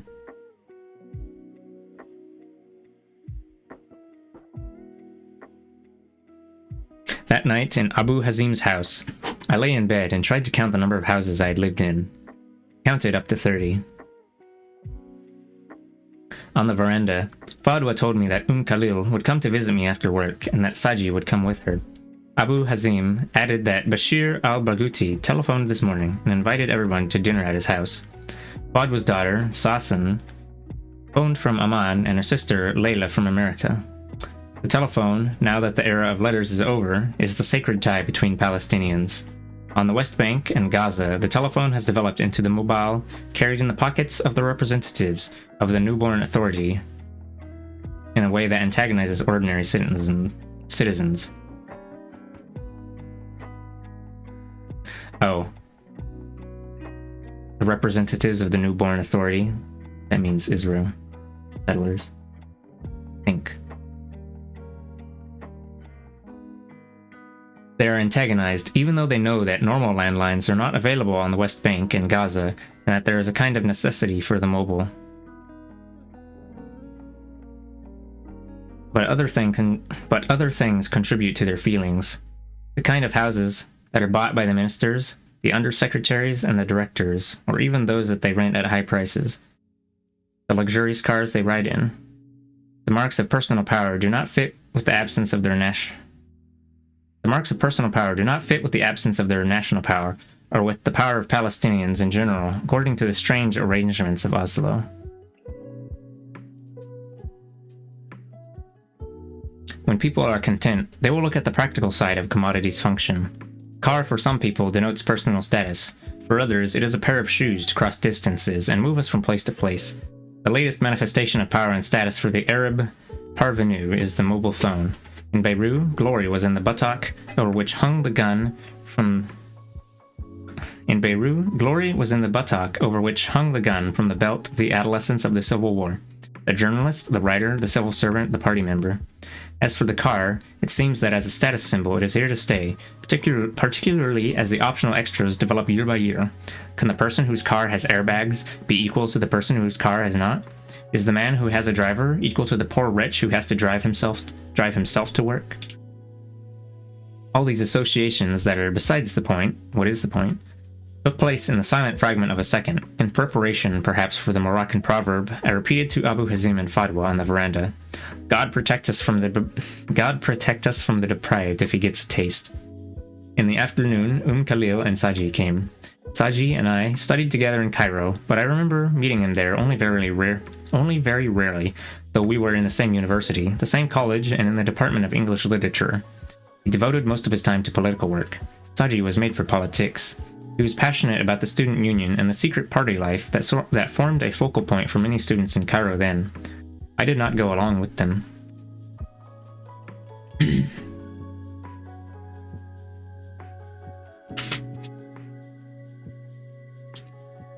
Floyd. I gave political activity no importance at all in my Cairo days. I did not know what the objectives were. I was completely happy and absorbed studying the subjects on the syllabus. There I learned about Chekhov and T.S. Eliot, and Shakespeare and Brecht, and Greek civilization and the European Renaissance and the New Criticism. I turned my back for the first time on traditional Amudi poetry and started trying to write free verse, Qasidat al-Tafila. Munif was working in Qatar and used to send me the equivalent of 18 Egyptian pounds a month. I paid £9 for rent, and on the remaining £9 I lived and went to the opera every Saturday night to listen to the Cairo Symphony Orchestra. The ticket cost 19 piastres, and managed to go to the National Theatre and others. In his first letter after I was admitted to university, Munif wrote that he would set a condition that I should always exchange the dollars that he sent me in official Egyptian banks. If I learn one day that you exchanged your money on the black market, you will return to Ramallah immediately. You are at the beginning of your youth, and if you start your life crooked, you'll never be straight. When Munif wrote me these words, he was just 22 years old. Right, I think. Because Munif is the big brother. One who has to be a parent to everyone. Crunch. In my years at university, I used to talk to my colleagues. Yeah, that is literally right there. In my years at university, I used to talk to my colleagues about my big brother and tell them some of his news that came to me in regular letters. Once I showed Radwa his photograph, and she said in surprise, "But this is a boy." You say, my big brother, I thought he was an old man. He looks younger than you." Years later, when we married and she met him, she was confirmed in her feeling for his sweetness and endearing youthfulness. Munif was 3 years older than me. He was born in Jericho in 1941, and I was born in Dair Ghassana in 1944. Yeah. My dad was born in 46. Yucked up. My big brother was a phrase that reflected his role, his maturity, and his responsibility, all of which were greater than his age. I have to confess to my lack of interest in politics at that period. I, a Palestinian, the son of the disaster of 1948. I went once or twice to political events to which I was invited in the headquarters of the General Union of Palestinian Students in Gawad Husni Street in Cairo, but I felt that I did not belong at all in that movement, and I was no good for it, and it was no good for me. Years later, the development of events, the defeat, and the appearance of the various factions of the resistance made me realize that the years in which I studied in Cairo from 1963 to 67 were the years of the secret formation of the armed Palestinian organizations, Fatah, the movement of Arab nationalists, Harakat al-Kamin al-Arab, and others, and that this formation was taking place within the framework of the student union. It sounds kind of similar to when I was reading this book about the Greek Civil War. Those students who used to invite me so cautiously to their political activities were carrying out large projects. They must have thought me either extremely naive or a coward. If I had understood the true nature of what they were doing, would I have fulfilled their expectations and joined them? I do not know. The student organizations, young people organizing stuff. Wow. It was a book that I was supposed to read for some class that I never actually finished in university. a book about the Greek Civil War and like persons. I don't remember the name. I forgot the name of it. But it was about him. It was about the author returning to find out who killed his mother. And then the Civil War was like a war between communists and monarchists.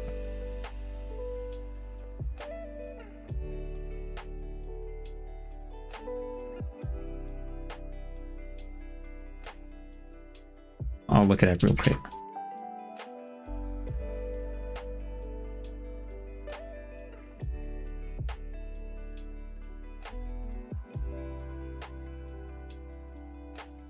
Well, it was called Eleni by Nicholas Gage.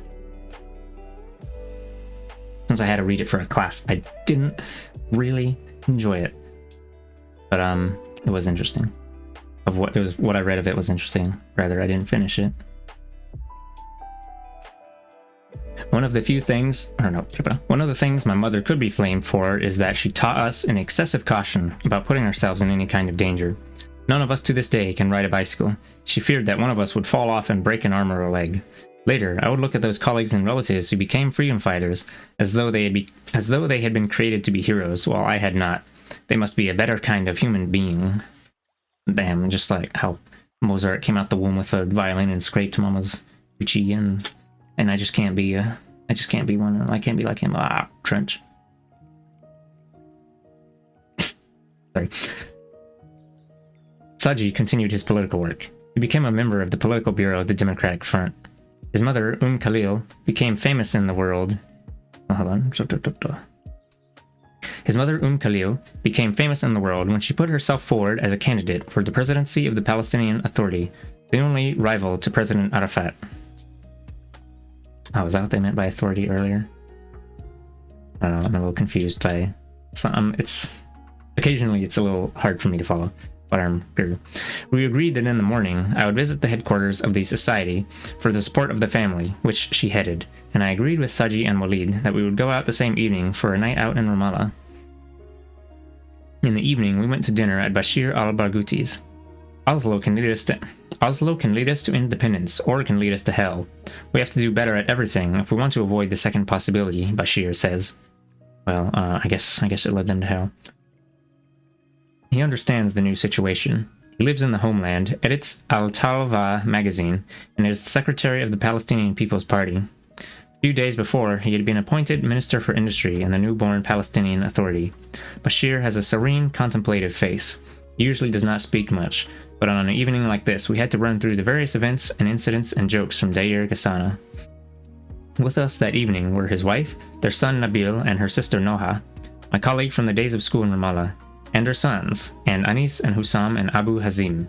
I hadn't seen Noha since '67, but I heard a lot about her voluntary activities from various European women who had worked with her for stretches of time in the homeland. Next morning, Malia al-Nabulsiya came to visit with 2 of her 8 sons. She used to be our neighbor in the building of Haja Ismail. I said to her, "You've been relieved of the Israelis dragging the children to the detention centers, Haja Malia." "Thanks be to God, my son. I had enough. They let 1 go and locked 2 away. And poor Malia has to go and ask which detention center or which town they put them in, and are visits allowed or not. The rheumatism, may evil stay far away from you, has exhausted me, but between you and me, in the days of the Intifada, the world was better. What do you think?" "I agree the world was better." "Do you think they will really pull out? That Netanyahu, you can't believe a word he says. He is evil, you don't know him." When I asked her if Perez was better than him, she waved her hand. "The 2 are worse than each other." Then added, "They're all bastards." Maliha has 8 children whose father was martyred in the second year of the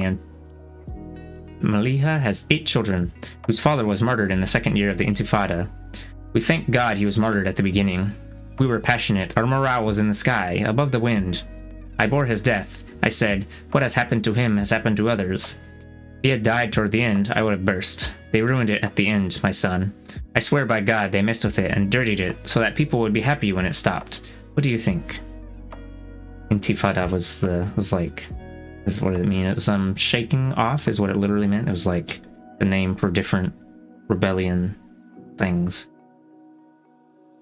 When I mentioned that the Palestinian Liberation Organization gives financial assistance to the families of the martyred, she said quickly, "The organization isn't regular. 1 month they pay, and 10 they don't.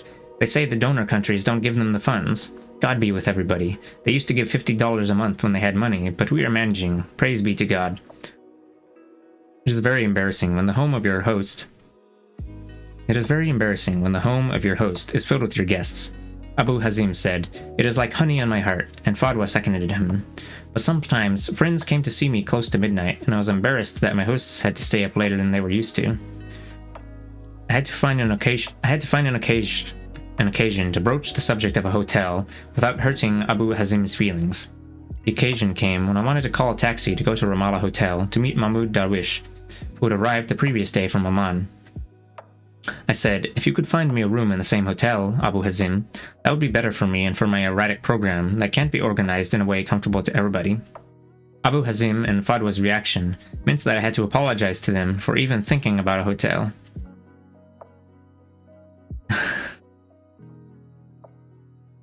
I took a taxi, met Mahmoud, and we talked about many things. Among them the possibility of issuing Al-Carmel magazine once again from Ramallah. Then I went to see Khalil at the Society for the Support of the Family. I went around the different sections of the society: sewing, embroidery, crafts, fruit preparation, packaging, and wrapping. Here, daughters and sons of martyrs, detainees, and prisoners learn to work and support their families. The 2 silver hooks in the hand hurry along like 2 lovebirds exchanging happy kisses. 2 hooks, pulling behind them a thread of wonderful color, trying to escape from it and escaping only into the bright woolen bedspread or the shawl that hints the warmth of the body. Oh, I guess 2 silver hooks. Something like knitting, thread, sew, or cha-cha-cha. Trying to escape from it and escaping only into the bright woolen bedspread or the shawl that hints of the warmth of the body. At another table, the fingers of the girls move with the needle that mixes color with color and stitch with stitch for many weeks to take a form that grows day by day on the fabric, to emerge in the end as a Palestinian dress embroidered with tens of thousands of astonishing, brilliant units. Carvings of olive wood, of silver, of wax, glass, mirrors and embroidered frames, clothes for children and men and women, a vast kitchen producing hundreds of meals of every kind. It's a lot of... Hold on. Cha-cha. Heading to bed, got work tomorrow? Ah, okay. Have a good night. I wish you,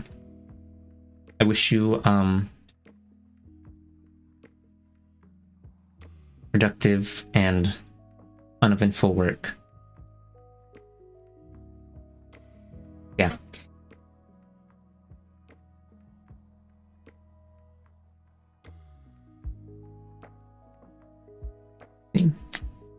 Carvings of olive wood, of silver, of wax, of glass, mirrors and embroidered frames, clothes for children and men and women, a vast kitchen producing hundreds of meals of every kind for families where both partners work outside the home, a piano, a lute, a flute, a dabka, songs, dance troupes, and many, many other activities. For more than 30 years, the Society has been helping those in need. Its funds come from wealthy Palestinian businessmen and from some Arab countries. Khalil had established the Society 2 years before Ramallah fell to the Israeli occupation in 1967. My tour started with the Museum of Palestinian Folk Art that the Society was getting ready to inaugurate after a few days, and ended with a wonderful surprise when the children's chorus performed for me, with Mrs. Tarazi accompanying them on the piano. This example of persevering local endeavor has attracted the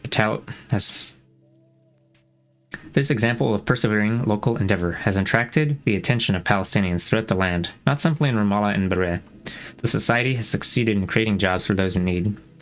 It has nurtured and developed the talents of hundreds of children. It is a proof of the effectiveness of local initiative, for it is the locals who are most aware of their own reality, its circumstances, and its ever-changing needs. In the evening, I went on the promised outing into the Ramallah night with Walid and Saji. I had gone out with Abu Yaqub and Wasim once, and with Anis and Hussam more than once, and I had been out on my own twice. Anyone who saw us wandering around the streets of Ramallah or talking across a table in one of its coffee shops would have thought we were just a happy group of friends from the way we laughed out loud. Things are more complex than they seem. This, then, is Ramallah of the 90s, not Ramallah of the 60s. I would not have understood its new details without my friend's explanations. It is natural that the look of the city should change in the eye of one who's been absent for a long time. My friends are troubled by the concrete high-rises that have appeared everywhere. Ramallah, for its people, is the houses roofed with apricot-colored tiles and the gardens surrounding them, the parks with their fountains, Broadcasting Street, or Lovers Street as we used to call it, with its high trees on either side, looking over green hills that ended on the Palestinian coast, whose lights twinkled on clear nights. I did not share their troubled feelings. This is the way of development and the price for the growth of the city. In fact, our hatred of the occupation is essentially because it arrests the growth of our cities, of our societies, of our lives. It hinders their natural development. On this outing, and the others before it, I saw most of my places. Ramallah Secondary School, its playing fields, its library in which I read Kitab al-Aghani, its arched corridors, Old Ramallah, Batan al-Hawa, the Church of God, the Nablus Road, the Mosque of Gamal Abd al-Nasser, Al-Manara Square. I asked about Naum Park. They said it had gone. In its place was a tall building and lots of shops. I could not recognize the houses of Fuad Tanus, Adel al-Najjar, and Basim Kuri, whom I had shared a flat with in Cairo in my third year at university, but I recognized the house of Rami al-Nashashibi, our fourth comrade, because he lived in the same building as Omar al-Salih al-Barghouti, opposite the house of Kali Abu Fakri. One of the beautiful things about Ramallah is that its society is hospitable and transparent. Its texture is Christian Islamic, the rituals of both religions mixing in it in a spontaneous fashion. Streets, shops, and institutions of the city are all decorated for Christmas and the New Year, Ramadan and Eid al-Fitr, Palm Sunday and Tid al-Adha. Ramallah does not know creeds and factions. Ramallah Park and Rukab's ice cream. You can taste it simply by hearing its name or seeing the letters of its name on an advertisement. The Palestinian police managed the traffic well and dispersed its jams at Al-Manara Square. It is said that when the occupation banned the municipalities, the city turned into a rubbish dump. But cleanliness has come back now as we always knew it, a feature of Ramallah. There is less green now since Israel has been stealing the water since 1967, but even so, the green still resists. Talk of politics and trying to guess what will happen next never ends. It will remain thus for a long time. Politics has entered into the most miniature details of the souls of our men and our women since the Zionist project started knocking on the glass of our windows with its sharp nails, and then on the doors, which it kicked down to enter all the rooms of the house and throw us out into the desert.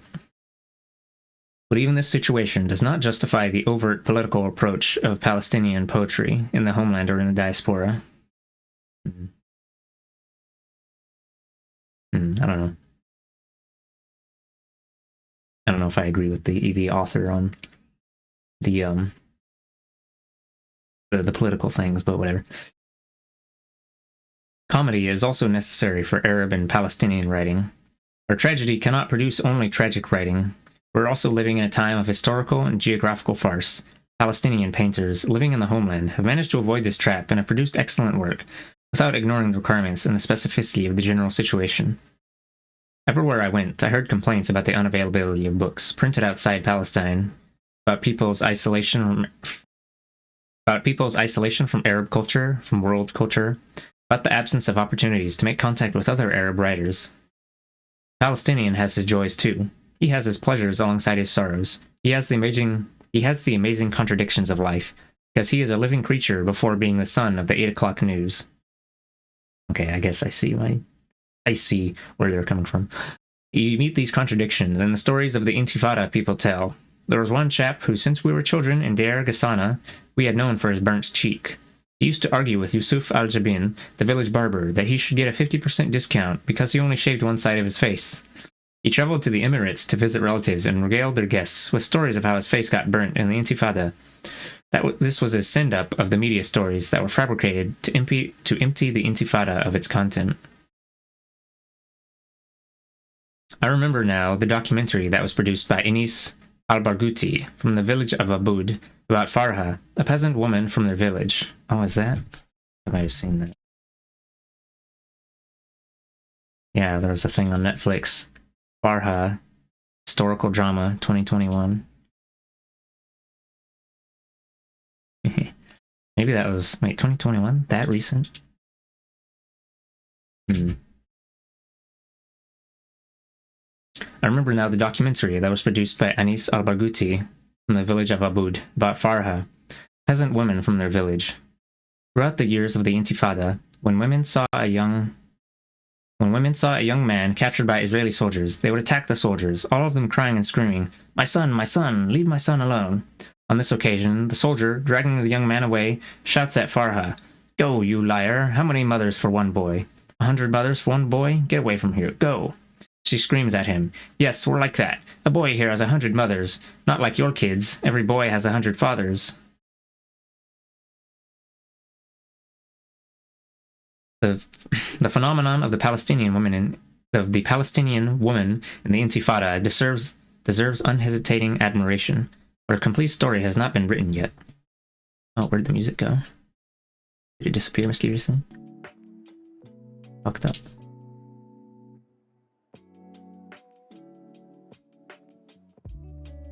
The phenomenon of the Palestinian woman in the Intifada deserves unhesitating admiration, but her complete story has not been written yet. People also tell of that woman in whose house a Palestinian fugitive took refuge. She hid him for 7 years. They tell of the wanted men hiding in the mountains, of home agriculture and social solidarity, and of the small daily sacrifices that form the backbone of what we intellectuals call heroism. They speak of the secret surgical operations carried out by volunteer doctors on those injured in the Intifada so that they would not be arrested from within the hospital. And besides all this, they speak of the collaborators who cooperated with Israel in return for a few piasters or some simple perks. Israel now faces the problem of organizing the safe future it promised for them and their families. They tell also of the summary, unrecorded midnight trials carried out by the Palestinian security forces, of commercial agencies and exaggerated profits, of the signs of economic corruption accompanying the process of redevelopment and construction. But the pressure of their hope, and hope pressures just as pain does, makes them add often during their speech that such irregularities are natural and expected in the beginning. Hope tells them that all the negatives will end once this difficult stage is over. The majority who gave their voice to Yasser Arafat are a real majority. But they are a majority who believed in the historic promises they were given and are waiting for them to be fulfilled. It is accurate to say that Palestinian society as a whole is still waiting. It has not closed its eyes yet.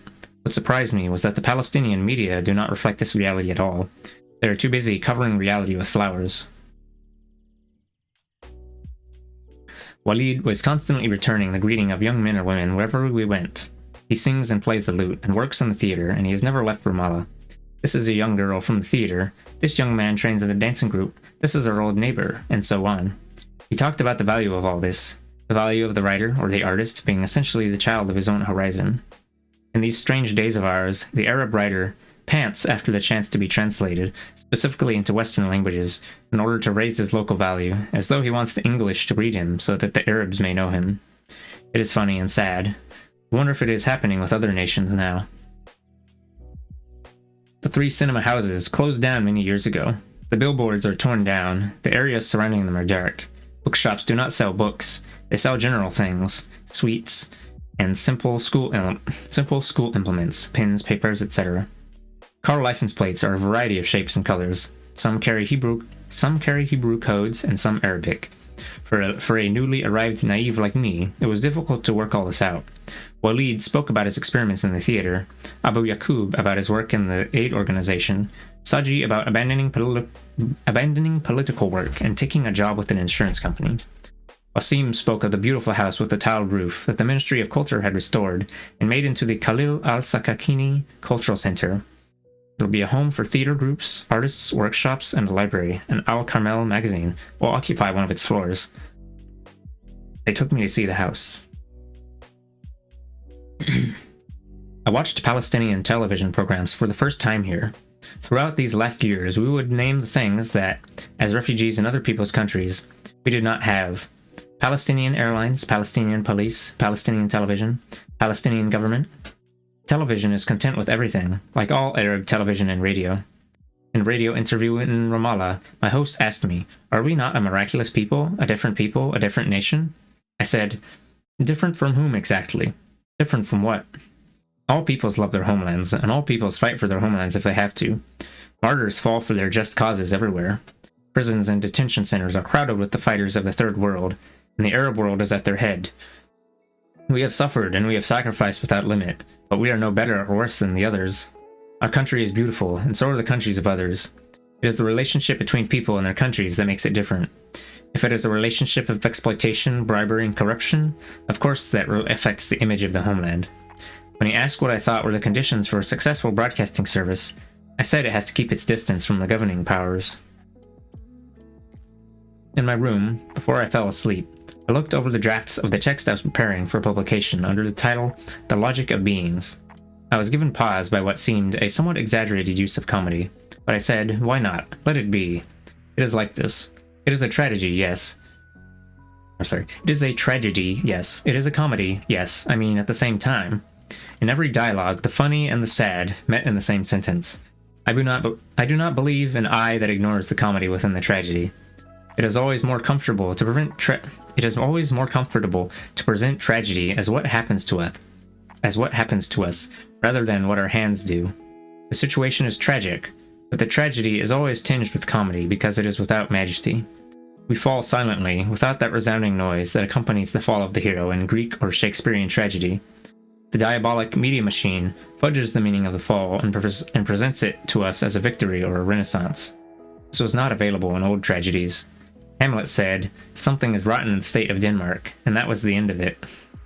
You did not wake up next morning to a radio or TV program telling you that William Shakespeare was a trivial man with his own agenda and with no relationship to the struggle of the people, and that everything in Denmark is just fine, especially its wise leadership. You will not find an essay in the morning newspapers of the North that places its arms akimbo and yells in the face of poor William, son of Mrs. William, and what is the alternative, Mr. Shakespeare? Did Anwar al-Sadat not say that he would applaud anyone who managed to do better than he did with this historic initiative? Only Oedipus had the eloquence to extract himself from his tragedies with such simplicity. But Oedipus cannot transform the catastrophe into a carnival or a festival. When Shakespeare wanted to write tragedy, he wrote tragedy. When he wanted to write comedy, he wrote something completely different from Hamlet or Lear or Macbeth or Othello. We Arabs have become used to reading the tragedy and the comedy on the same page, in the same event, and in the same treaty, in the same speech, in defeat and in victory, in weddings and funerals, homeland and exile, and in the features of our one face every morning. With the exodus from Beirut, after the Israeli invasion, Palestinian officials put more of a triumphal note into their general discourse. At the next meeting of the Palestine National Council, they pushed up the level of the language of glory, resistance, and victory. At the meeting of the Cultural Committee of the Council, I thought that what I was saying would be shocking for the Palestinian cultural and media bureaucracy. History has taught us two lessons. The first is that it is possible to present disasters and losses as victories. The second is that that cannot last. I added, applauding ourselves is not a viable response to what has happened to us and does not help us to understand it. In those days, it was not permissible to violate the general contentment. It was not permissible to bring back and examine the phases of a chain of events and its results. In fact, I am not sure if it is permissible today. Wrongdoers are immune to criticism. They were not shocked by what I said, but they did not like it. When the meeting was over and all the participants were getting ready to go back to where they came from, I bumped into one woman delegate who lived in Cairo. I wanted to send a letter to Radwa and Tamim before I went back to Budapest, and I thought she would take the letter for me. She said, "I'm not going directly to Cairo. I thought that while I'm close to France, why don't I go for a few days to Paris just for a change? One is so fed up.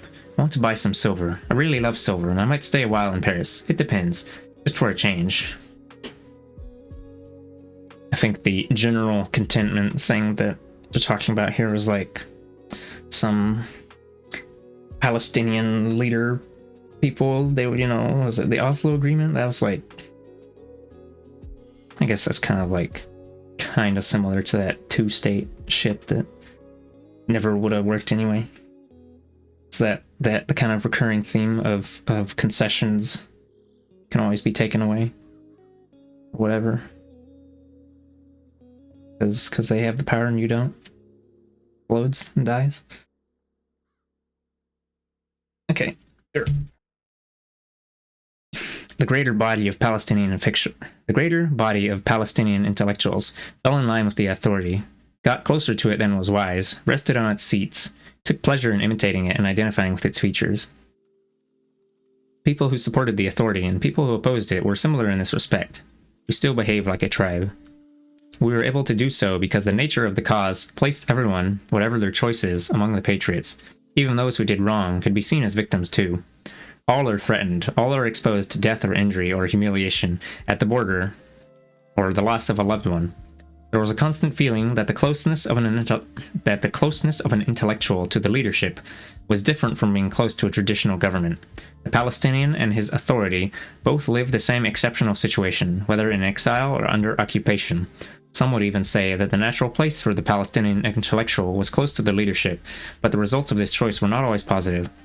There's also the question of personal predilection to corruption.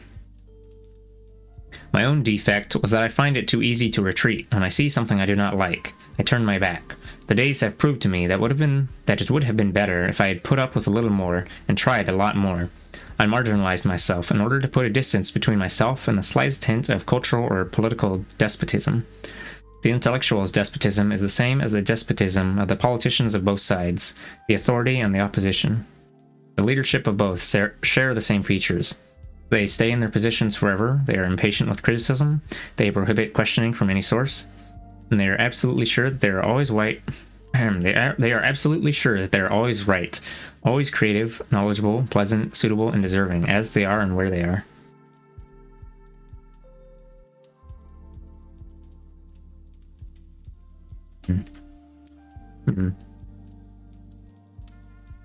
The image before the return of the PLO was the image of the freedom fighter, the image of the hero/victim who deserves sympathy and admiration.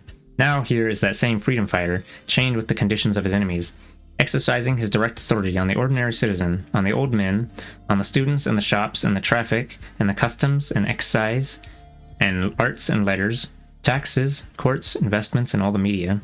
Livings and jobs from cleaner to cabinet minister are in his gift. It is he who determines social standing and influence. He mends what is broken, rebuilds what is ruined, and chooses his supporters and his enemies from among the people. Why, he even arrests citizens sometimes, imprisons them, and tortures them. This image is completely new to our people. This change in the function of the Palestinian could have been seen as an understandable or even a desirable development if it signified a true mastery over the Palestinian destiny. Nobody fights forever, and nobody sings forever, but the cartoon control that we are permitted in our new situation, and the bands that tie the decisions of the national authority have had a different effect. The song retreats, and reality moves forward with its cruel demands. In the cultural sphere, as in others, you will find those who are good at their work, and perform it honorably and effectively out of conviction. Those who object to the injustice of the Oslo Agreement, but put all their capabilities faithfully at the disposal of the new Palestinian community to try and create what is less bad than the bad that is available. But you will also find the one who hops between positions and ideologies like a chimpanzee to reach the highest branch of the tree. Yet this is a chimpanzee who is good at choosing French perfume and stating his commission. He loves his children, his mother, his father, and maybe his wife, and no one else. This is a chimp that supports, then opposes, then supports while wanting to appear as though in opposition. Then he splits from his organization and forms a faction or party to be added to the unnecessary crowds of factions and parties, and preaches on the necessity of unity. He may be content or disgruntled. He may humiliate himself in front of this one and act like a lion in front of that, but in every case he is brilliant at serving himself. Life, as you see, will not be simplified. Yeah. Counter-revolutionary forces fucked up. I said to Abu Hazim, by way of asking permission, "Today is the International Day of Telephones. I wanted to call my mother in Amman and Radwa and Tamim in Cairo.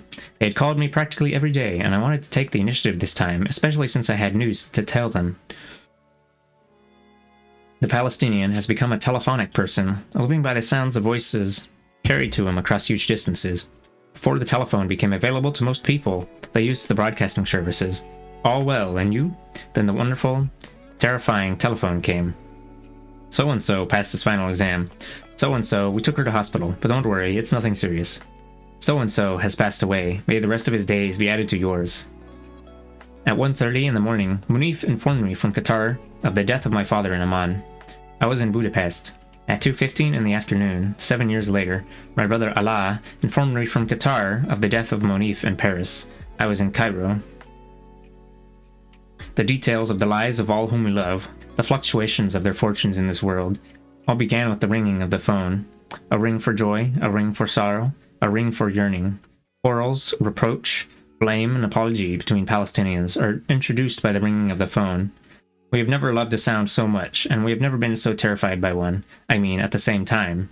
Bodyguards, or your luck, or your intelligence, can protect you from terrorism, but the displaced person can never be protected from the terrorism of the telephone.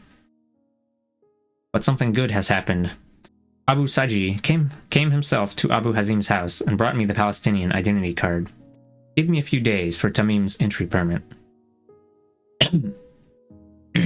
Oh, my throat is slightly more crunchy than previously.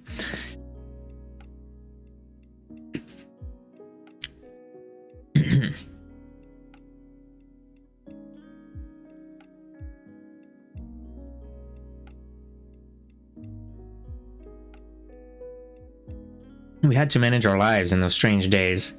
I in Budapest, Radwa and Tamim in Cairo. The university gave Radwa leave to accompany her husband, and she and Tamim came to live with me in Hungary. We put Tamim in Mani Nini's private nursery school, then in the nursery school of a stocking factory. At the beginning of September 1981, our friend Awatif Abd al-Rahman arrived in Budapest to visit us. She came from Berlin, where she had been at a conference. She stayed 2 days with us, then we took her to Budapest airport to travel back to Berlin, then Cairo. We learned from the radio and newspapers that Sadat had arrested 1,536 men and women of all political persuasions who had not expressed their admiration for his historic initiative. We read the names. It was natural that among the detainees would be all our friends in Egypt, and among them Awatif. We tried to call to warn her against traveling to Egypt and to invite her to stay with us until things became clearer. We knew she would be arrested at Cairo airport if she returned as planned, but it was too late.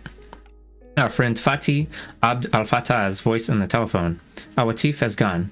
She's on the plane to Cairo right now. 2 days later, we received the expected news.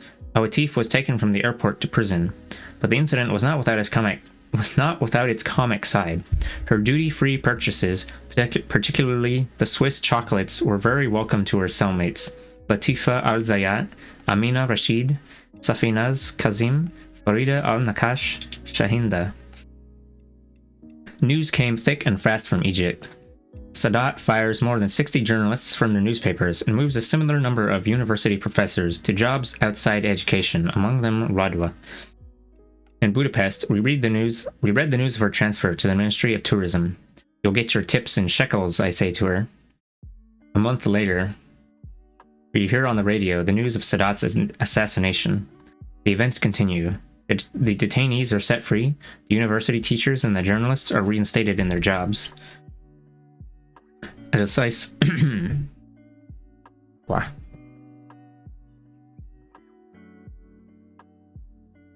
If you don't know what a shekel is, it's Israel's coin. A decisive moment came when we discussed Tamim's school. We took the decision. It was difficult and right. I said to Radwa, Tamim has to be attached to the stable party in this family. Radwa had a stable homeland, a job, and a passport, and in Cairo we had a house, rented but still our home. More importantly, we wanted Tamim to be educated in an Arab country, not in Hungary.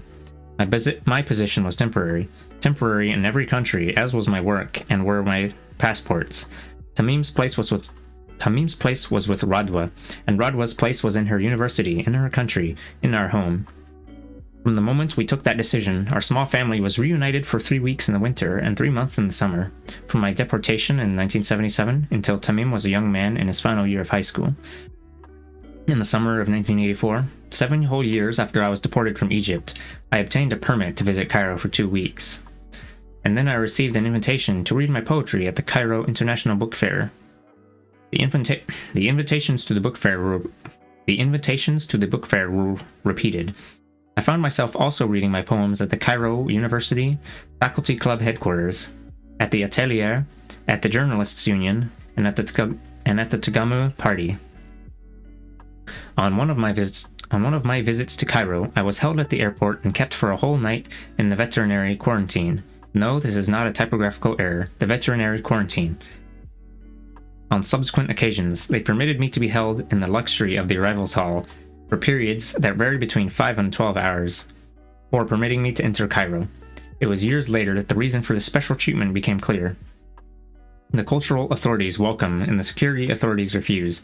Each time I arrived and until they could agree that I could enter, all those hours had to pass.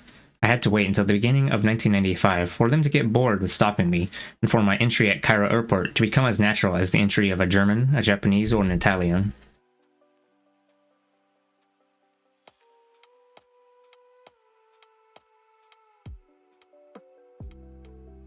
I was putting questions to myself and answering them without much belief in the importance of either the question or the answer. When Tamim comes here, will he live as I have lived? A guest at Abu Hazim's? I should be with him then, but we will become two guests. But what's the sense in his coming alone? In theory, we can be blamed for not having an apartment in Ramallah.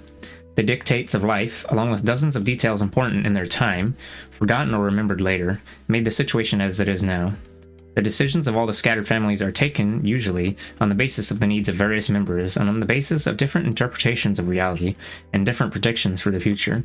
Decisions are controlled by changing priorities that may not always be in the wisest order. This boy, born by the Nile in Dr. Sharif Gohar's hospital in Cairo to an Egyptian mother and a Palestinian father carrying a Jordanian passport, saw nothing of Palestine except its complete absence and its complete story. When I was deported from Egypt, he was 5 months old. When Radwa brought him with her to meet me in a furnished flat in Budapest, he was 13 months old and called me Uncle. I laugh and try to correct him. I'm not Uncle Tamim, I'm Daddy. He calls me Uncle Daddy. Yeah. Fuck that. Explodes. Okay. I'm gonna take a moderately... I mean, I guess I can just bring my... I'm gonna make some noodle and eat some noodle because I need to take a break from talking and reading because my throat is crispy. But I'm probably gonna try and finish reading this all in one go. So I'm gonna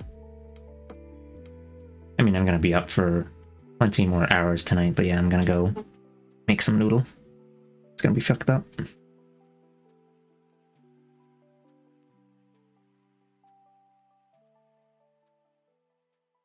If you were, I don't know how closely people have been listening, but if you didn't want to miss the words, then I guess this would be an opportunity for you to also do some stuff. Yeah.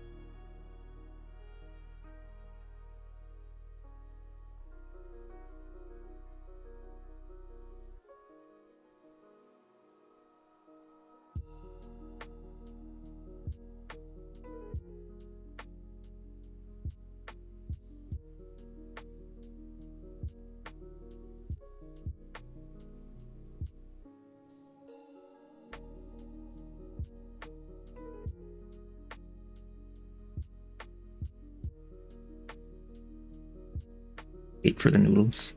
Hooked up.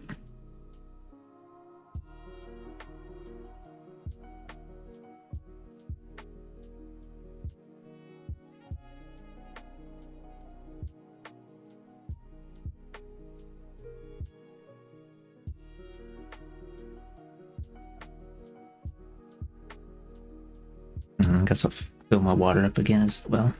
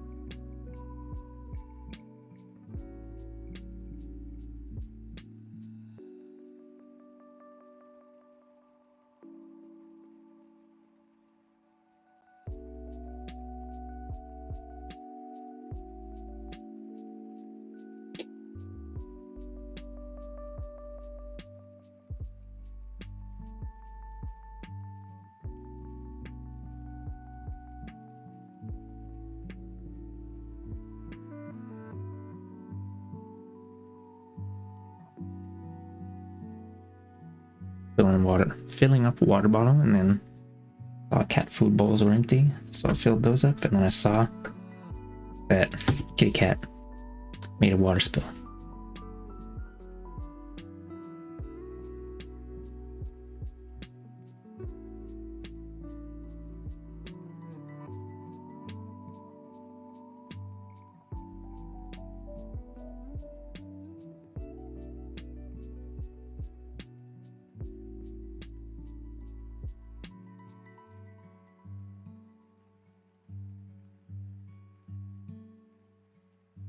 I mute my microphone for a bit.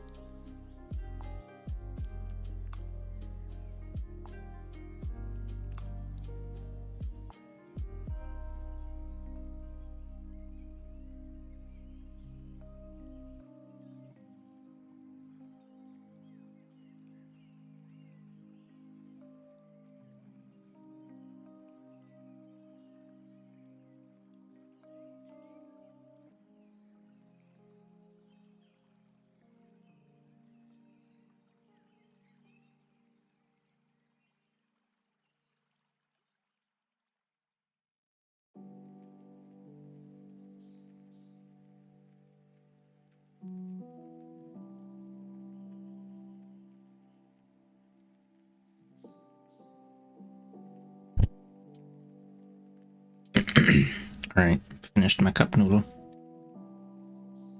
Barf.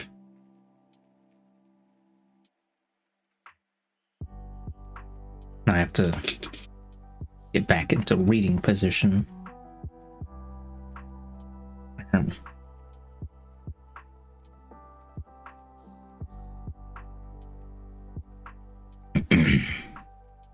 Oh, Anne, you're still here? I thought you were eeping. In like an hour, 45 minutes since your last message. Hey, complicated? Oh.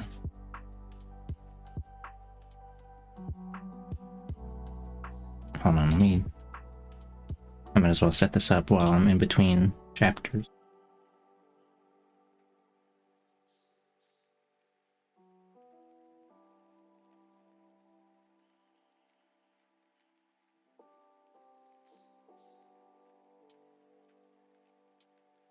Complicated? You're in the bed though? Oh, okay. Well, I don't know. I'm gonna wish you a good night again. Alright. Displacements. Displacements are always multiple. Displacements that collect around you and close the circle. You run, but the circle surrounds you. When it happens, you become a stranger in your places and to your places at the same time. The displaced person becomes a stranger to his memories, and so he tries to cling to them. He places himself above the actual and the passing. He places himself above them without noticing his certain fragility. And so he appears to people fragile and proud at the same time. It is enough for a person to go through the first experience of uprooting to become uprooted forever. It is like slipping on the first step of a staircase. You tumble down to the end.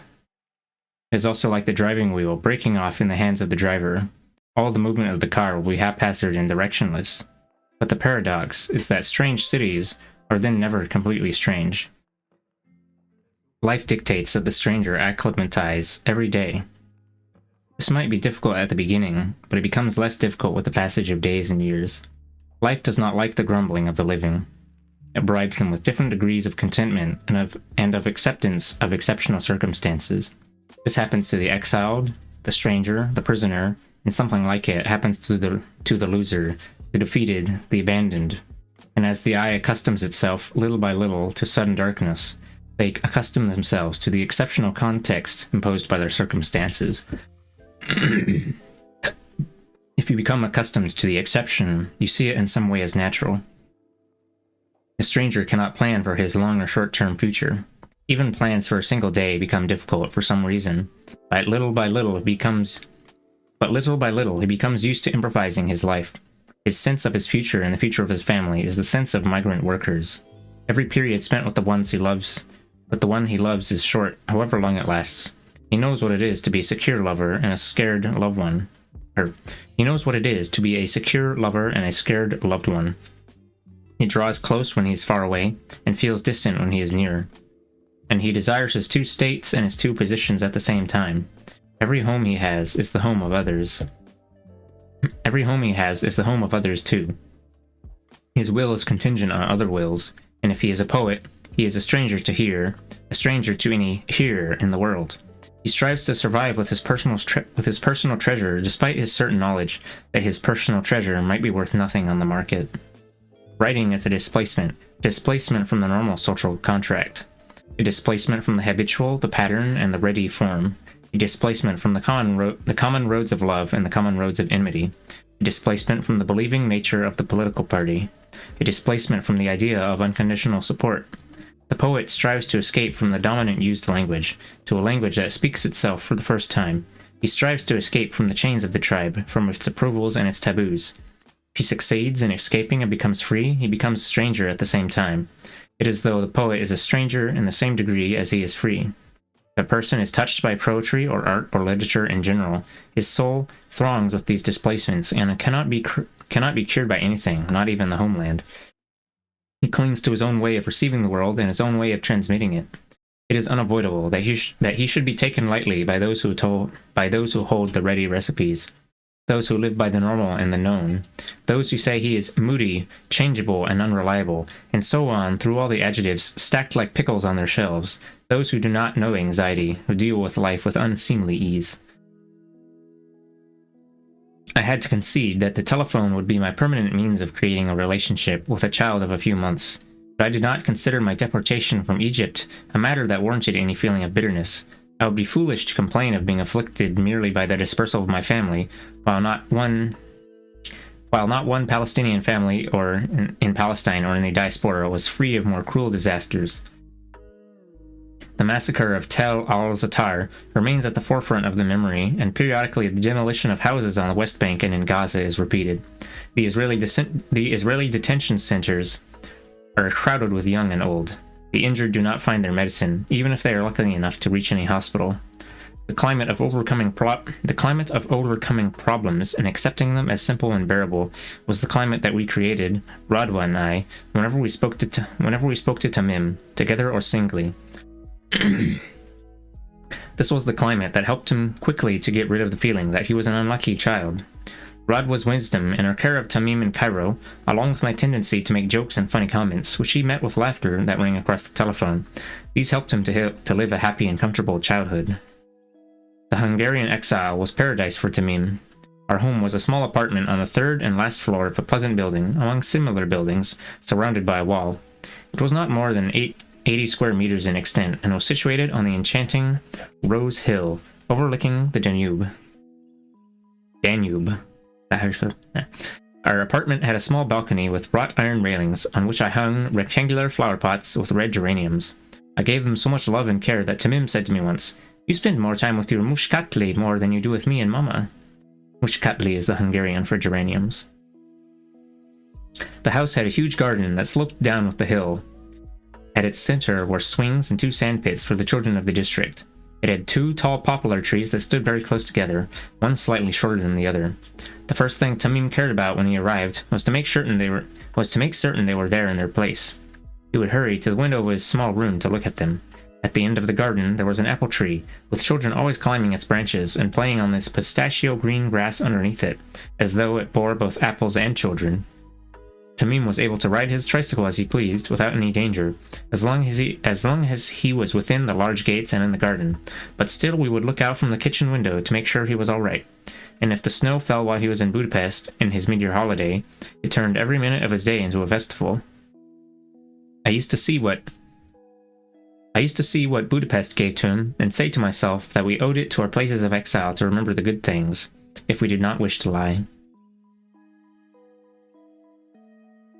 In this beautiful home, in this happy natural scene, as you look out every day at this green bursting with life, your telephone rings one night, and a hesitating voice tells you that so-and-so died half an hour ago. You discover that you cannot join in the funeral, accompany him to the grave, because you have no passport, or no visa, or no residence, or because you are forbidden from entry. At 1:30 in the morning, Munif's voice came to me across the phone. My father had died. I learned later that he had had his supper and gone to bed. My mother woke to the sound of a great cry, then everything was over. I did not know what to do with myself. I forgot completely what morning does in Budapest. Does it come every day? And the night around me does not pass, and no one around me to share my hurt and lie, truthfully, for my soul, or blame my fragility so that I might blame him, and the distance between my loved ones and me is uglier than a government. At school, Tamim's personality evolved as a bright boy with a good sense of humor.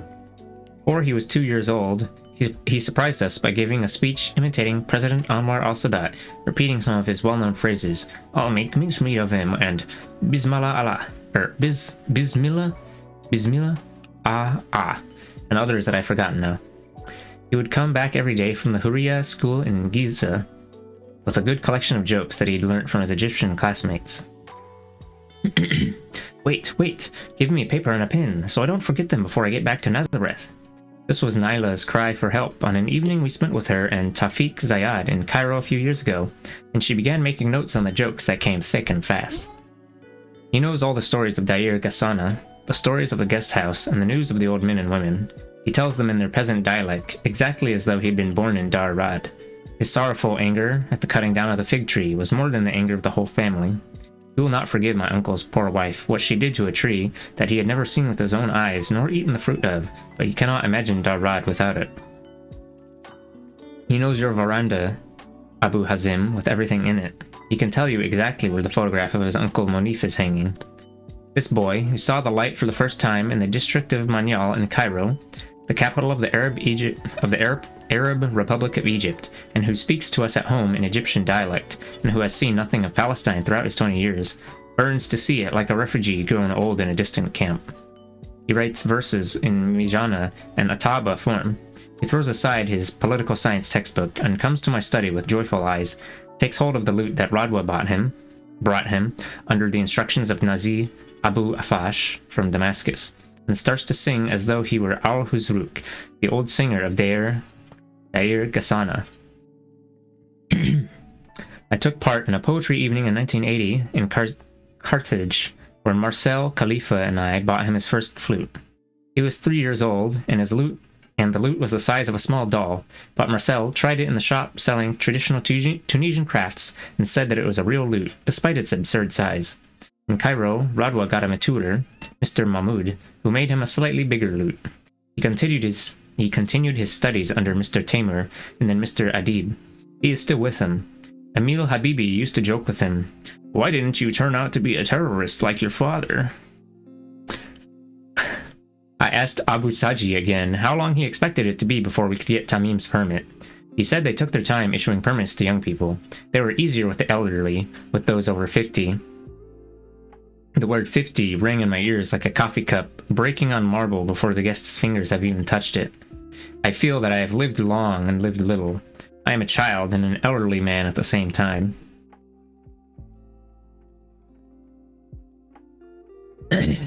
We were 7 years late bringing Tamim into this world. We married in 1970 and decided from the beginning to postpone having children until things become clearer.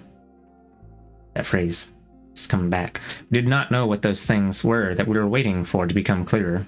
Our general situation, or our financial situation, or our political or literary or academic situation. Radwa completed her MA at Cairo University 2 years after we were married. She then went on a government study mission to Amherst, Massachusetts, to study African American literature as part of her university career. Muhammad Uda, when he was asked by a mutual friend whom he had met outside Egypt about our news, Radwa and I, and whether we had any children yet, replied, "Radwa and Murid have decided to postpone having children until the Middle East problem has been solved." When she came back with her PhD in 1975, we felt that the time had come for some kind of family stability. She became pregnant and miscarried in 1976. Then she became pregnant again, and we were given Tamim on June 13th, 1977. The birth was difficult. I saw the pain of giving birth and felt that it was unjust that children were not named after their mothers. I do not know how men have stolen the right to name children after themselves. That feeling was not simply a temporary reaction to seeing a mother suffer during delivery. I still believe that every child is the son of his mother. That is justice. I said to Radwa as we took our first steps out of the door of the hospital, she carrying the 2-day-old Tamim on her arm, "Tamim is all yours. I am ashamed that he will carry my name, and not yours, on his birth certificate." And then the Egyptian president, Anwar al-Sadat, had a decisive role in defining our size as a family. His decision to deport me resulted in my remaining the father of an only child, Radwa and I not having a daughter, for example, to add to Tamim, or 10 sons and daughters. I lived on one continent and Radwa on another. On her own, she could not care for more than one child. This is the permit then, the reunion permit. A green plastic-covered card, holding my name, the name of Ramallah, the word married, the word Tamim, and a Palestinian stamp. When Monif left Qatar to live in France, I visited him often. Entry visas were easy to get, and he was near Budapest, where I was living. One summer, I was taking part in an international symposium on Palestine for NGOs in Geneva. I took Radwa and Tamim, and we stayed... Oh, if you don't know what NGO, it's non-governmental organization, i.e. it's like aid organization or like non-profit, whatever. think like Doctors Without Borders or something. I took Radwa and Tamim, and we stayed with Munif at his home in Veji Onsenu, a village 10 minutes drive from Geneva. But going to Geneva, something that might be repeated several times in one day, meant crossing the border between France and Switzerland. Mostly the policeman would simply wave the driver on. Sometimes he decided to throw a quick glance over the passports before he smiled and sent the travelers on their way. That summer, we were not the only guests staying at Munif's. He was also host to some of his wife's relatives and their children, and to 2 of her sisters. We drove across the border in 2 cars. The policeman stepped forward and asked for the passports. We collected them and gave them to him, and he saw an amazing sight. In his hands were passports from all over the world: Jordan, Syria, the United States, Algeria, Britain, and even Belize. And the names in all of them showed that their holders were from one family, all Barghoutis. Add to that Radwa's Egyptian passport and Emil Habibi's Israeli passport, for he had come from Nazareth to take part in the same Palestinian symposium in Geneva, and I had invited him to Munif's house to eat katayef in the land of the Franks. I understood from the French speakers among us that the policeman asked for an explanation of this cocktail of travel documents. But when someone started to explain to him, he interrupted, laughing, "That's enough. I don't want to understand."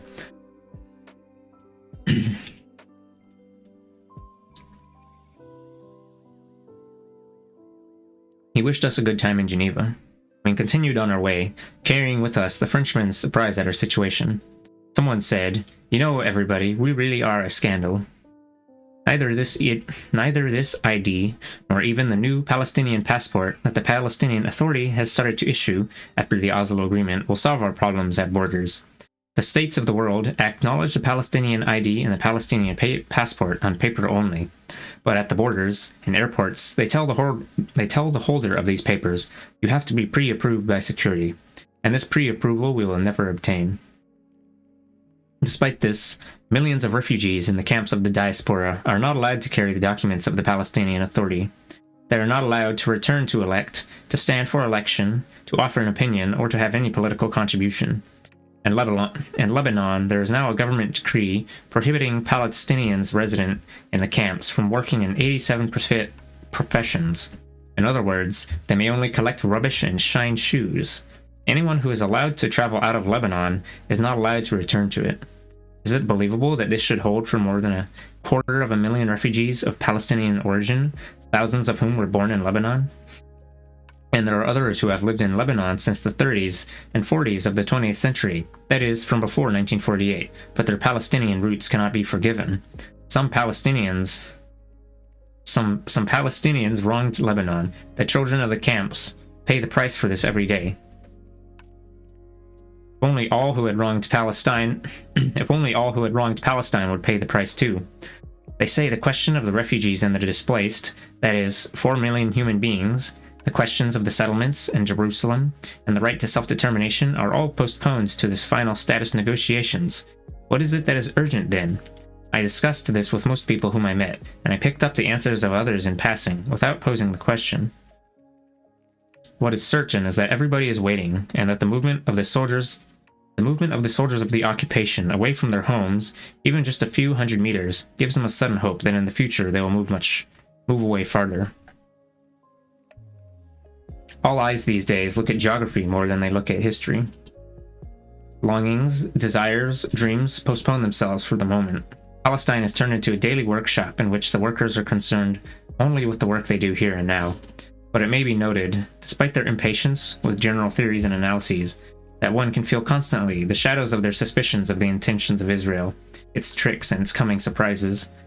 There is hope colored with fear and doubt. Hardly anybody uses expressions such as victory. Most people wait tensely and adapt, even though with difficulty, to the dictated reality. It is only those who have gained an immediate and direct material,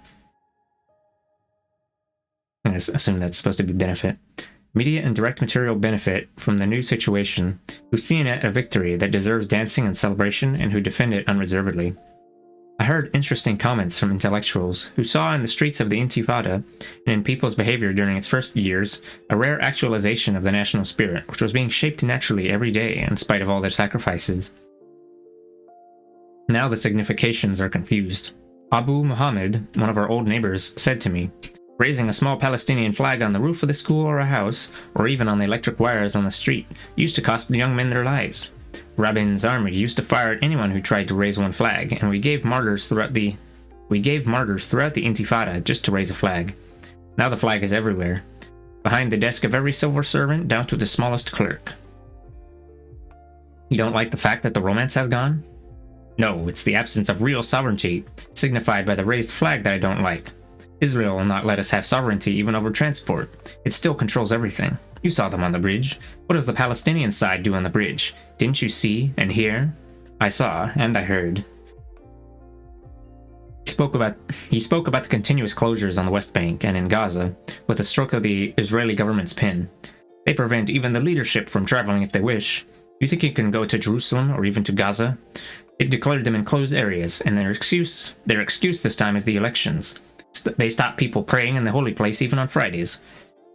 Barricades and searches and computers. They send us one message all the time and in every way. We are the masters here. Was I wrong to come here, Abu Muhammad? On the contrary. Anyone who can come back and live here should come back immediately. Should we leave it for the Falasha and the Russians and the Brooklyn Jews? Should we leave it to the settlers? Everyone should come back from abroad who can. With a permit, a reunion order, a job, anything. Build in your villages if you can. Build Palestinian settlements in Palestine. How can you ask if it was wrong? Come, my friend, come. He lit a new cigarette from the butt burning in his mouth. But who told you the bastards have their eyes closed? They were forced to agree to allow a few thousand in because the world was watching. But I swear by your life, Abu Tamim, they've got it worked out. It's good you managed to get in, but I wish you had come before the closures. It's a shame that you won't see Jerusalem. Is it really impossible? They think of Jerusalem as Israel. Closures mean there is no movement between the Palestinian Authority areas and Israel, except for those who carry Israeli permits or a VIP card. And otherwise, smuggling. There are people who smuggle themselves in. It's a risk.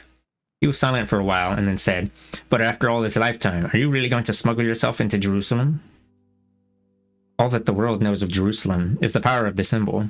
The dome of the rock is what the eye sees, and so it sees Jerusalem and is satisfied. The Jerusalem of religions, the Jerusalem of politics, the Jerusalem of conflict is the Jerusalem of the world. But the world does not care for our Jerusalem, the Jerusalem of the people. The Jerusalem of houses and cobbled streets and spice markets, the Jerusalem of the Arab college, the Rashidiyya school, and the Omariya school. The Jerusalem of the porters and the tourist guides who know just enough of every language to guarantee them 3 reasonable meals a day. The oil market and the sellers of antiques and mother of pearl and sesame cakes. The library, the doctor, the lawyer, the engineer, and the dressers of brides with high dowries. The terminals of the buses that trundle in every morning from all the villages with peasants come to buy and to sell. The Jerusalem of white cheese, of oil and olives and thyme, of baskets of figs, and necklaces and leather and Salah al-Din street. Our neighbor the nun and her neighbor our neighbor the nun and her neighbor the muezzin who is always in a hurry. The palm fronds and all the streets on Palm Sunday, the Jerusalem of houseplants, cobbled alleys, and narrow-covered lanes, the Jerusalem of clotheslines. This is the city of our senses, our bodies, and our childhood. The Jerusalem that we walk in without much noticing its sacredness, because we are in it, because it is us. We loiter or hurry in our sandals or our brown or black shoes, bargaining with the shopkeepers and buying new clothes for the Eid. We shop for Ramadan and pretend to fast and feel that secret pleasure when our adolescent bodies touch the bodies of the European girls on Easter Saturday. We share with them the darkness of the church of the Holy Sepulchre and raise with them the white candles that they light. This is the ordinary Jerusalem, the city of our little moments that we forget quickly because we will not need to remember, and because they're ordinary, like water is water and lightning is lightning. And as it slips from our hands, it is elevated to a symbol up there in the sky. All conflicts prefer symbols. Jerusalem now is the Jerusalem of theology. The world is concerned with the status of Jerusalem, the idea and the myth of Jerusalem, but our lives in Jerusalem and the Jerusalem of our lives do not concern it. The Jerusalem of the sky will live forever. The Jerusalem of the sky will live forever, but our life in it is threatened with extinction. They limit the number of Palestinians in the city. the number of Palestinian houses, the windows, balconies, schools, and nurseries, the number of people praying on Friday and Sunday. They tell the tourists where to buy their gifts, which lanes to walk in, which bazaars to enter. Now we cannot enter the city as tourists or students or old people. We cannot live there or leave there. We cannot get bored with Jerusalem and leave it for Nablus or Damascus or Baghdad or Cairo or America. We cannot desert it because of the high rents. We cannot grumble about it as people grumble about their tiresome capitals. Perhaps the worst thing about occupied cities is that their children cannot make fun of them. Who could make fun of Jerusalem? Now, letters to our addresses there will not reach us. They took the addresses of our homes and the dust of our drawers. They took the city's throngs and its doors and its lanes. They took even that secret brothel that stimulated our adolescent imaginations in Bab Huta Alley, with its courtesans as fat as Indian statues. They took the St. Augusta Victoria Hospital in Jebel Artur, where Kali Atta lived, and the Sheikh Jarrah district where we lived once upon a time. They took the yawning of the pupils at their desks and their boredom in Tuesday's last lesson. They took the footsteps of my grandmother on her way to visit Haja Hafiza and her daughter Haja Rashida. They took those two women's prayers in their small room in the old city and the straw mat on which they used to play cards, Barjiz and Basra. They took that shop I traveled to, specially from Ramallah, to buy a pair of quality leather shoes, to return to my family with cakes from Zalatimo and kunafa from Jafar's. After 16 kilometers in the Bamia bus for 5 piasters, I went back to our house in Ramallah, proud and boastful, for I was returning from Jerusalem. Now, I will not see either Jerusalem of the sky or Jerusalem of the clotheslines. Israel, with the excuse of the sky, has occupied the land. A friend of yours called Abu Nairos on the phone, Abu Hazim called me. I hurried to answer. We agreed we would meet in Ramallah Park. I went with Hussam, and we found him already seated at a table in the crowded place. Hussam asked, "How do you see the situation, Abu Nail?" I made up my mind without any hesitation when we were in Tunis. They said that under Oslo, some people would be permitted to go back. When they asked what I thought, I said, "Listen, those who agree with Oslo belong there. The hypocrite belongs there. The opposition belongs there. Consider me in any category you wish. I shall go. It makes no difference to me whether I go to be in the authority, or in the street, or in jail. I shall go. And here I am."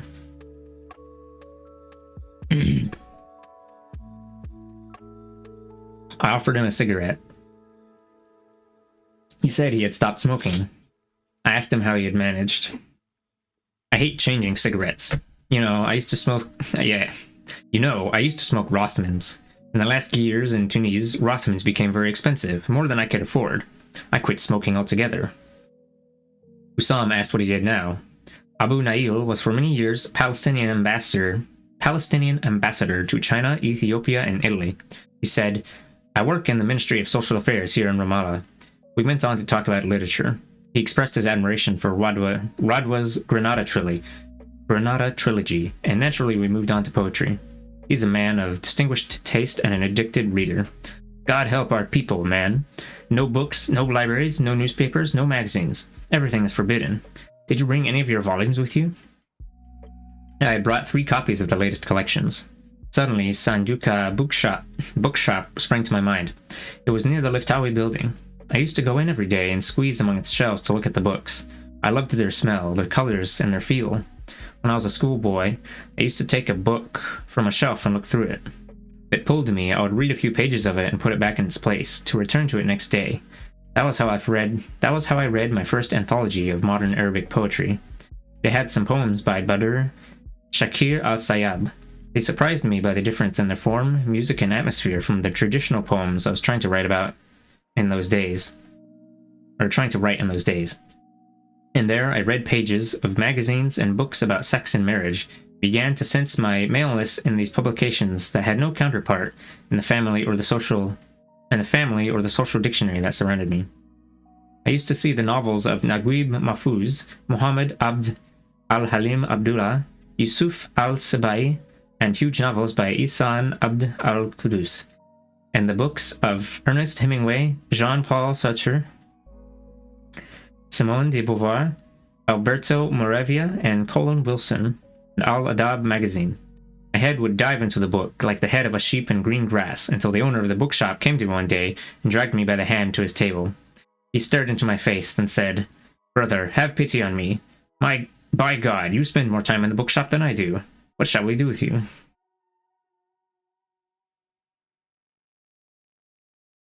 After long days, I went back and bought Hugo's Les Miserables. Les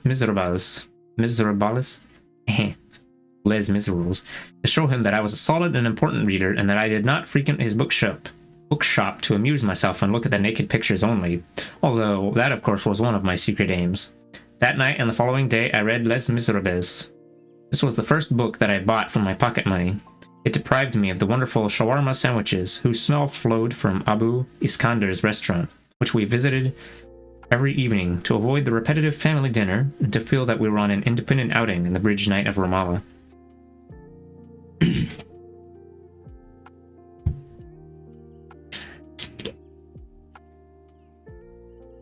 How many talents have been broken since 48 in these lands?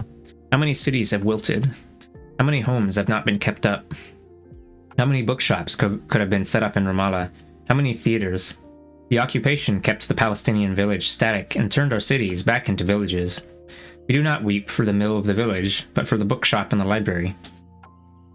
We do not want to regain the past, but to regain the future, and to push tomorrow into the day after. Palestine's progress in the natural paths of its future was deliberately impeded, as though Israel wished to make of the whole Palestinian community a countryside for the city of Israel. More than that, it plans to turn every Arab city into a rural hinterland for the Hebrew state. Is it possible that I should go to the vegetable market in Ramallah, after an absence of 30 years, to find it in the same decrepit state it was in 30 years ago, as though the stall holders had not changed their stalls, their clothes, or even their price tags? Is it possible that I should find the ground here exactly as it used to be, like the surface of a marsh, sticky, dark, covered in skins and husks and colored mold? Is it possible that I should look at the facades of the buildings on the main street and find that they resemble the ground of the vegetable market? I did not go to Jerusalem, to Tel Aviv, or to any of the coastal cities, but everybody speaks of them as part of Europe in their organization, their green, their factories, and their produce. They moved forward as fast as they could and made sure that we would keep moving backward. I thought of this with everything I saw and with everything I've heard. Here, it can be said that truths are concrete. They build themselves on the dust of reality, not on the mirage of preconceived ideas. Here the idea returns to its body. We left Ramallah Park. I went home with Hussam on foot. Ramallah, distributed over these green hills, has the feel of a village. The fact that it is connected directly to Berea can give the impression that together they form a city, but the feel of life in Ramallah and Berea together remains the feel of the countryside. The relationships of people to each other are rural relationships. Families know each other individually. Most of the passers-by in its streets call each other by name. When a large number of people who had returned with the new Palestinian Authority gathered here, it started gradually to take on one of the features of the city, which is by its nature the meeting place for strangers. But the interesting thing about Ramallah or Berea is that the strangers here are not strangers at all. They are the absent sons afflicted by displacement, the sons of the surrounding villages, and the sons of the cities that have been lost since 1948, who chose to return and to live here in the suburbs that have started to expand. They live here because of the liberal tint of the social climate, because of the clement weather and the beauty of nature, and because geographically it almost abuts Jerusalem. And closeness to Jerusalem is a temporary substitute, for the probability is that Palestinians will be deprived of it in the end. Hussam said he might go to Amman in 2 weeks. Suleiman's wedding. They've decided to have it in Amman. Which Suleiman? Suha's nephew, man. Sameh's son. But Suleiman and his fiancée both live here in the West Bank. His aunts and his relatives and the relatives of his bride are outside, and his father's people are in Jerusalem. No permits and no visits. Meeting in Amman is easier for most people. When Fatih Kal, whose name means internment, married Robert in Budapest, I thought that the homeland was the only medicine for the suppressed sorrow I detected she was trying to hide from me, from her groom and her guests. Is the homeland really the medicine for all sorrows? Are those who live in it less sad? I met Fatih Kal in Budapest among the Iraqi refugees I got to know. On our second meeting, she said to me, "You're the only person who hasn't joked about my name." Everyone who hears it asked me about it except you. You just carried on talking without making me have to explain. I said, laughing, but you seem to want to explain. Anyway, we became friends. We stayed a long time in Hungary. Hello, cat. Oh my god, you're moist. First. Don't sit on that.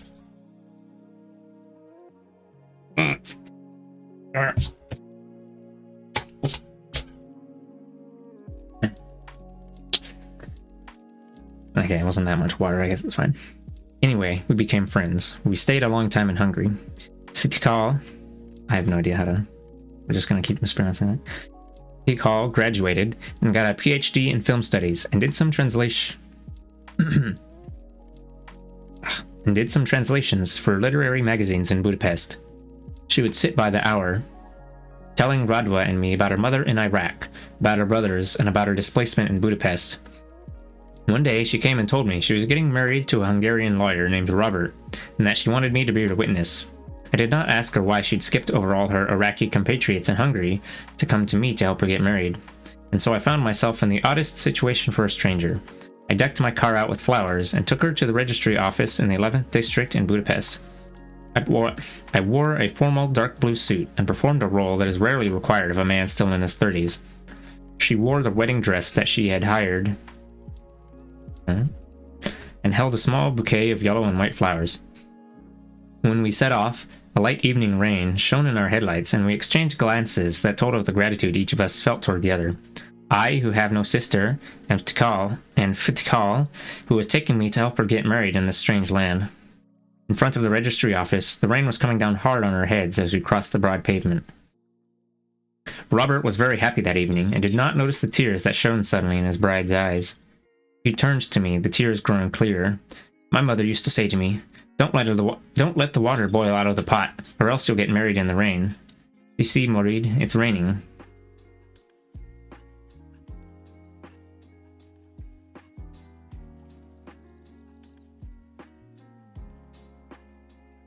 I don't understand that phrase. We sat in front of the registrar. Who wore the Hungarian flag across her chest. For a moment, the whole scene seems comic, but the terror in Ftikal's voice, as she said in Hungarian, "Igen, yes," moved me immediately to a state where laughing was impossible. I signed the contract. We left the hall to have dinner in a restaurant with a few friends. Over dinner, Ftikal asked me, Morid, have you ever seen an Iraqi wedding in Iraq? For some reason, I messed up the name twice there. On a visit to Budapest later, after I had left Hungary for good, I asked after... Okay, I don't know why this PDF is like this. PDF? It's because it's not official JPEG. It's because I didn't want to spend money to fuck that.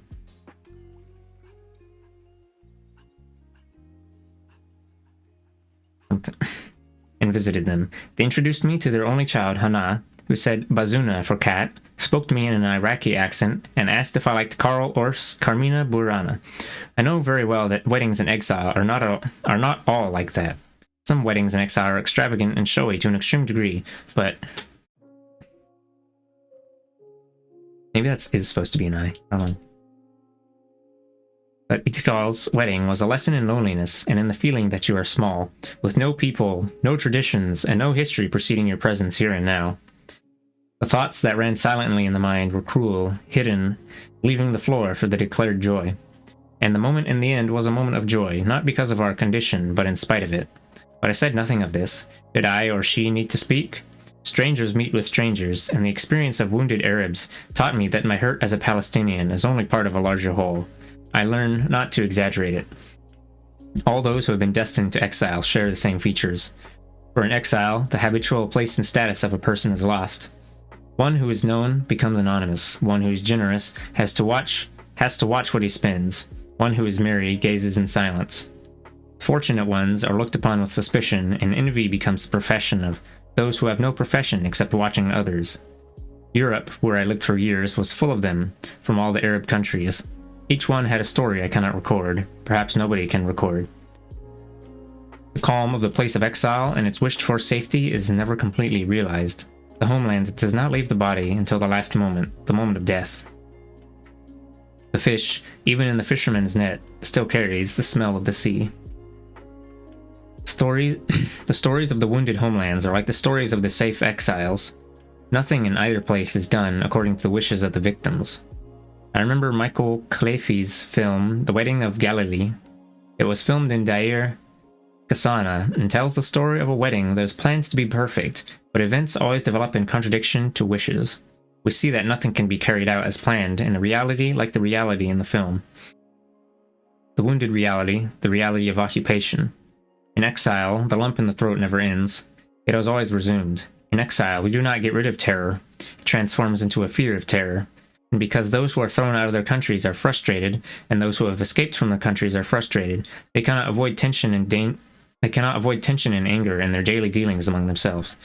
Their eyes are always alert to judge each other. Their warm feelings toward their people back in the homeland can only be consciously cooled down, so that a person who is naturally tender and sensitive may appear cruel. And when emotions are aroused for any reason, or even for no reason, then sadness will have its day. Just as they have left behind a situation where things were not right, they discover that in exile, too, things will not be right. Sure.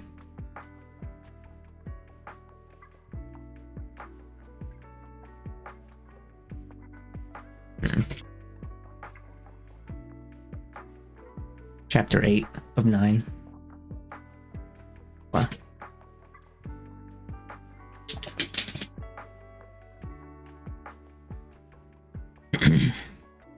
Reunion. We went back to find the house full of guests, and Abu Hazim saying, Where were you, man? We worried about you. Where did you take him, Hussam? Radwa and Tamim called from Cairo, and Munif called from Amman, and the house is full. Lots of people asked after you on the phone. I had asked Radwa to fax me a copy of Tamim's birth certificate to complete his application. I gave her the fax number of the Ministry of Culture. She assured me she had sent it. The following morning, I went to collect the fax. I met my friends, Yahya Yakluf, Mahmoud Shukair, Ali Al-Khalili, and Walid. I was told that the minister was there, so I went in to see him. He was in a meeting with some people, among whom I knew Hana Nasir, the president of Bir Zayed University. He greeted me, smiling. So, the opposition's here. In the ministry, there was a long discussion about the position of Egyptian intellectuals toward normalization and the relationship with Israel. I said that their stand on this was wonderful, and that it was to the advantage of the Palestinian cause that we support them, that we should be happy that they hold fast to their position. They are fighting the Arab and Egyptian culture war, and they battle against the repercussions of Camp David and against the policies of Israel that are unjust to us here. Let me look up Camp David.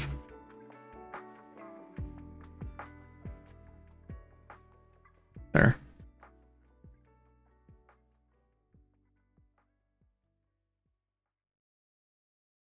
Camp David Accords, 1978.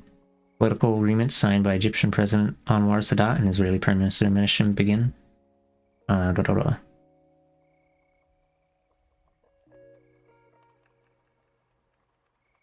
Blah.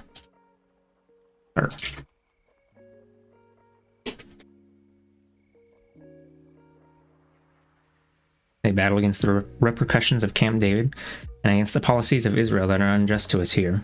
We should not forget that the Egyptian student movement, which reached its height in 1972 with the sit-in in Cairo University, was born of the Society for the Support of the Palestinian Revolution at the Faculty of Engineering. The Palestinian cause was the pivot of the struggle and political activity of Egyptian youth, and the primary factor in shaping the destiny of many of them and informing their intellectual and cultural makeup. I said, too, that the whole world exerts pressure on the Palestinians, both in war and in peace, while nobody exerts pressure on Israel. We go to negotiate. We ask for a step from their prime minister, and he refuses. We dig our heels in and leave the meeting and complain to our wives and to a few helpless journalists, while the prime minister of Israel leaves the negotiating table to sleep in Jerusalem. Which of us is in the more difficult situation? Does the enemy not deserve a little difficulty? My friends asked me to give them a manuscript of some of my poems to publish, but I prefer that the first book to be published for me in my homeland should be a selection of my poetry rather than one particular volume of verse. The rift between the displaced poet and his people is almost complete, and grows wider because books are banned. Israel used to prohibit the importation of most Palestinian literary works, fiction, prose, essays, whatever. Newspaper cuttings, Arab radio and TV programs, and the few contraband books smuggled in presented some kind of a solution. I promised my friend Mahmoud Shukair that before I left I would leave a selection of poems with him. These were published a few months later by the Ministry of Culture in cooperation with Al Farouk Publishing House in Nablus. At last my voice, or part of it, returned to its place and its people. I went to the Home Office and repeated my thanks to Abu Saji for his interest and gave him Tamim's birth certificate. Don't worry, inshallah, everything will be alright. Leave me your phone number and address in Amman or in Cairo, and as soon as the approval comes, I'll call you myself.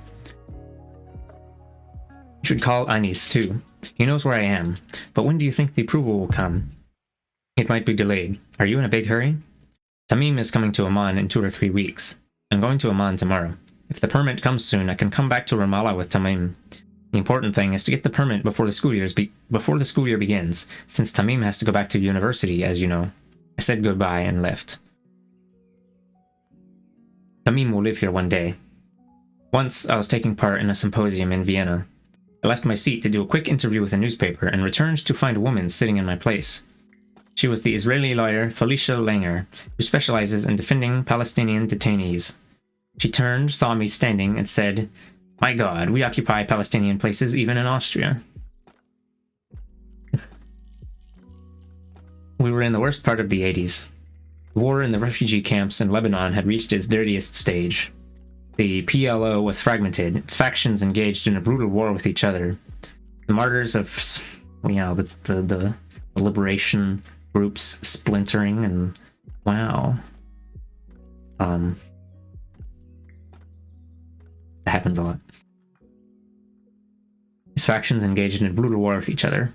The martyrs of Sabra and Shatila were being killed a second time by the rifles of the Palestinian factions and their partisans. New martyrs were being added from Bruj al-Barajneh, innocent people dying for no declared reason. We were in a break between 2 panels. The same table in the lobby of the hotel, we sat. 2 leaders from the Lebanese National Movement, Mrs. Langer, Yevgeny Primakov, the Soviet expert in Arab affairs, and 2 friends from Sweden. Somebody came to tell us that the Mufti of Lebanon had said it was lawful for the people of the camps in Beirut to eat cats and dogs. I was not sure if this was a real piece of news or another cry for help over the media to put an end to that apparently endless hell.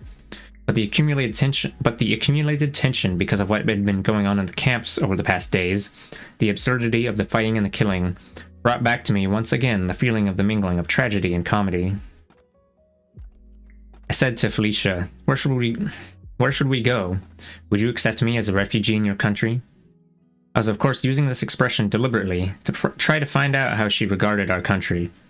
I was in a sense referring to Israel's responsibility for our being in Sabra, Shatila, and Bruj al-Barajneh, for our being in the camps at all, for our being, despite ourselves, in the countries of others, for the shape of our entire fate, whether in Palestine or in the diaspora. I expected, because of her known position and her support for us, that she should be upset, that she would contemplate my question for a little while and see what lay behind it. But she was completely unable to pick up the resounding bitterness in my question. Her answer came as a shock, as a slap in the face. I wish, but the laws of our government would not permit it.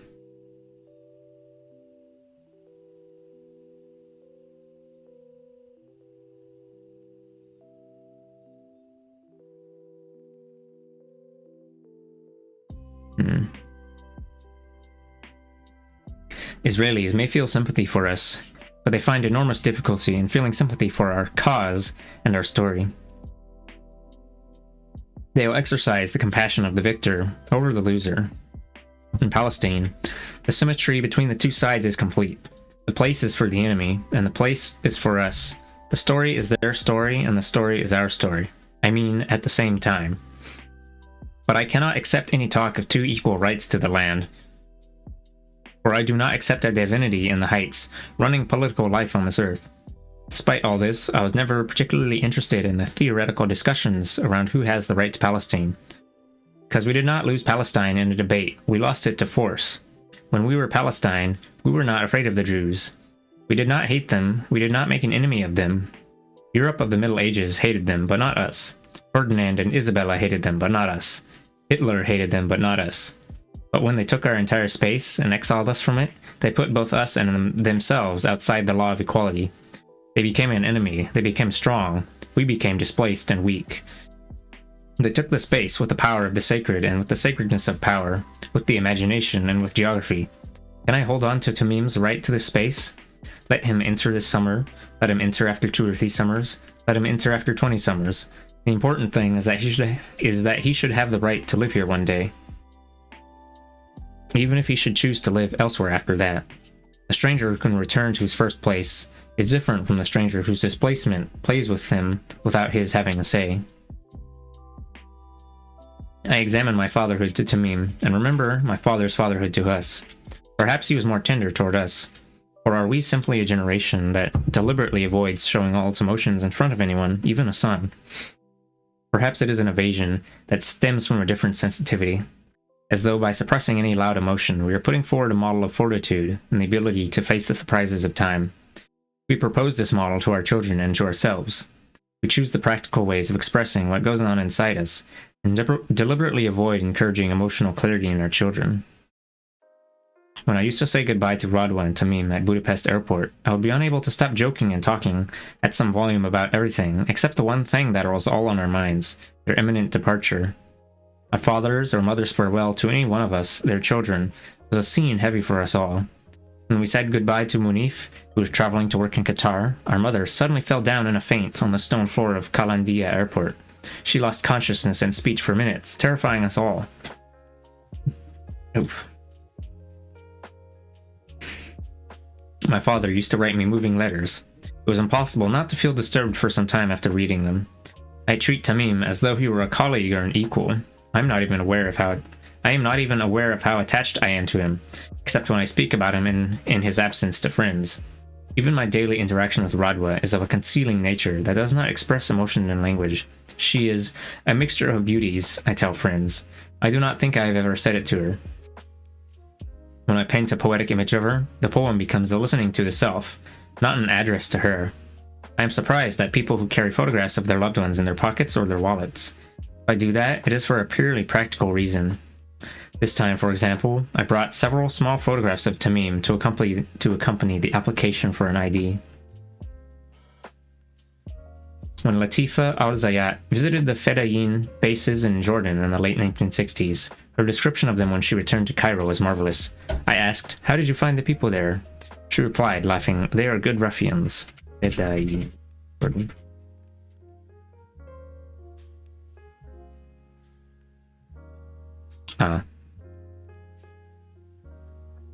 Fedayeen, that's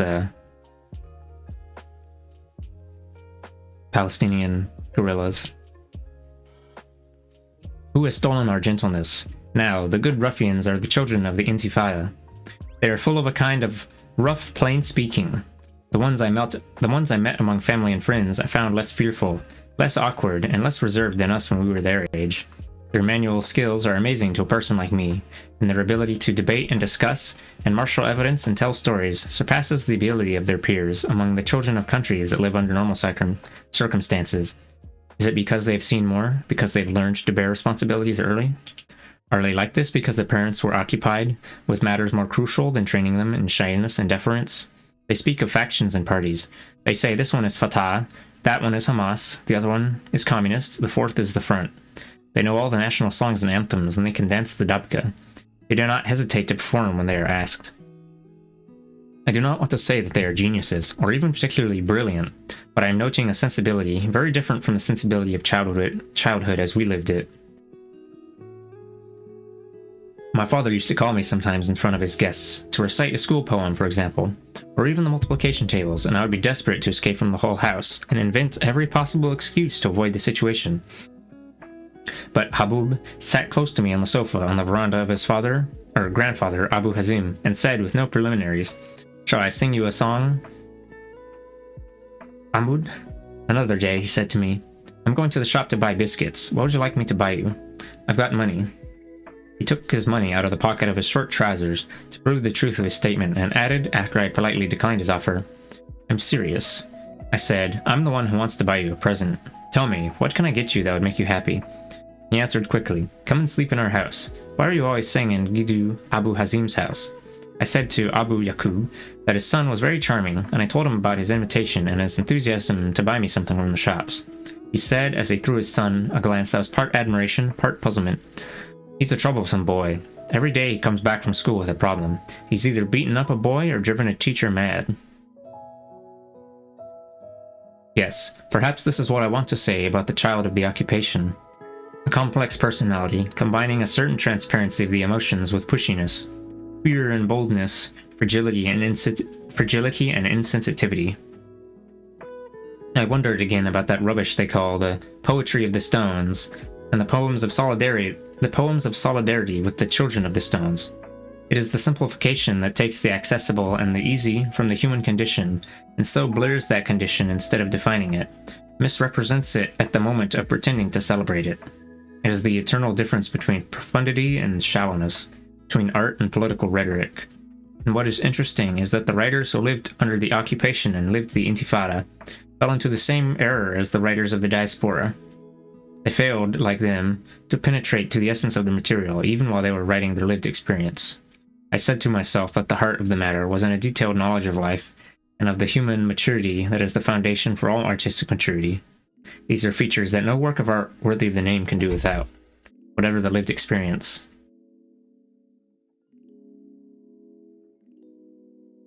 What is important is the piercing insight and the special sensitivity with which we receive experience, not simply our presence at the event, which, important as it is not enough to create art.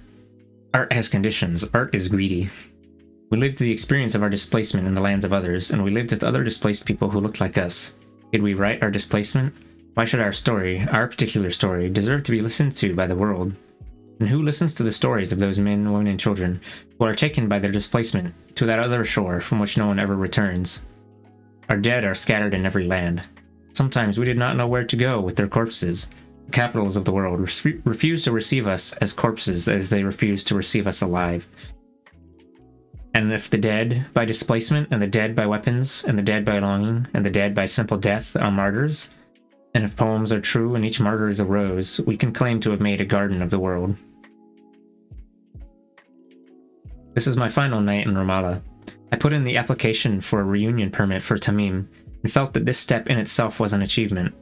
The day passed crowded with guests, family, friends, neighbors, and colleagues. Conversation flowed, and I tried to be the one who listened, who did not speak. Later, I took the manuscript of The Logic of Beings and went to bed. In the room, the silence was complete, as though it were a circle drawn in a book. For a while now, I have preferred listening. The logic of beings is built on the idea that creatures, inanimate, plant, animal, or human, speak. My role is to listen to what they say.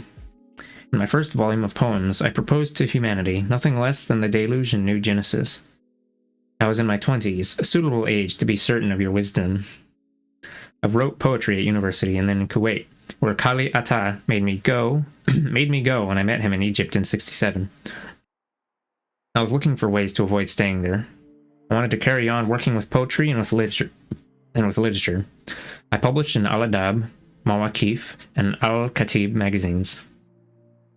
To Radwa goes the credit for our decision to leave Kuwait permanently and return to Cairo. We got married in 1970, then after less than a year we left Kuwait. We went to Beirut, planning to stay there for a few days before taking the boat to Alexandria. We stayed in the Al-Hamra Hotel. From the cover of a volume of poetry, I took the telephone number of Dar al-Awda Publishing House. Hello, Mr. Ahmad Saeed Muhammadiyah? Yes, my name is Murid al-Barghouti and... Welcome, poet. Are you calling from Beirut? Radwa was with me in the room. Put my hand over the mouthpiece and said to her, he says, Welcome, poet. I thought I needed a long and clever introduction to ask for an appointment and persuade him to publish my first collection in the well-known publishing house he owned and ran. I thought, living in Kuwait, that nobody in Beirut, the capital of Arab publishing, had heard of me. I said, "I'm in the Alhambra Hotel. Come and have a cup of coffee. You must have a manuscript. Bring it with you." Within minutes, he had agreed to publish it, and it came out in January 1972. I had given a copy of the manuscript to Mona al-Saudi to design a cover. She designed it, but she put the name Munif al-Barghouti instead of Morid al-Barghouti. Publisher did not, of course, bother to redo the cover, and the collection appeared with Munif's name hidden under a rectangle of silver ink, and mine written on top of it. If you look closely, you can still see the two names mixed together. For both him and me, this mixing symbolized something special, which made it easier to bear the ugliness of the cover. Oh, I misprinted it with his brother's name. I tried to sleep. I cannot sleep. I write a fragment here and a fragment there. Casual observations, summaries of a conversation. When I switch off the light and close my eyes, the sounds of my life start rising in this quiet, dark room. Thoughts and questions and images from the life that is past and the life that awaits us. The involvements of the day turn at night into a heavy weight. Something wants to be completed. I try to measure the distance created by separation between those living there and those living here, between the living and the dead both here and there. I pick up the manuscript of The Logic of Beings and read, "He who is happy at night. He who is sad at night. As for the daytime, it engages its people." I tried to put the displacement between parentheses, to put a last period in a long sentence of the sadness of history, personal and public history. But I see nothing except commas. I want to sew the times together. I want to attach one moment to another, to attach childhood to age, to attach the present to the absent and all presents to all absences, to attach exiles to the homeland, and to attach what I have imagined to what I see now. We have not lived together on our land, and we have not died together. There, in the Gare du Nord, in Paris, at 11 o'clock at night, Munif staggered before he fell at the edge of the platform in the November frost, to return to his mother and to us in a coffin. This man who lived by his friends, and for his friends, and who loved to fill his life with people coming and going, visiting, receiving on the phone, was he preparing himself for this last day, a solitary, lonely, mysterious death in the Gare du Nord? November 8th, 1993. Radwa, Tamim, and I, at the lunch table in our home in Cairo. The telephone rang.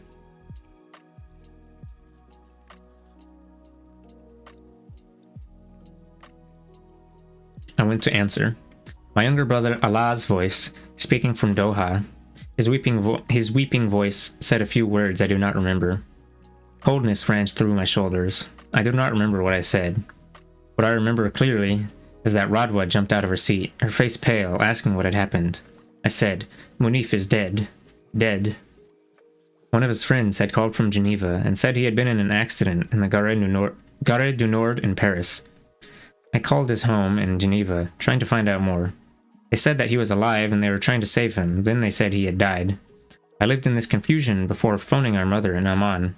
I realized they had told her only that he had been hurt in an accident.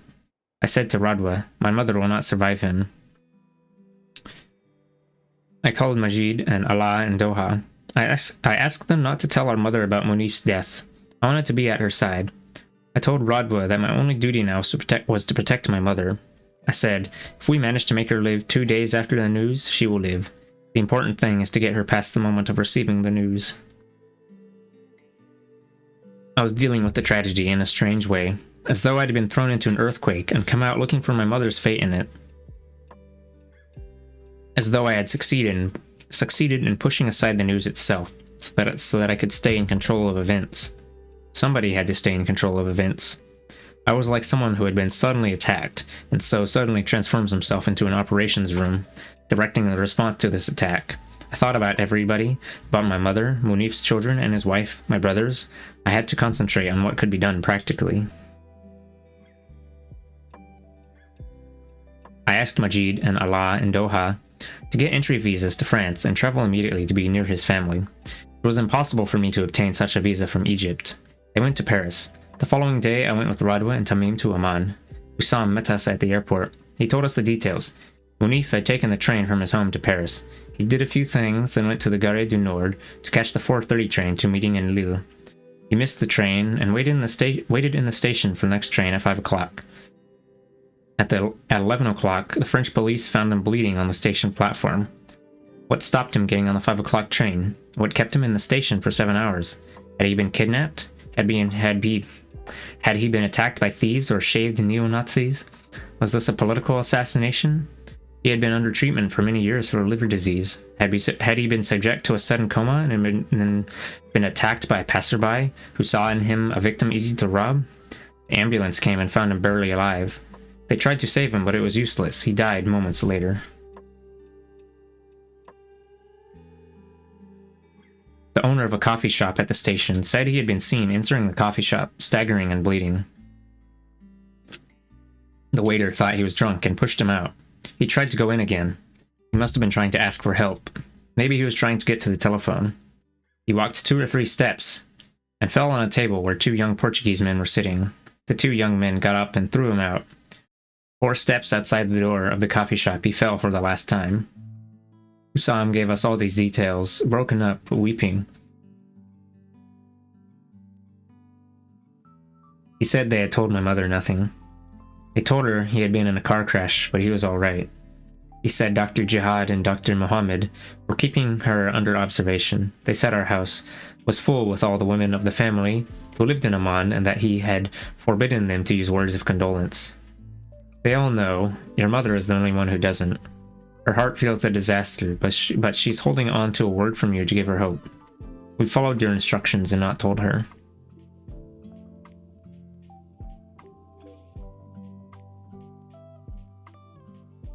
The door of our house was wide open. We went in. I looked into the drawing room. Some of the women were in black. My mother was sitting in a state of semi-consciousness, wearing a pale blue dress. The moment Radwa, Tamim, and I entered, the house exploded in wailing.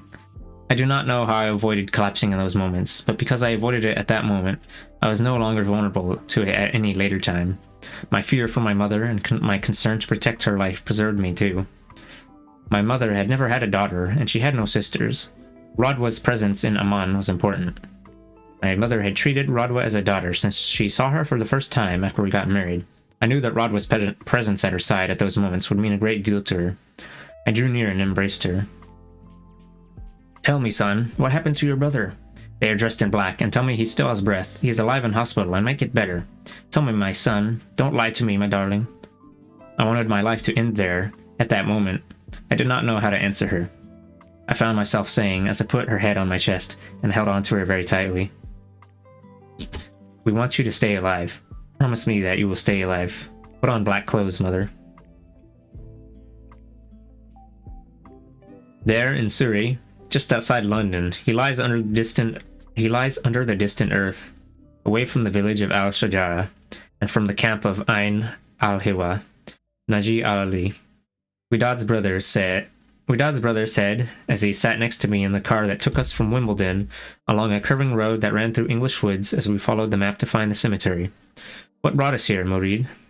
I corrected him, saying, what brought him here? Which cares were we carrying in that cemetery? The care of his small children, or of Widad? Or our care, the care of all our history and our story? And there, at the bottom of that deserted well, in the wood on Visegrad Mountain, on the border between Hungary and Czechoslovakia, lies Lue, the good-looking, light-hearted young man who was doing well in his displacement in Hungary. He got a job running a holiday camp in a bar, there at the highest point of the mountain, which was covered all over with trees. He married a pretty, gentle Hungarian girl and had 2 children with her. We used to go in the snow to this camp, which was 40 kilometers from Budapest, and he would hang a closed sign on the bar, and we would cook bouillabaisse over the logs burning in the fireplace. We played cards or invited friends to an Arab supper. We threw snowballs. We collected mushrooms from the steep slope of the hill. His wife, who had learned a few words of Arabic, would help us cook them to the accompaniment of the music of Fairuz. Then, as he was considering joining a brother of his working in the United States, Lue vanished without a trace. His pleasant, friendly wife had shot him while he was watching television late at night. With the help of a Romanian petty criminal, she dragged his body into the darkness of the wood and buried him in that deserted well. She covered his body with quantities of cement, but it was later found by the police and she went to jail. Our friends used to look at Louis's life and see in him the happy, comfortable Palestinian, who was picky with his relationships, with food, and with his clothes. Palestinian who was managing his life, forming a family, working hard, and saving some money. He cannot now from his dark well tell them that happiness lies. Security, good looks, and love, they all lie. Displacement gave him exactly what he had escaped from when he left southern Lebanon. Death.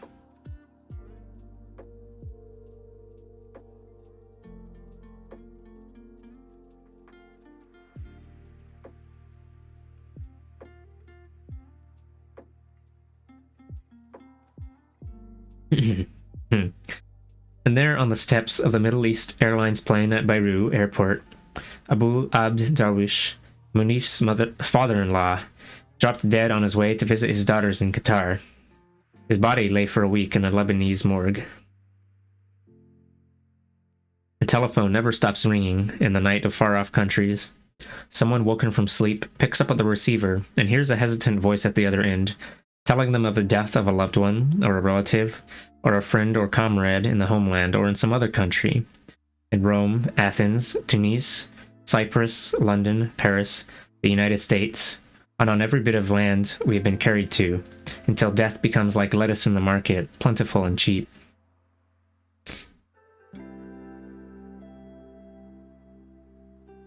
I said to Naji as I watched his children playing in the hotel swimming pool, "Let's hope they wait a while till these kids grow up and you can leave them alone in this world."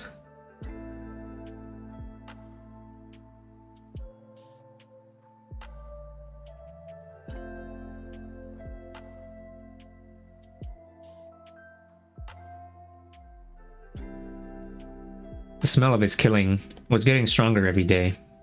The hate campaign against him tempted any silencer to exploit it. I feared for him. He visited me in Budapest with his family when his young daughter, Judy, needed physiotherapy after being hit in the leg during the Israeli raids on Sidon. We spent a month together, and I did not see him again until I went to London several months later to visit his grave. He wore shorts and sat next to me at the side of the swimming pool, his cigarette in his hand. You could count the ribs of his chest. "You know, Morid, thought about this, but it's not a problem." Morid is the author. I asked myself, what did my father leave me when he died? Nothing, and even so I managed to live and sort myself out. They'll take care of themselves. I got to know Naji in 1970 in Kuwait. He was the cartoonist of Al Siyasa newspaper, and I used to spend some evenings in his small office. I was working as a teacher in the technical college and preparing my first collection of poems for publication. I came to know him well and saw how one can touch talent with one's fingers. I saw also how courage can be as clear as a coffin. We sat up most of the night talking, then I would leave him to draw his cartoon for the next day and wonder what he would draw. I would buy the newspaper in the morning and be surprised that that young man, puzzled, simple, laughing, sad, had summarized the world in his daily box better than any political analyst. Our friendship continued from one year to the next, from one country to the next. In 1980, at a poetry festival in Beirut Arab University, I wrote a poem entitled Hanthala, the Child of Naji al-Ali. Al-Safir newspaper later published it on a whole page, surrounded by Naji's drawings. Here everything is prepared as you would wish. Something to suit every occasion. A loudspeaker on the night of the festival, a silencer on the night of the assassination. 7 years after that night, the night of the assassination arrived. I was with Radwa and Tamim in a hotel on Lake Balaton in Hungary during our summer vacation. We woke... Oh. Hello, Hannah. I guess you were looking. I hope you have a good sleep. Thanks for lurking. Good night.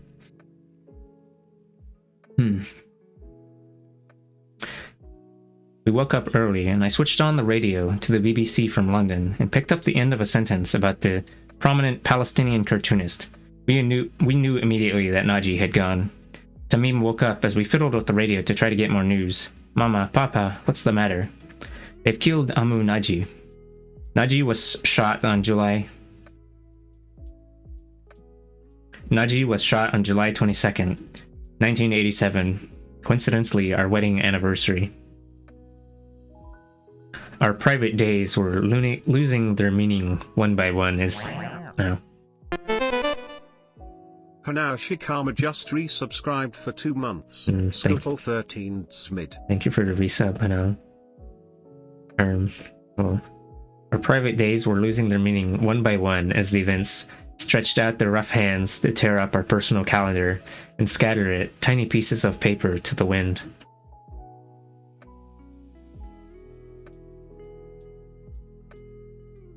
Many years before that, at noon on Saturday, July 8th, 1972, my birthday, I was sitting in Broadcasting House in Maspero in Cairo, having just recorded a literary interview when I saw Shaf-e Shalabi running down the stairs to tell me that Ghassan Kanafani had been murdered in Beirut.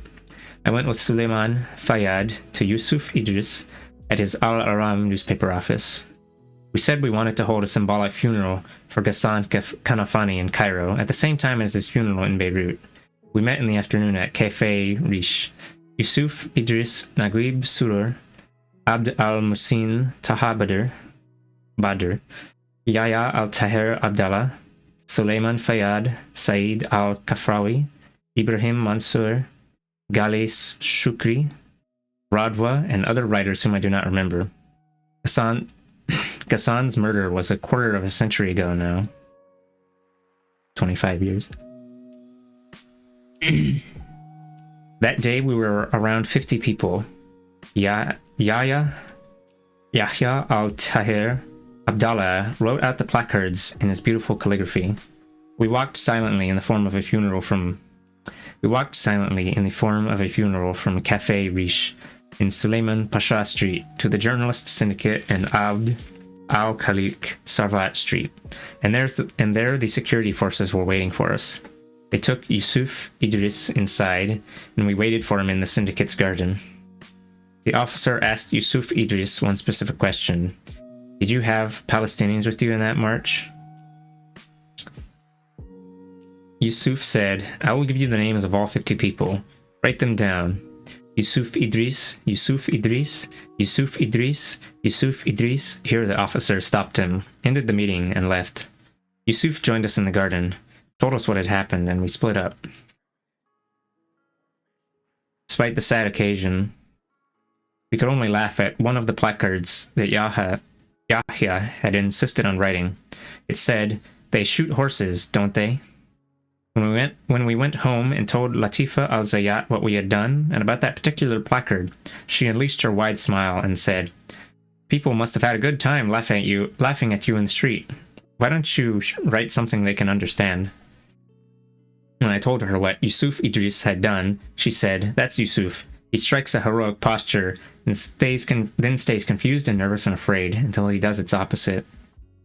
You were lucky. What anniversary after today, Naji? And what birthday after today, Ghassan? What should we remember and what should we forget?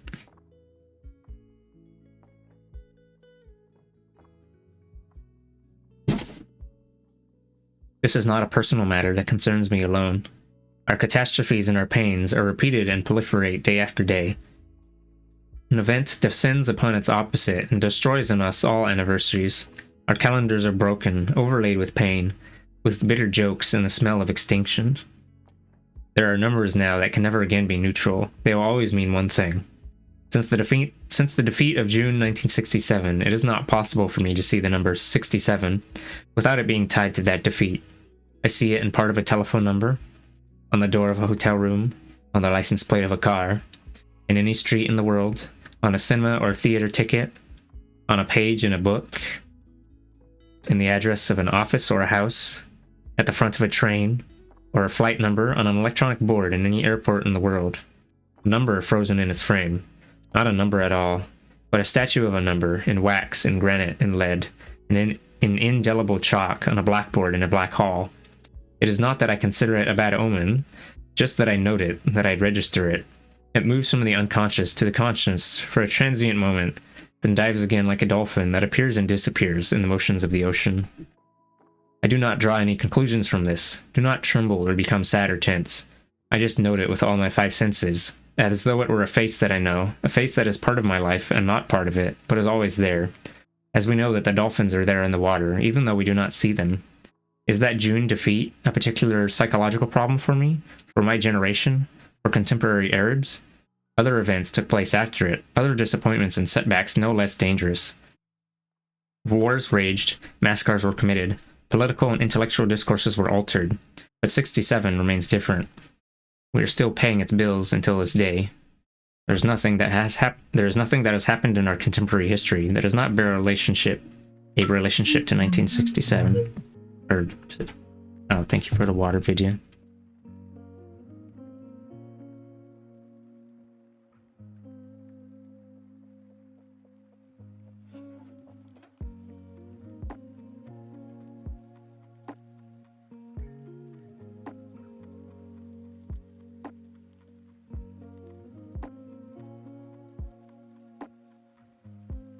You're wondering what 67, the year 1967, I did a Google.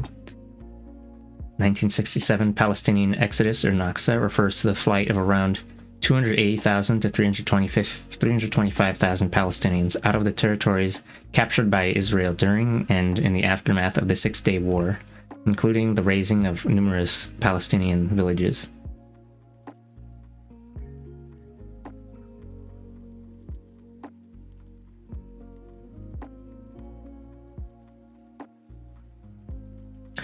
I was on my way back to my house in Mohandesin in Cairo, when I met by chance one of my closest friends of that period, Yahya al-Tahir Abdallah.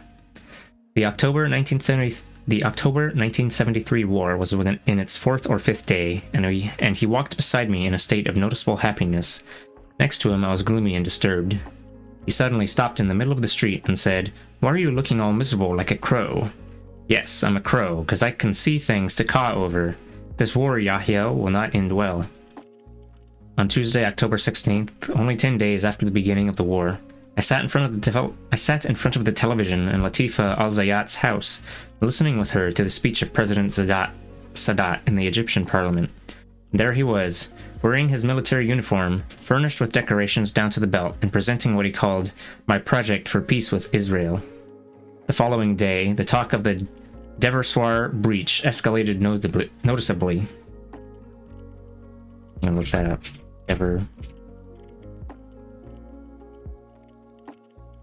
Is that a type? Is that another weird little PDF typo?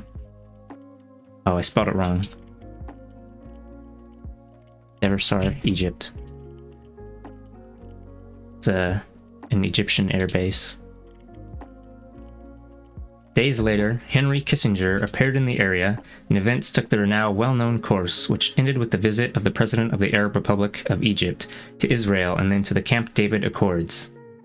The Israeli flag was raised in Cairo just 100 meters away from the statue of the Renaissance of Egypt, in which the great sculptor Mahmoud Mukhtar immortalized the revolution of 1919. At University Bridge, it flutters above the waters of the Nile, only 300 meters from the dome of Cairo University. The dome of all those sit-ins, the dome toward which once, long ago, when I was a young student at the university, I saw a procession of cars heading, out of which climbed Jawaharlal Nehru, Josip Broz Tito, Zhou Enlai, Kwame Nkrumah, and Gamal Abd al-Nasser. They climbed the marble staircase and sat in the festival hall. In front of them, their papers and their files, and unforgettable words made their way from them into the consciousness of a young boy from the mountains of Deir Gassana.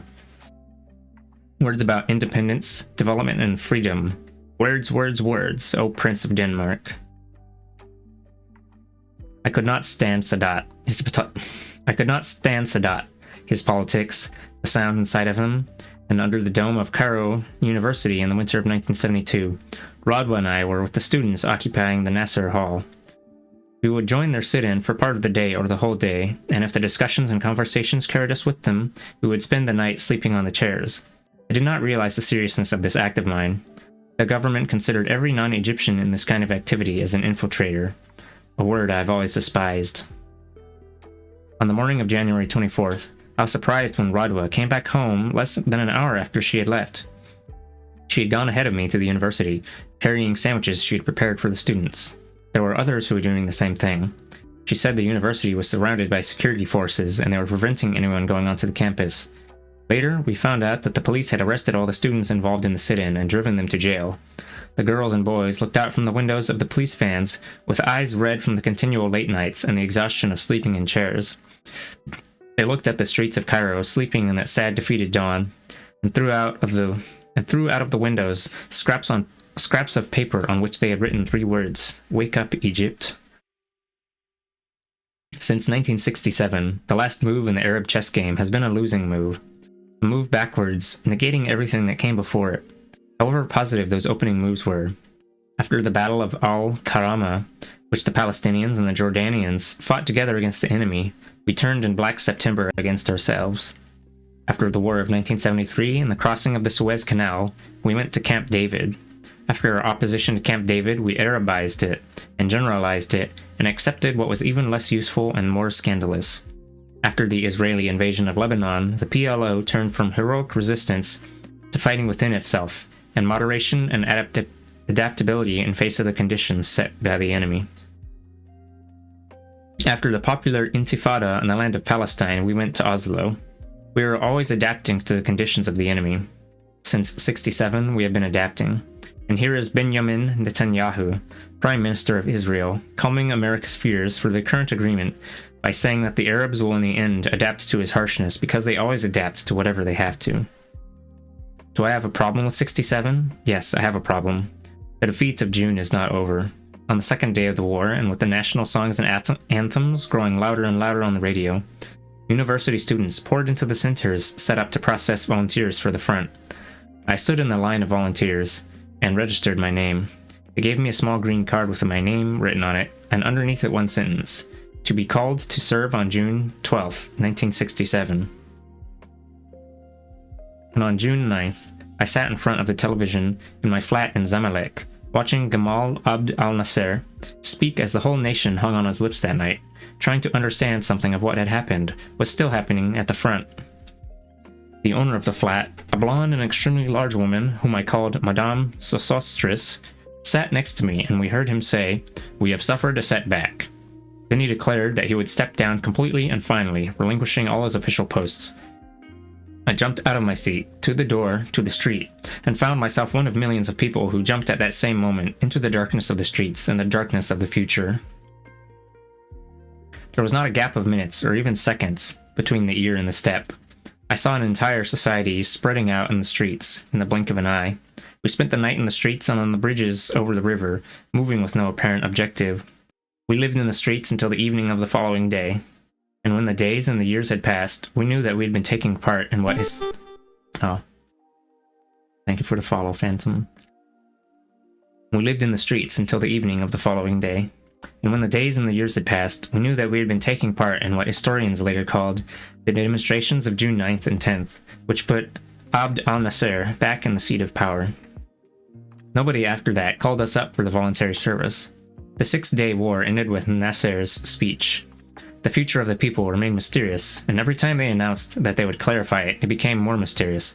The mystery grew with the death of Nasser, and then again with Sadat taking over the presidency. It grew with the October War and with the Camp David Agreement that stated clearly that the October War was the last and final war. Our future grew more mysterious, more unknown with the Israeli invasion of Lebanon, then the War of the Camps, then Oslo, and it is still mysterious now today. Since June 5th, 1967, we've been left to sort out our lives in the lengthening shadow of the defeat that has not yet ended. That is the one definite milestone for what followed, and is following until now. Yes, 67 has been stamped permanently on my mind, since I lived it in my early youth. I know I would be no good at professional political work, because I react to the world with feelings and with intuition. This does not go well with the necessities of politics. I cannot, if I march in a demonstration, shout slogans. I may join a demonstration to advertise my position, but I cannot raise my voice to cry out slogans or demands, however convinced of them I may be. The images of demonstrations that remain in my mind are rather comic ones, of men carried high on shoulders, chanting rhythmic slogans. And as happens in Eisenstein's films, these earnest chanters transform into giant open mouths full of irregular white teeth, crowding the entire scene in the memory. As for the waving of arms and the raised fists hitting the air above the demonstration, there have been times when they have made me laugh, despite my embarrassment and my fear that my laughter would be taken amiss by those around me. Abu Tawfiq used to get into the jeep belonging to the media services and drive around the streets of Fakihani in Beirut, repeating the unchanging phrase, "Oh, our beautiful martyr." He would then start to recount the virtues of martyr we just lost. Oh my god, did the music pause again? No. Fine. Oh, where's that? At first, the scene was... Let's see. He would then start to recount the virtues of the martyr we had just lost. At first, the scene was moving. But the repetition of the falling of martyrs, the repetition of the funerals, the repetition of his favorite sentence, "Oh, our beautiful martyr," started to color the tragedy with a tint of routine familiarity, and into our day's sadness it would bring a strange kind of comedy. The comedy of death, of funerals. Long struggles that take up tens of years of people's lives, leave shadows of courage and fortitude, but also leave shadows of nihilism and a mockery of the available destinies. These shadows are darkened by the repeated retreats that follow each attempt to move forward. Mockery becomes one of the psychological tools that enables us to continue. Abu Tawfiq became accustomed to loss as the martyrs became accustomed to the repetition of their sacrifice, and as we who walked in their funerals became accustomed to seeing them off with the same slogans and noise to their metaphorical destination, Palestine, and their actual destination, the grave. The walls of Fakihani were covered with posters that bore their faces, but as more and more martyrs fell, the posters crowded each other on the walls, the newer faces covering parts of the older ones. Funerals were an integral part of the lives of Palestinians wherever they were, in the homeland or in exile, in the days of their calm, in the days of their intifada, in the days of their wars, in the days of their peace punctuated by massacres. So, when Yitzhak Rabin spoke so eloquently of the tragedy of Israelis as absolute victims, and the eyes of his listeners in the White House garden and in the whole world grew wet, I knew that I would not forget for a long time his words of that day.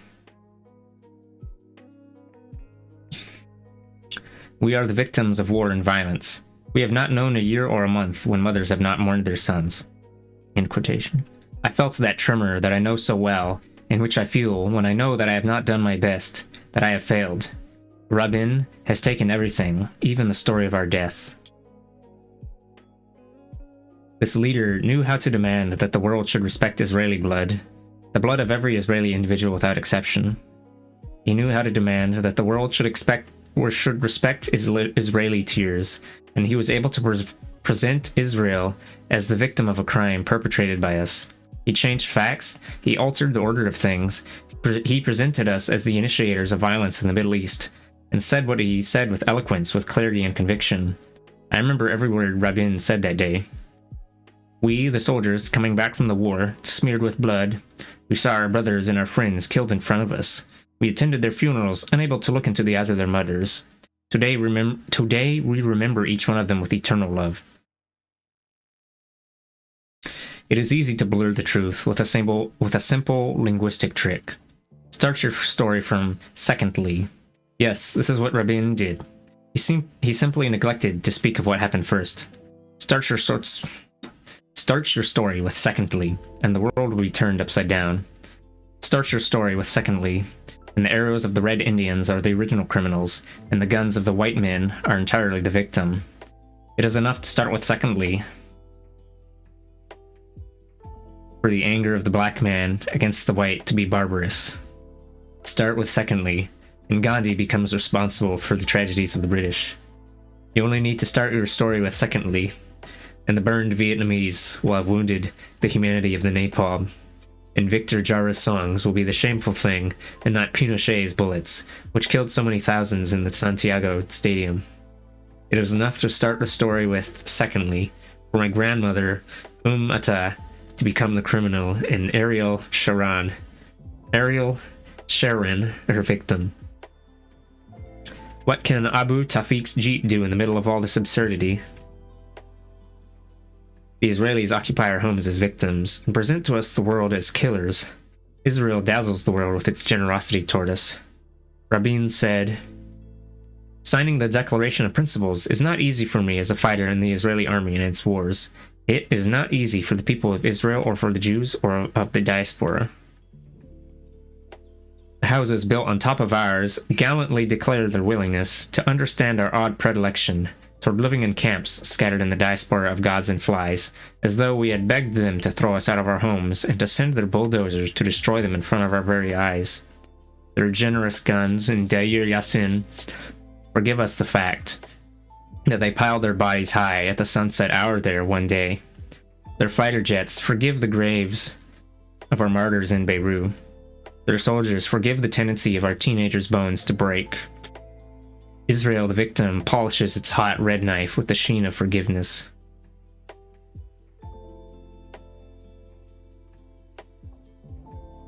In the global celebration, no one, not even we, the people who speak for him, remembered Abu Tawfiq's beautiful martyr.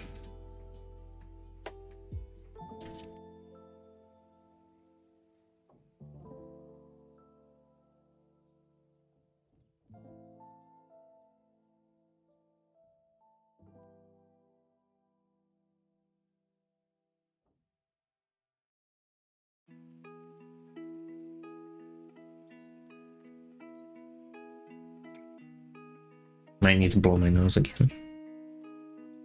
Fucked up. Big if true.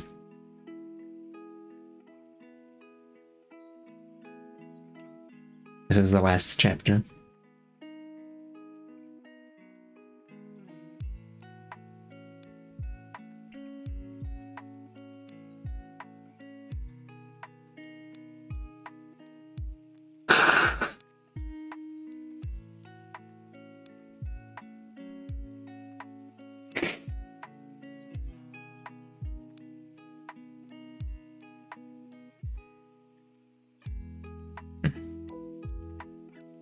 Okay.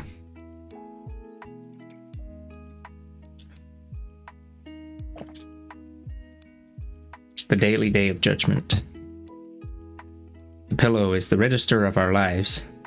The first draft of our story that each new night we write without ink and tell without a sound. It is the field of memory that has been plowed and fertilized and watered in the darkness that is ours. Each person has his darkness. Each person has his right to darkness. These are the scribbles that come to the mind without order, without structure. The pillow is our white cotton court of law, smooth to the touch, cool of sentence. When it has received our heads, crowded with joy and contentment or loss and shame, the pillow becomes conscience. The pillow is our daily day of judgment. Personal day of judgment for each one of us who remains alive. An early day of judgment that does not wait for our final entry to eternal peace. Our small sins, for which no law takes us to task, and that are known only to careful suppression, spread out in the darkness of night in the light of pillows that know, pillows that do not keep secrets and do not care to defend the sleeper. Our beauty, invisible to eyes, spoiled by familiarity and haste. Our worthiness, cruelly violated each day, are retrieved only here. And it is only because we retrieve them here every night that we're able to continue with the game, with a life. The pillow claims nothing. A microphone may lie. Tender words of love, pulpits, figures, letters, reports, preachers, leaders, doctors, a mother, may lie. The pillow is woven out of truth. Truth as a secret, hidden by the calculations of daytime. The defeated may claim victory and believe himself. When he puts his head down on his small pillow, it tells him the truth, even if he should deny it. I did not win. He says it to himself without opening his mouth, and if he does not dare, the pillow will dare. You did not win. He may appear once again as a victor in public. He may be supported by some, but those some, too, will feel that cold tremor when alone in the night of their calculated positions and their patched-together support.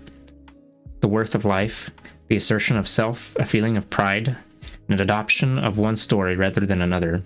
All these certainties, assured by day in the dust of the crowd, and the fever of competition and conflict, are turned by our pillows into hypotheses. The pillow is the misgivings that demands to be examined mercilessly. lying on my back in bed, my locked fingers cradling my head. I do not know what keeps my eyes open, gazing toward the ceiling. The ceiling is no longer there in this complete darkness, but sleep has nothing to do with me. It was invented for others. This is my final night in Ramallah. My final night in this small room, under a window that looks out on countless questions, looks out also on a settlement. As though by crossing that small wooden bridge, I managed to stand in front of my days. I made my days stand in front of me. I touched particular details for no reason and neglected others, also for no reason. I chattered an entire lifetime to myself, while my guests thought I was silent. I crossed the forbidden bridge, and suddenly I bent to collect my scattered fragments, as I would collect the flaps of my coat together on an icy day, or as a pupil would collect his papers, scattered by the wind of the fields as he comes back from far away. On the pillow, I collected the days and nights of laughter, of anger, of tears, of foolishness, and of marble monuments for which a single lifetime cannot suffice to visit them all with an offering of silence and respect. I prepare my small bag, ready to return to the bridge, to Oman, then Cairo, and then to Morocco, to read poetry at a festival in Rabat. I will spend less than a week in Rabat, then return to Cairo, and then with Radwa and Tamim, to spend the summer with my mother, and Allah in Oman. In Oman, I'll wait for Tamim's permit. I will return here with him. He will see it. He will see me in it. He will see me in it, and we shall ask all the questions after that. Tonight, with everyone in the house asleep and morning about to break, I ask a question that the days have never answered. What deprives the spirit of its colors? What is it other than the bullets of the invaders that have hit the body?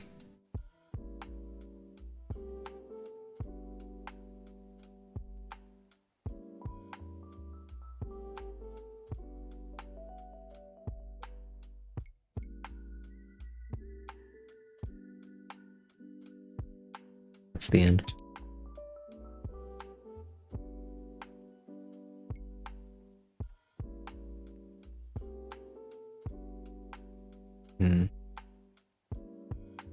I think I'll just raid into Sesame.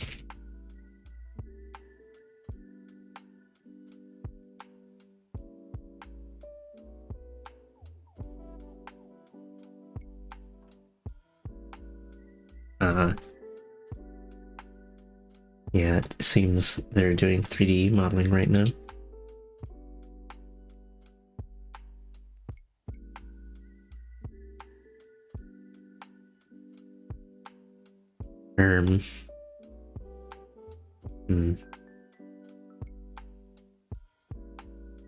I would say I hope you enjoyed the reading, but I don't know if that's the right word.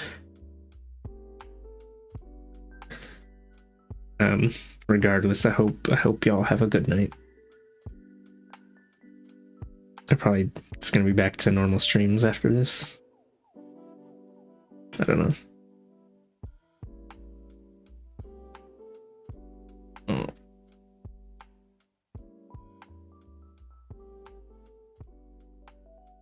So yeah.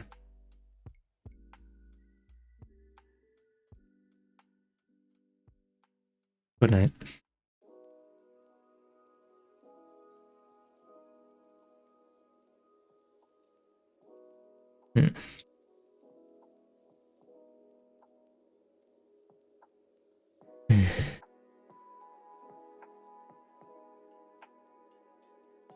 I gotta click over to Sussy now.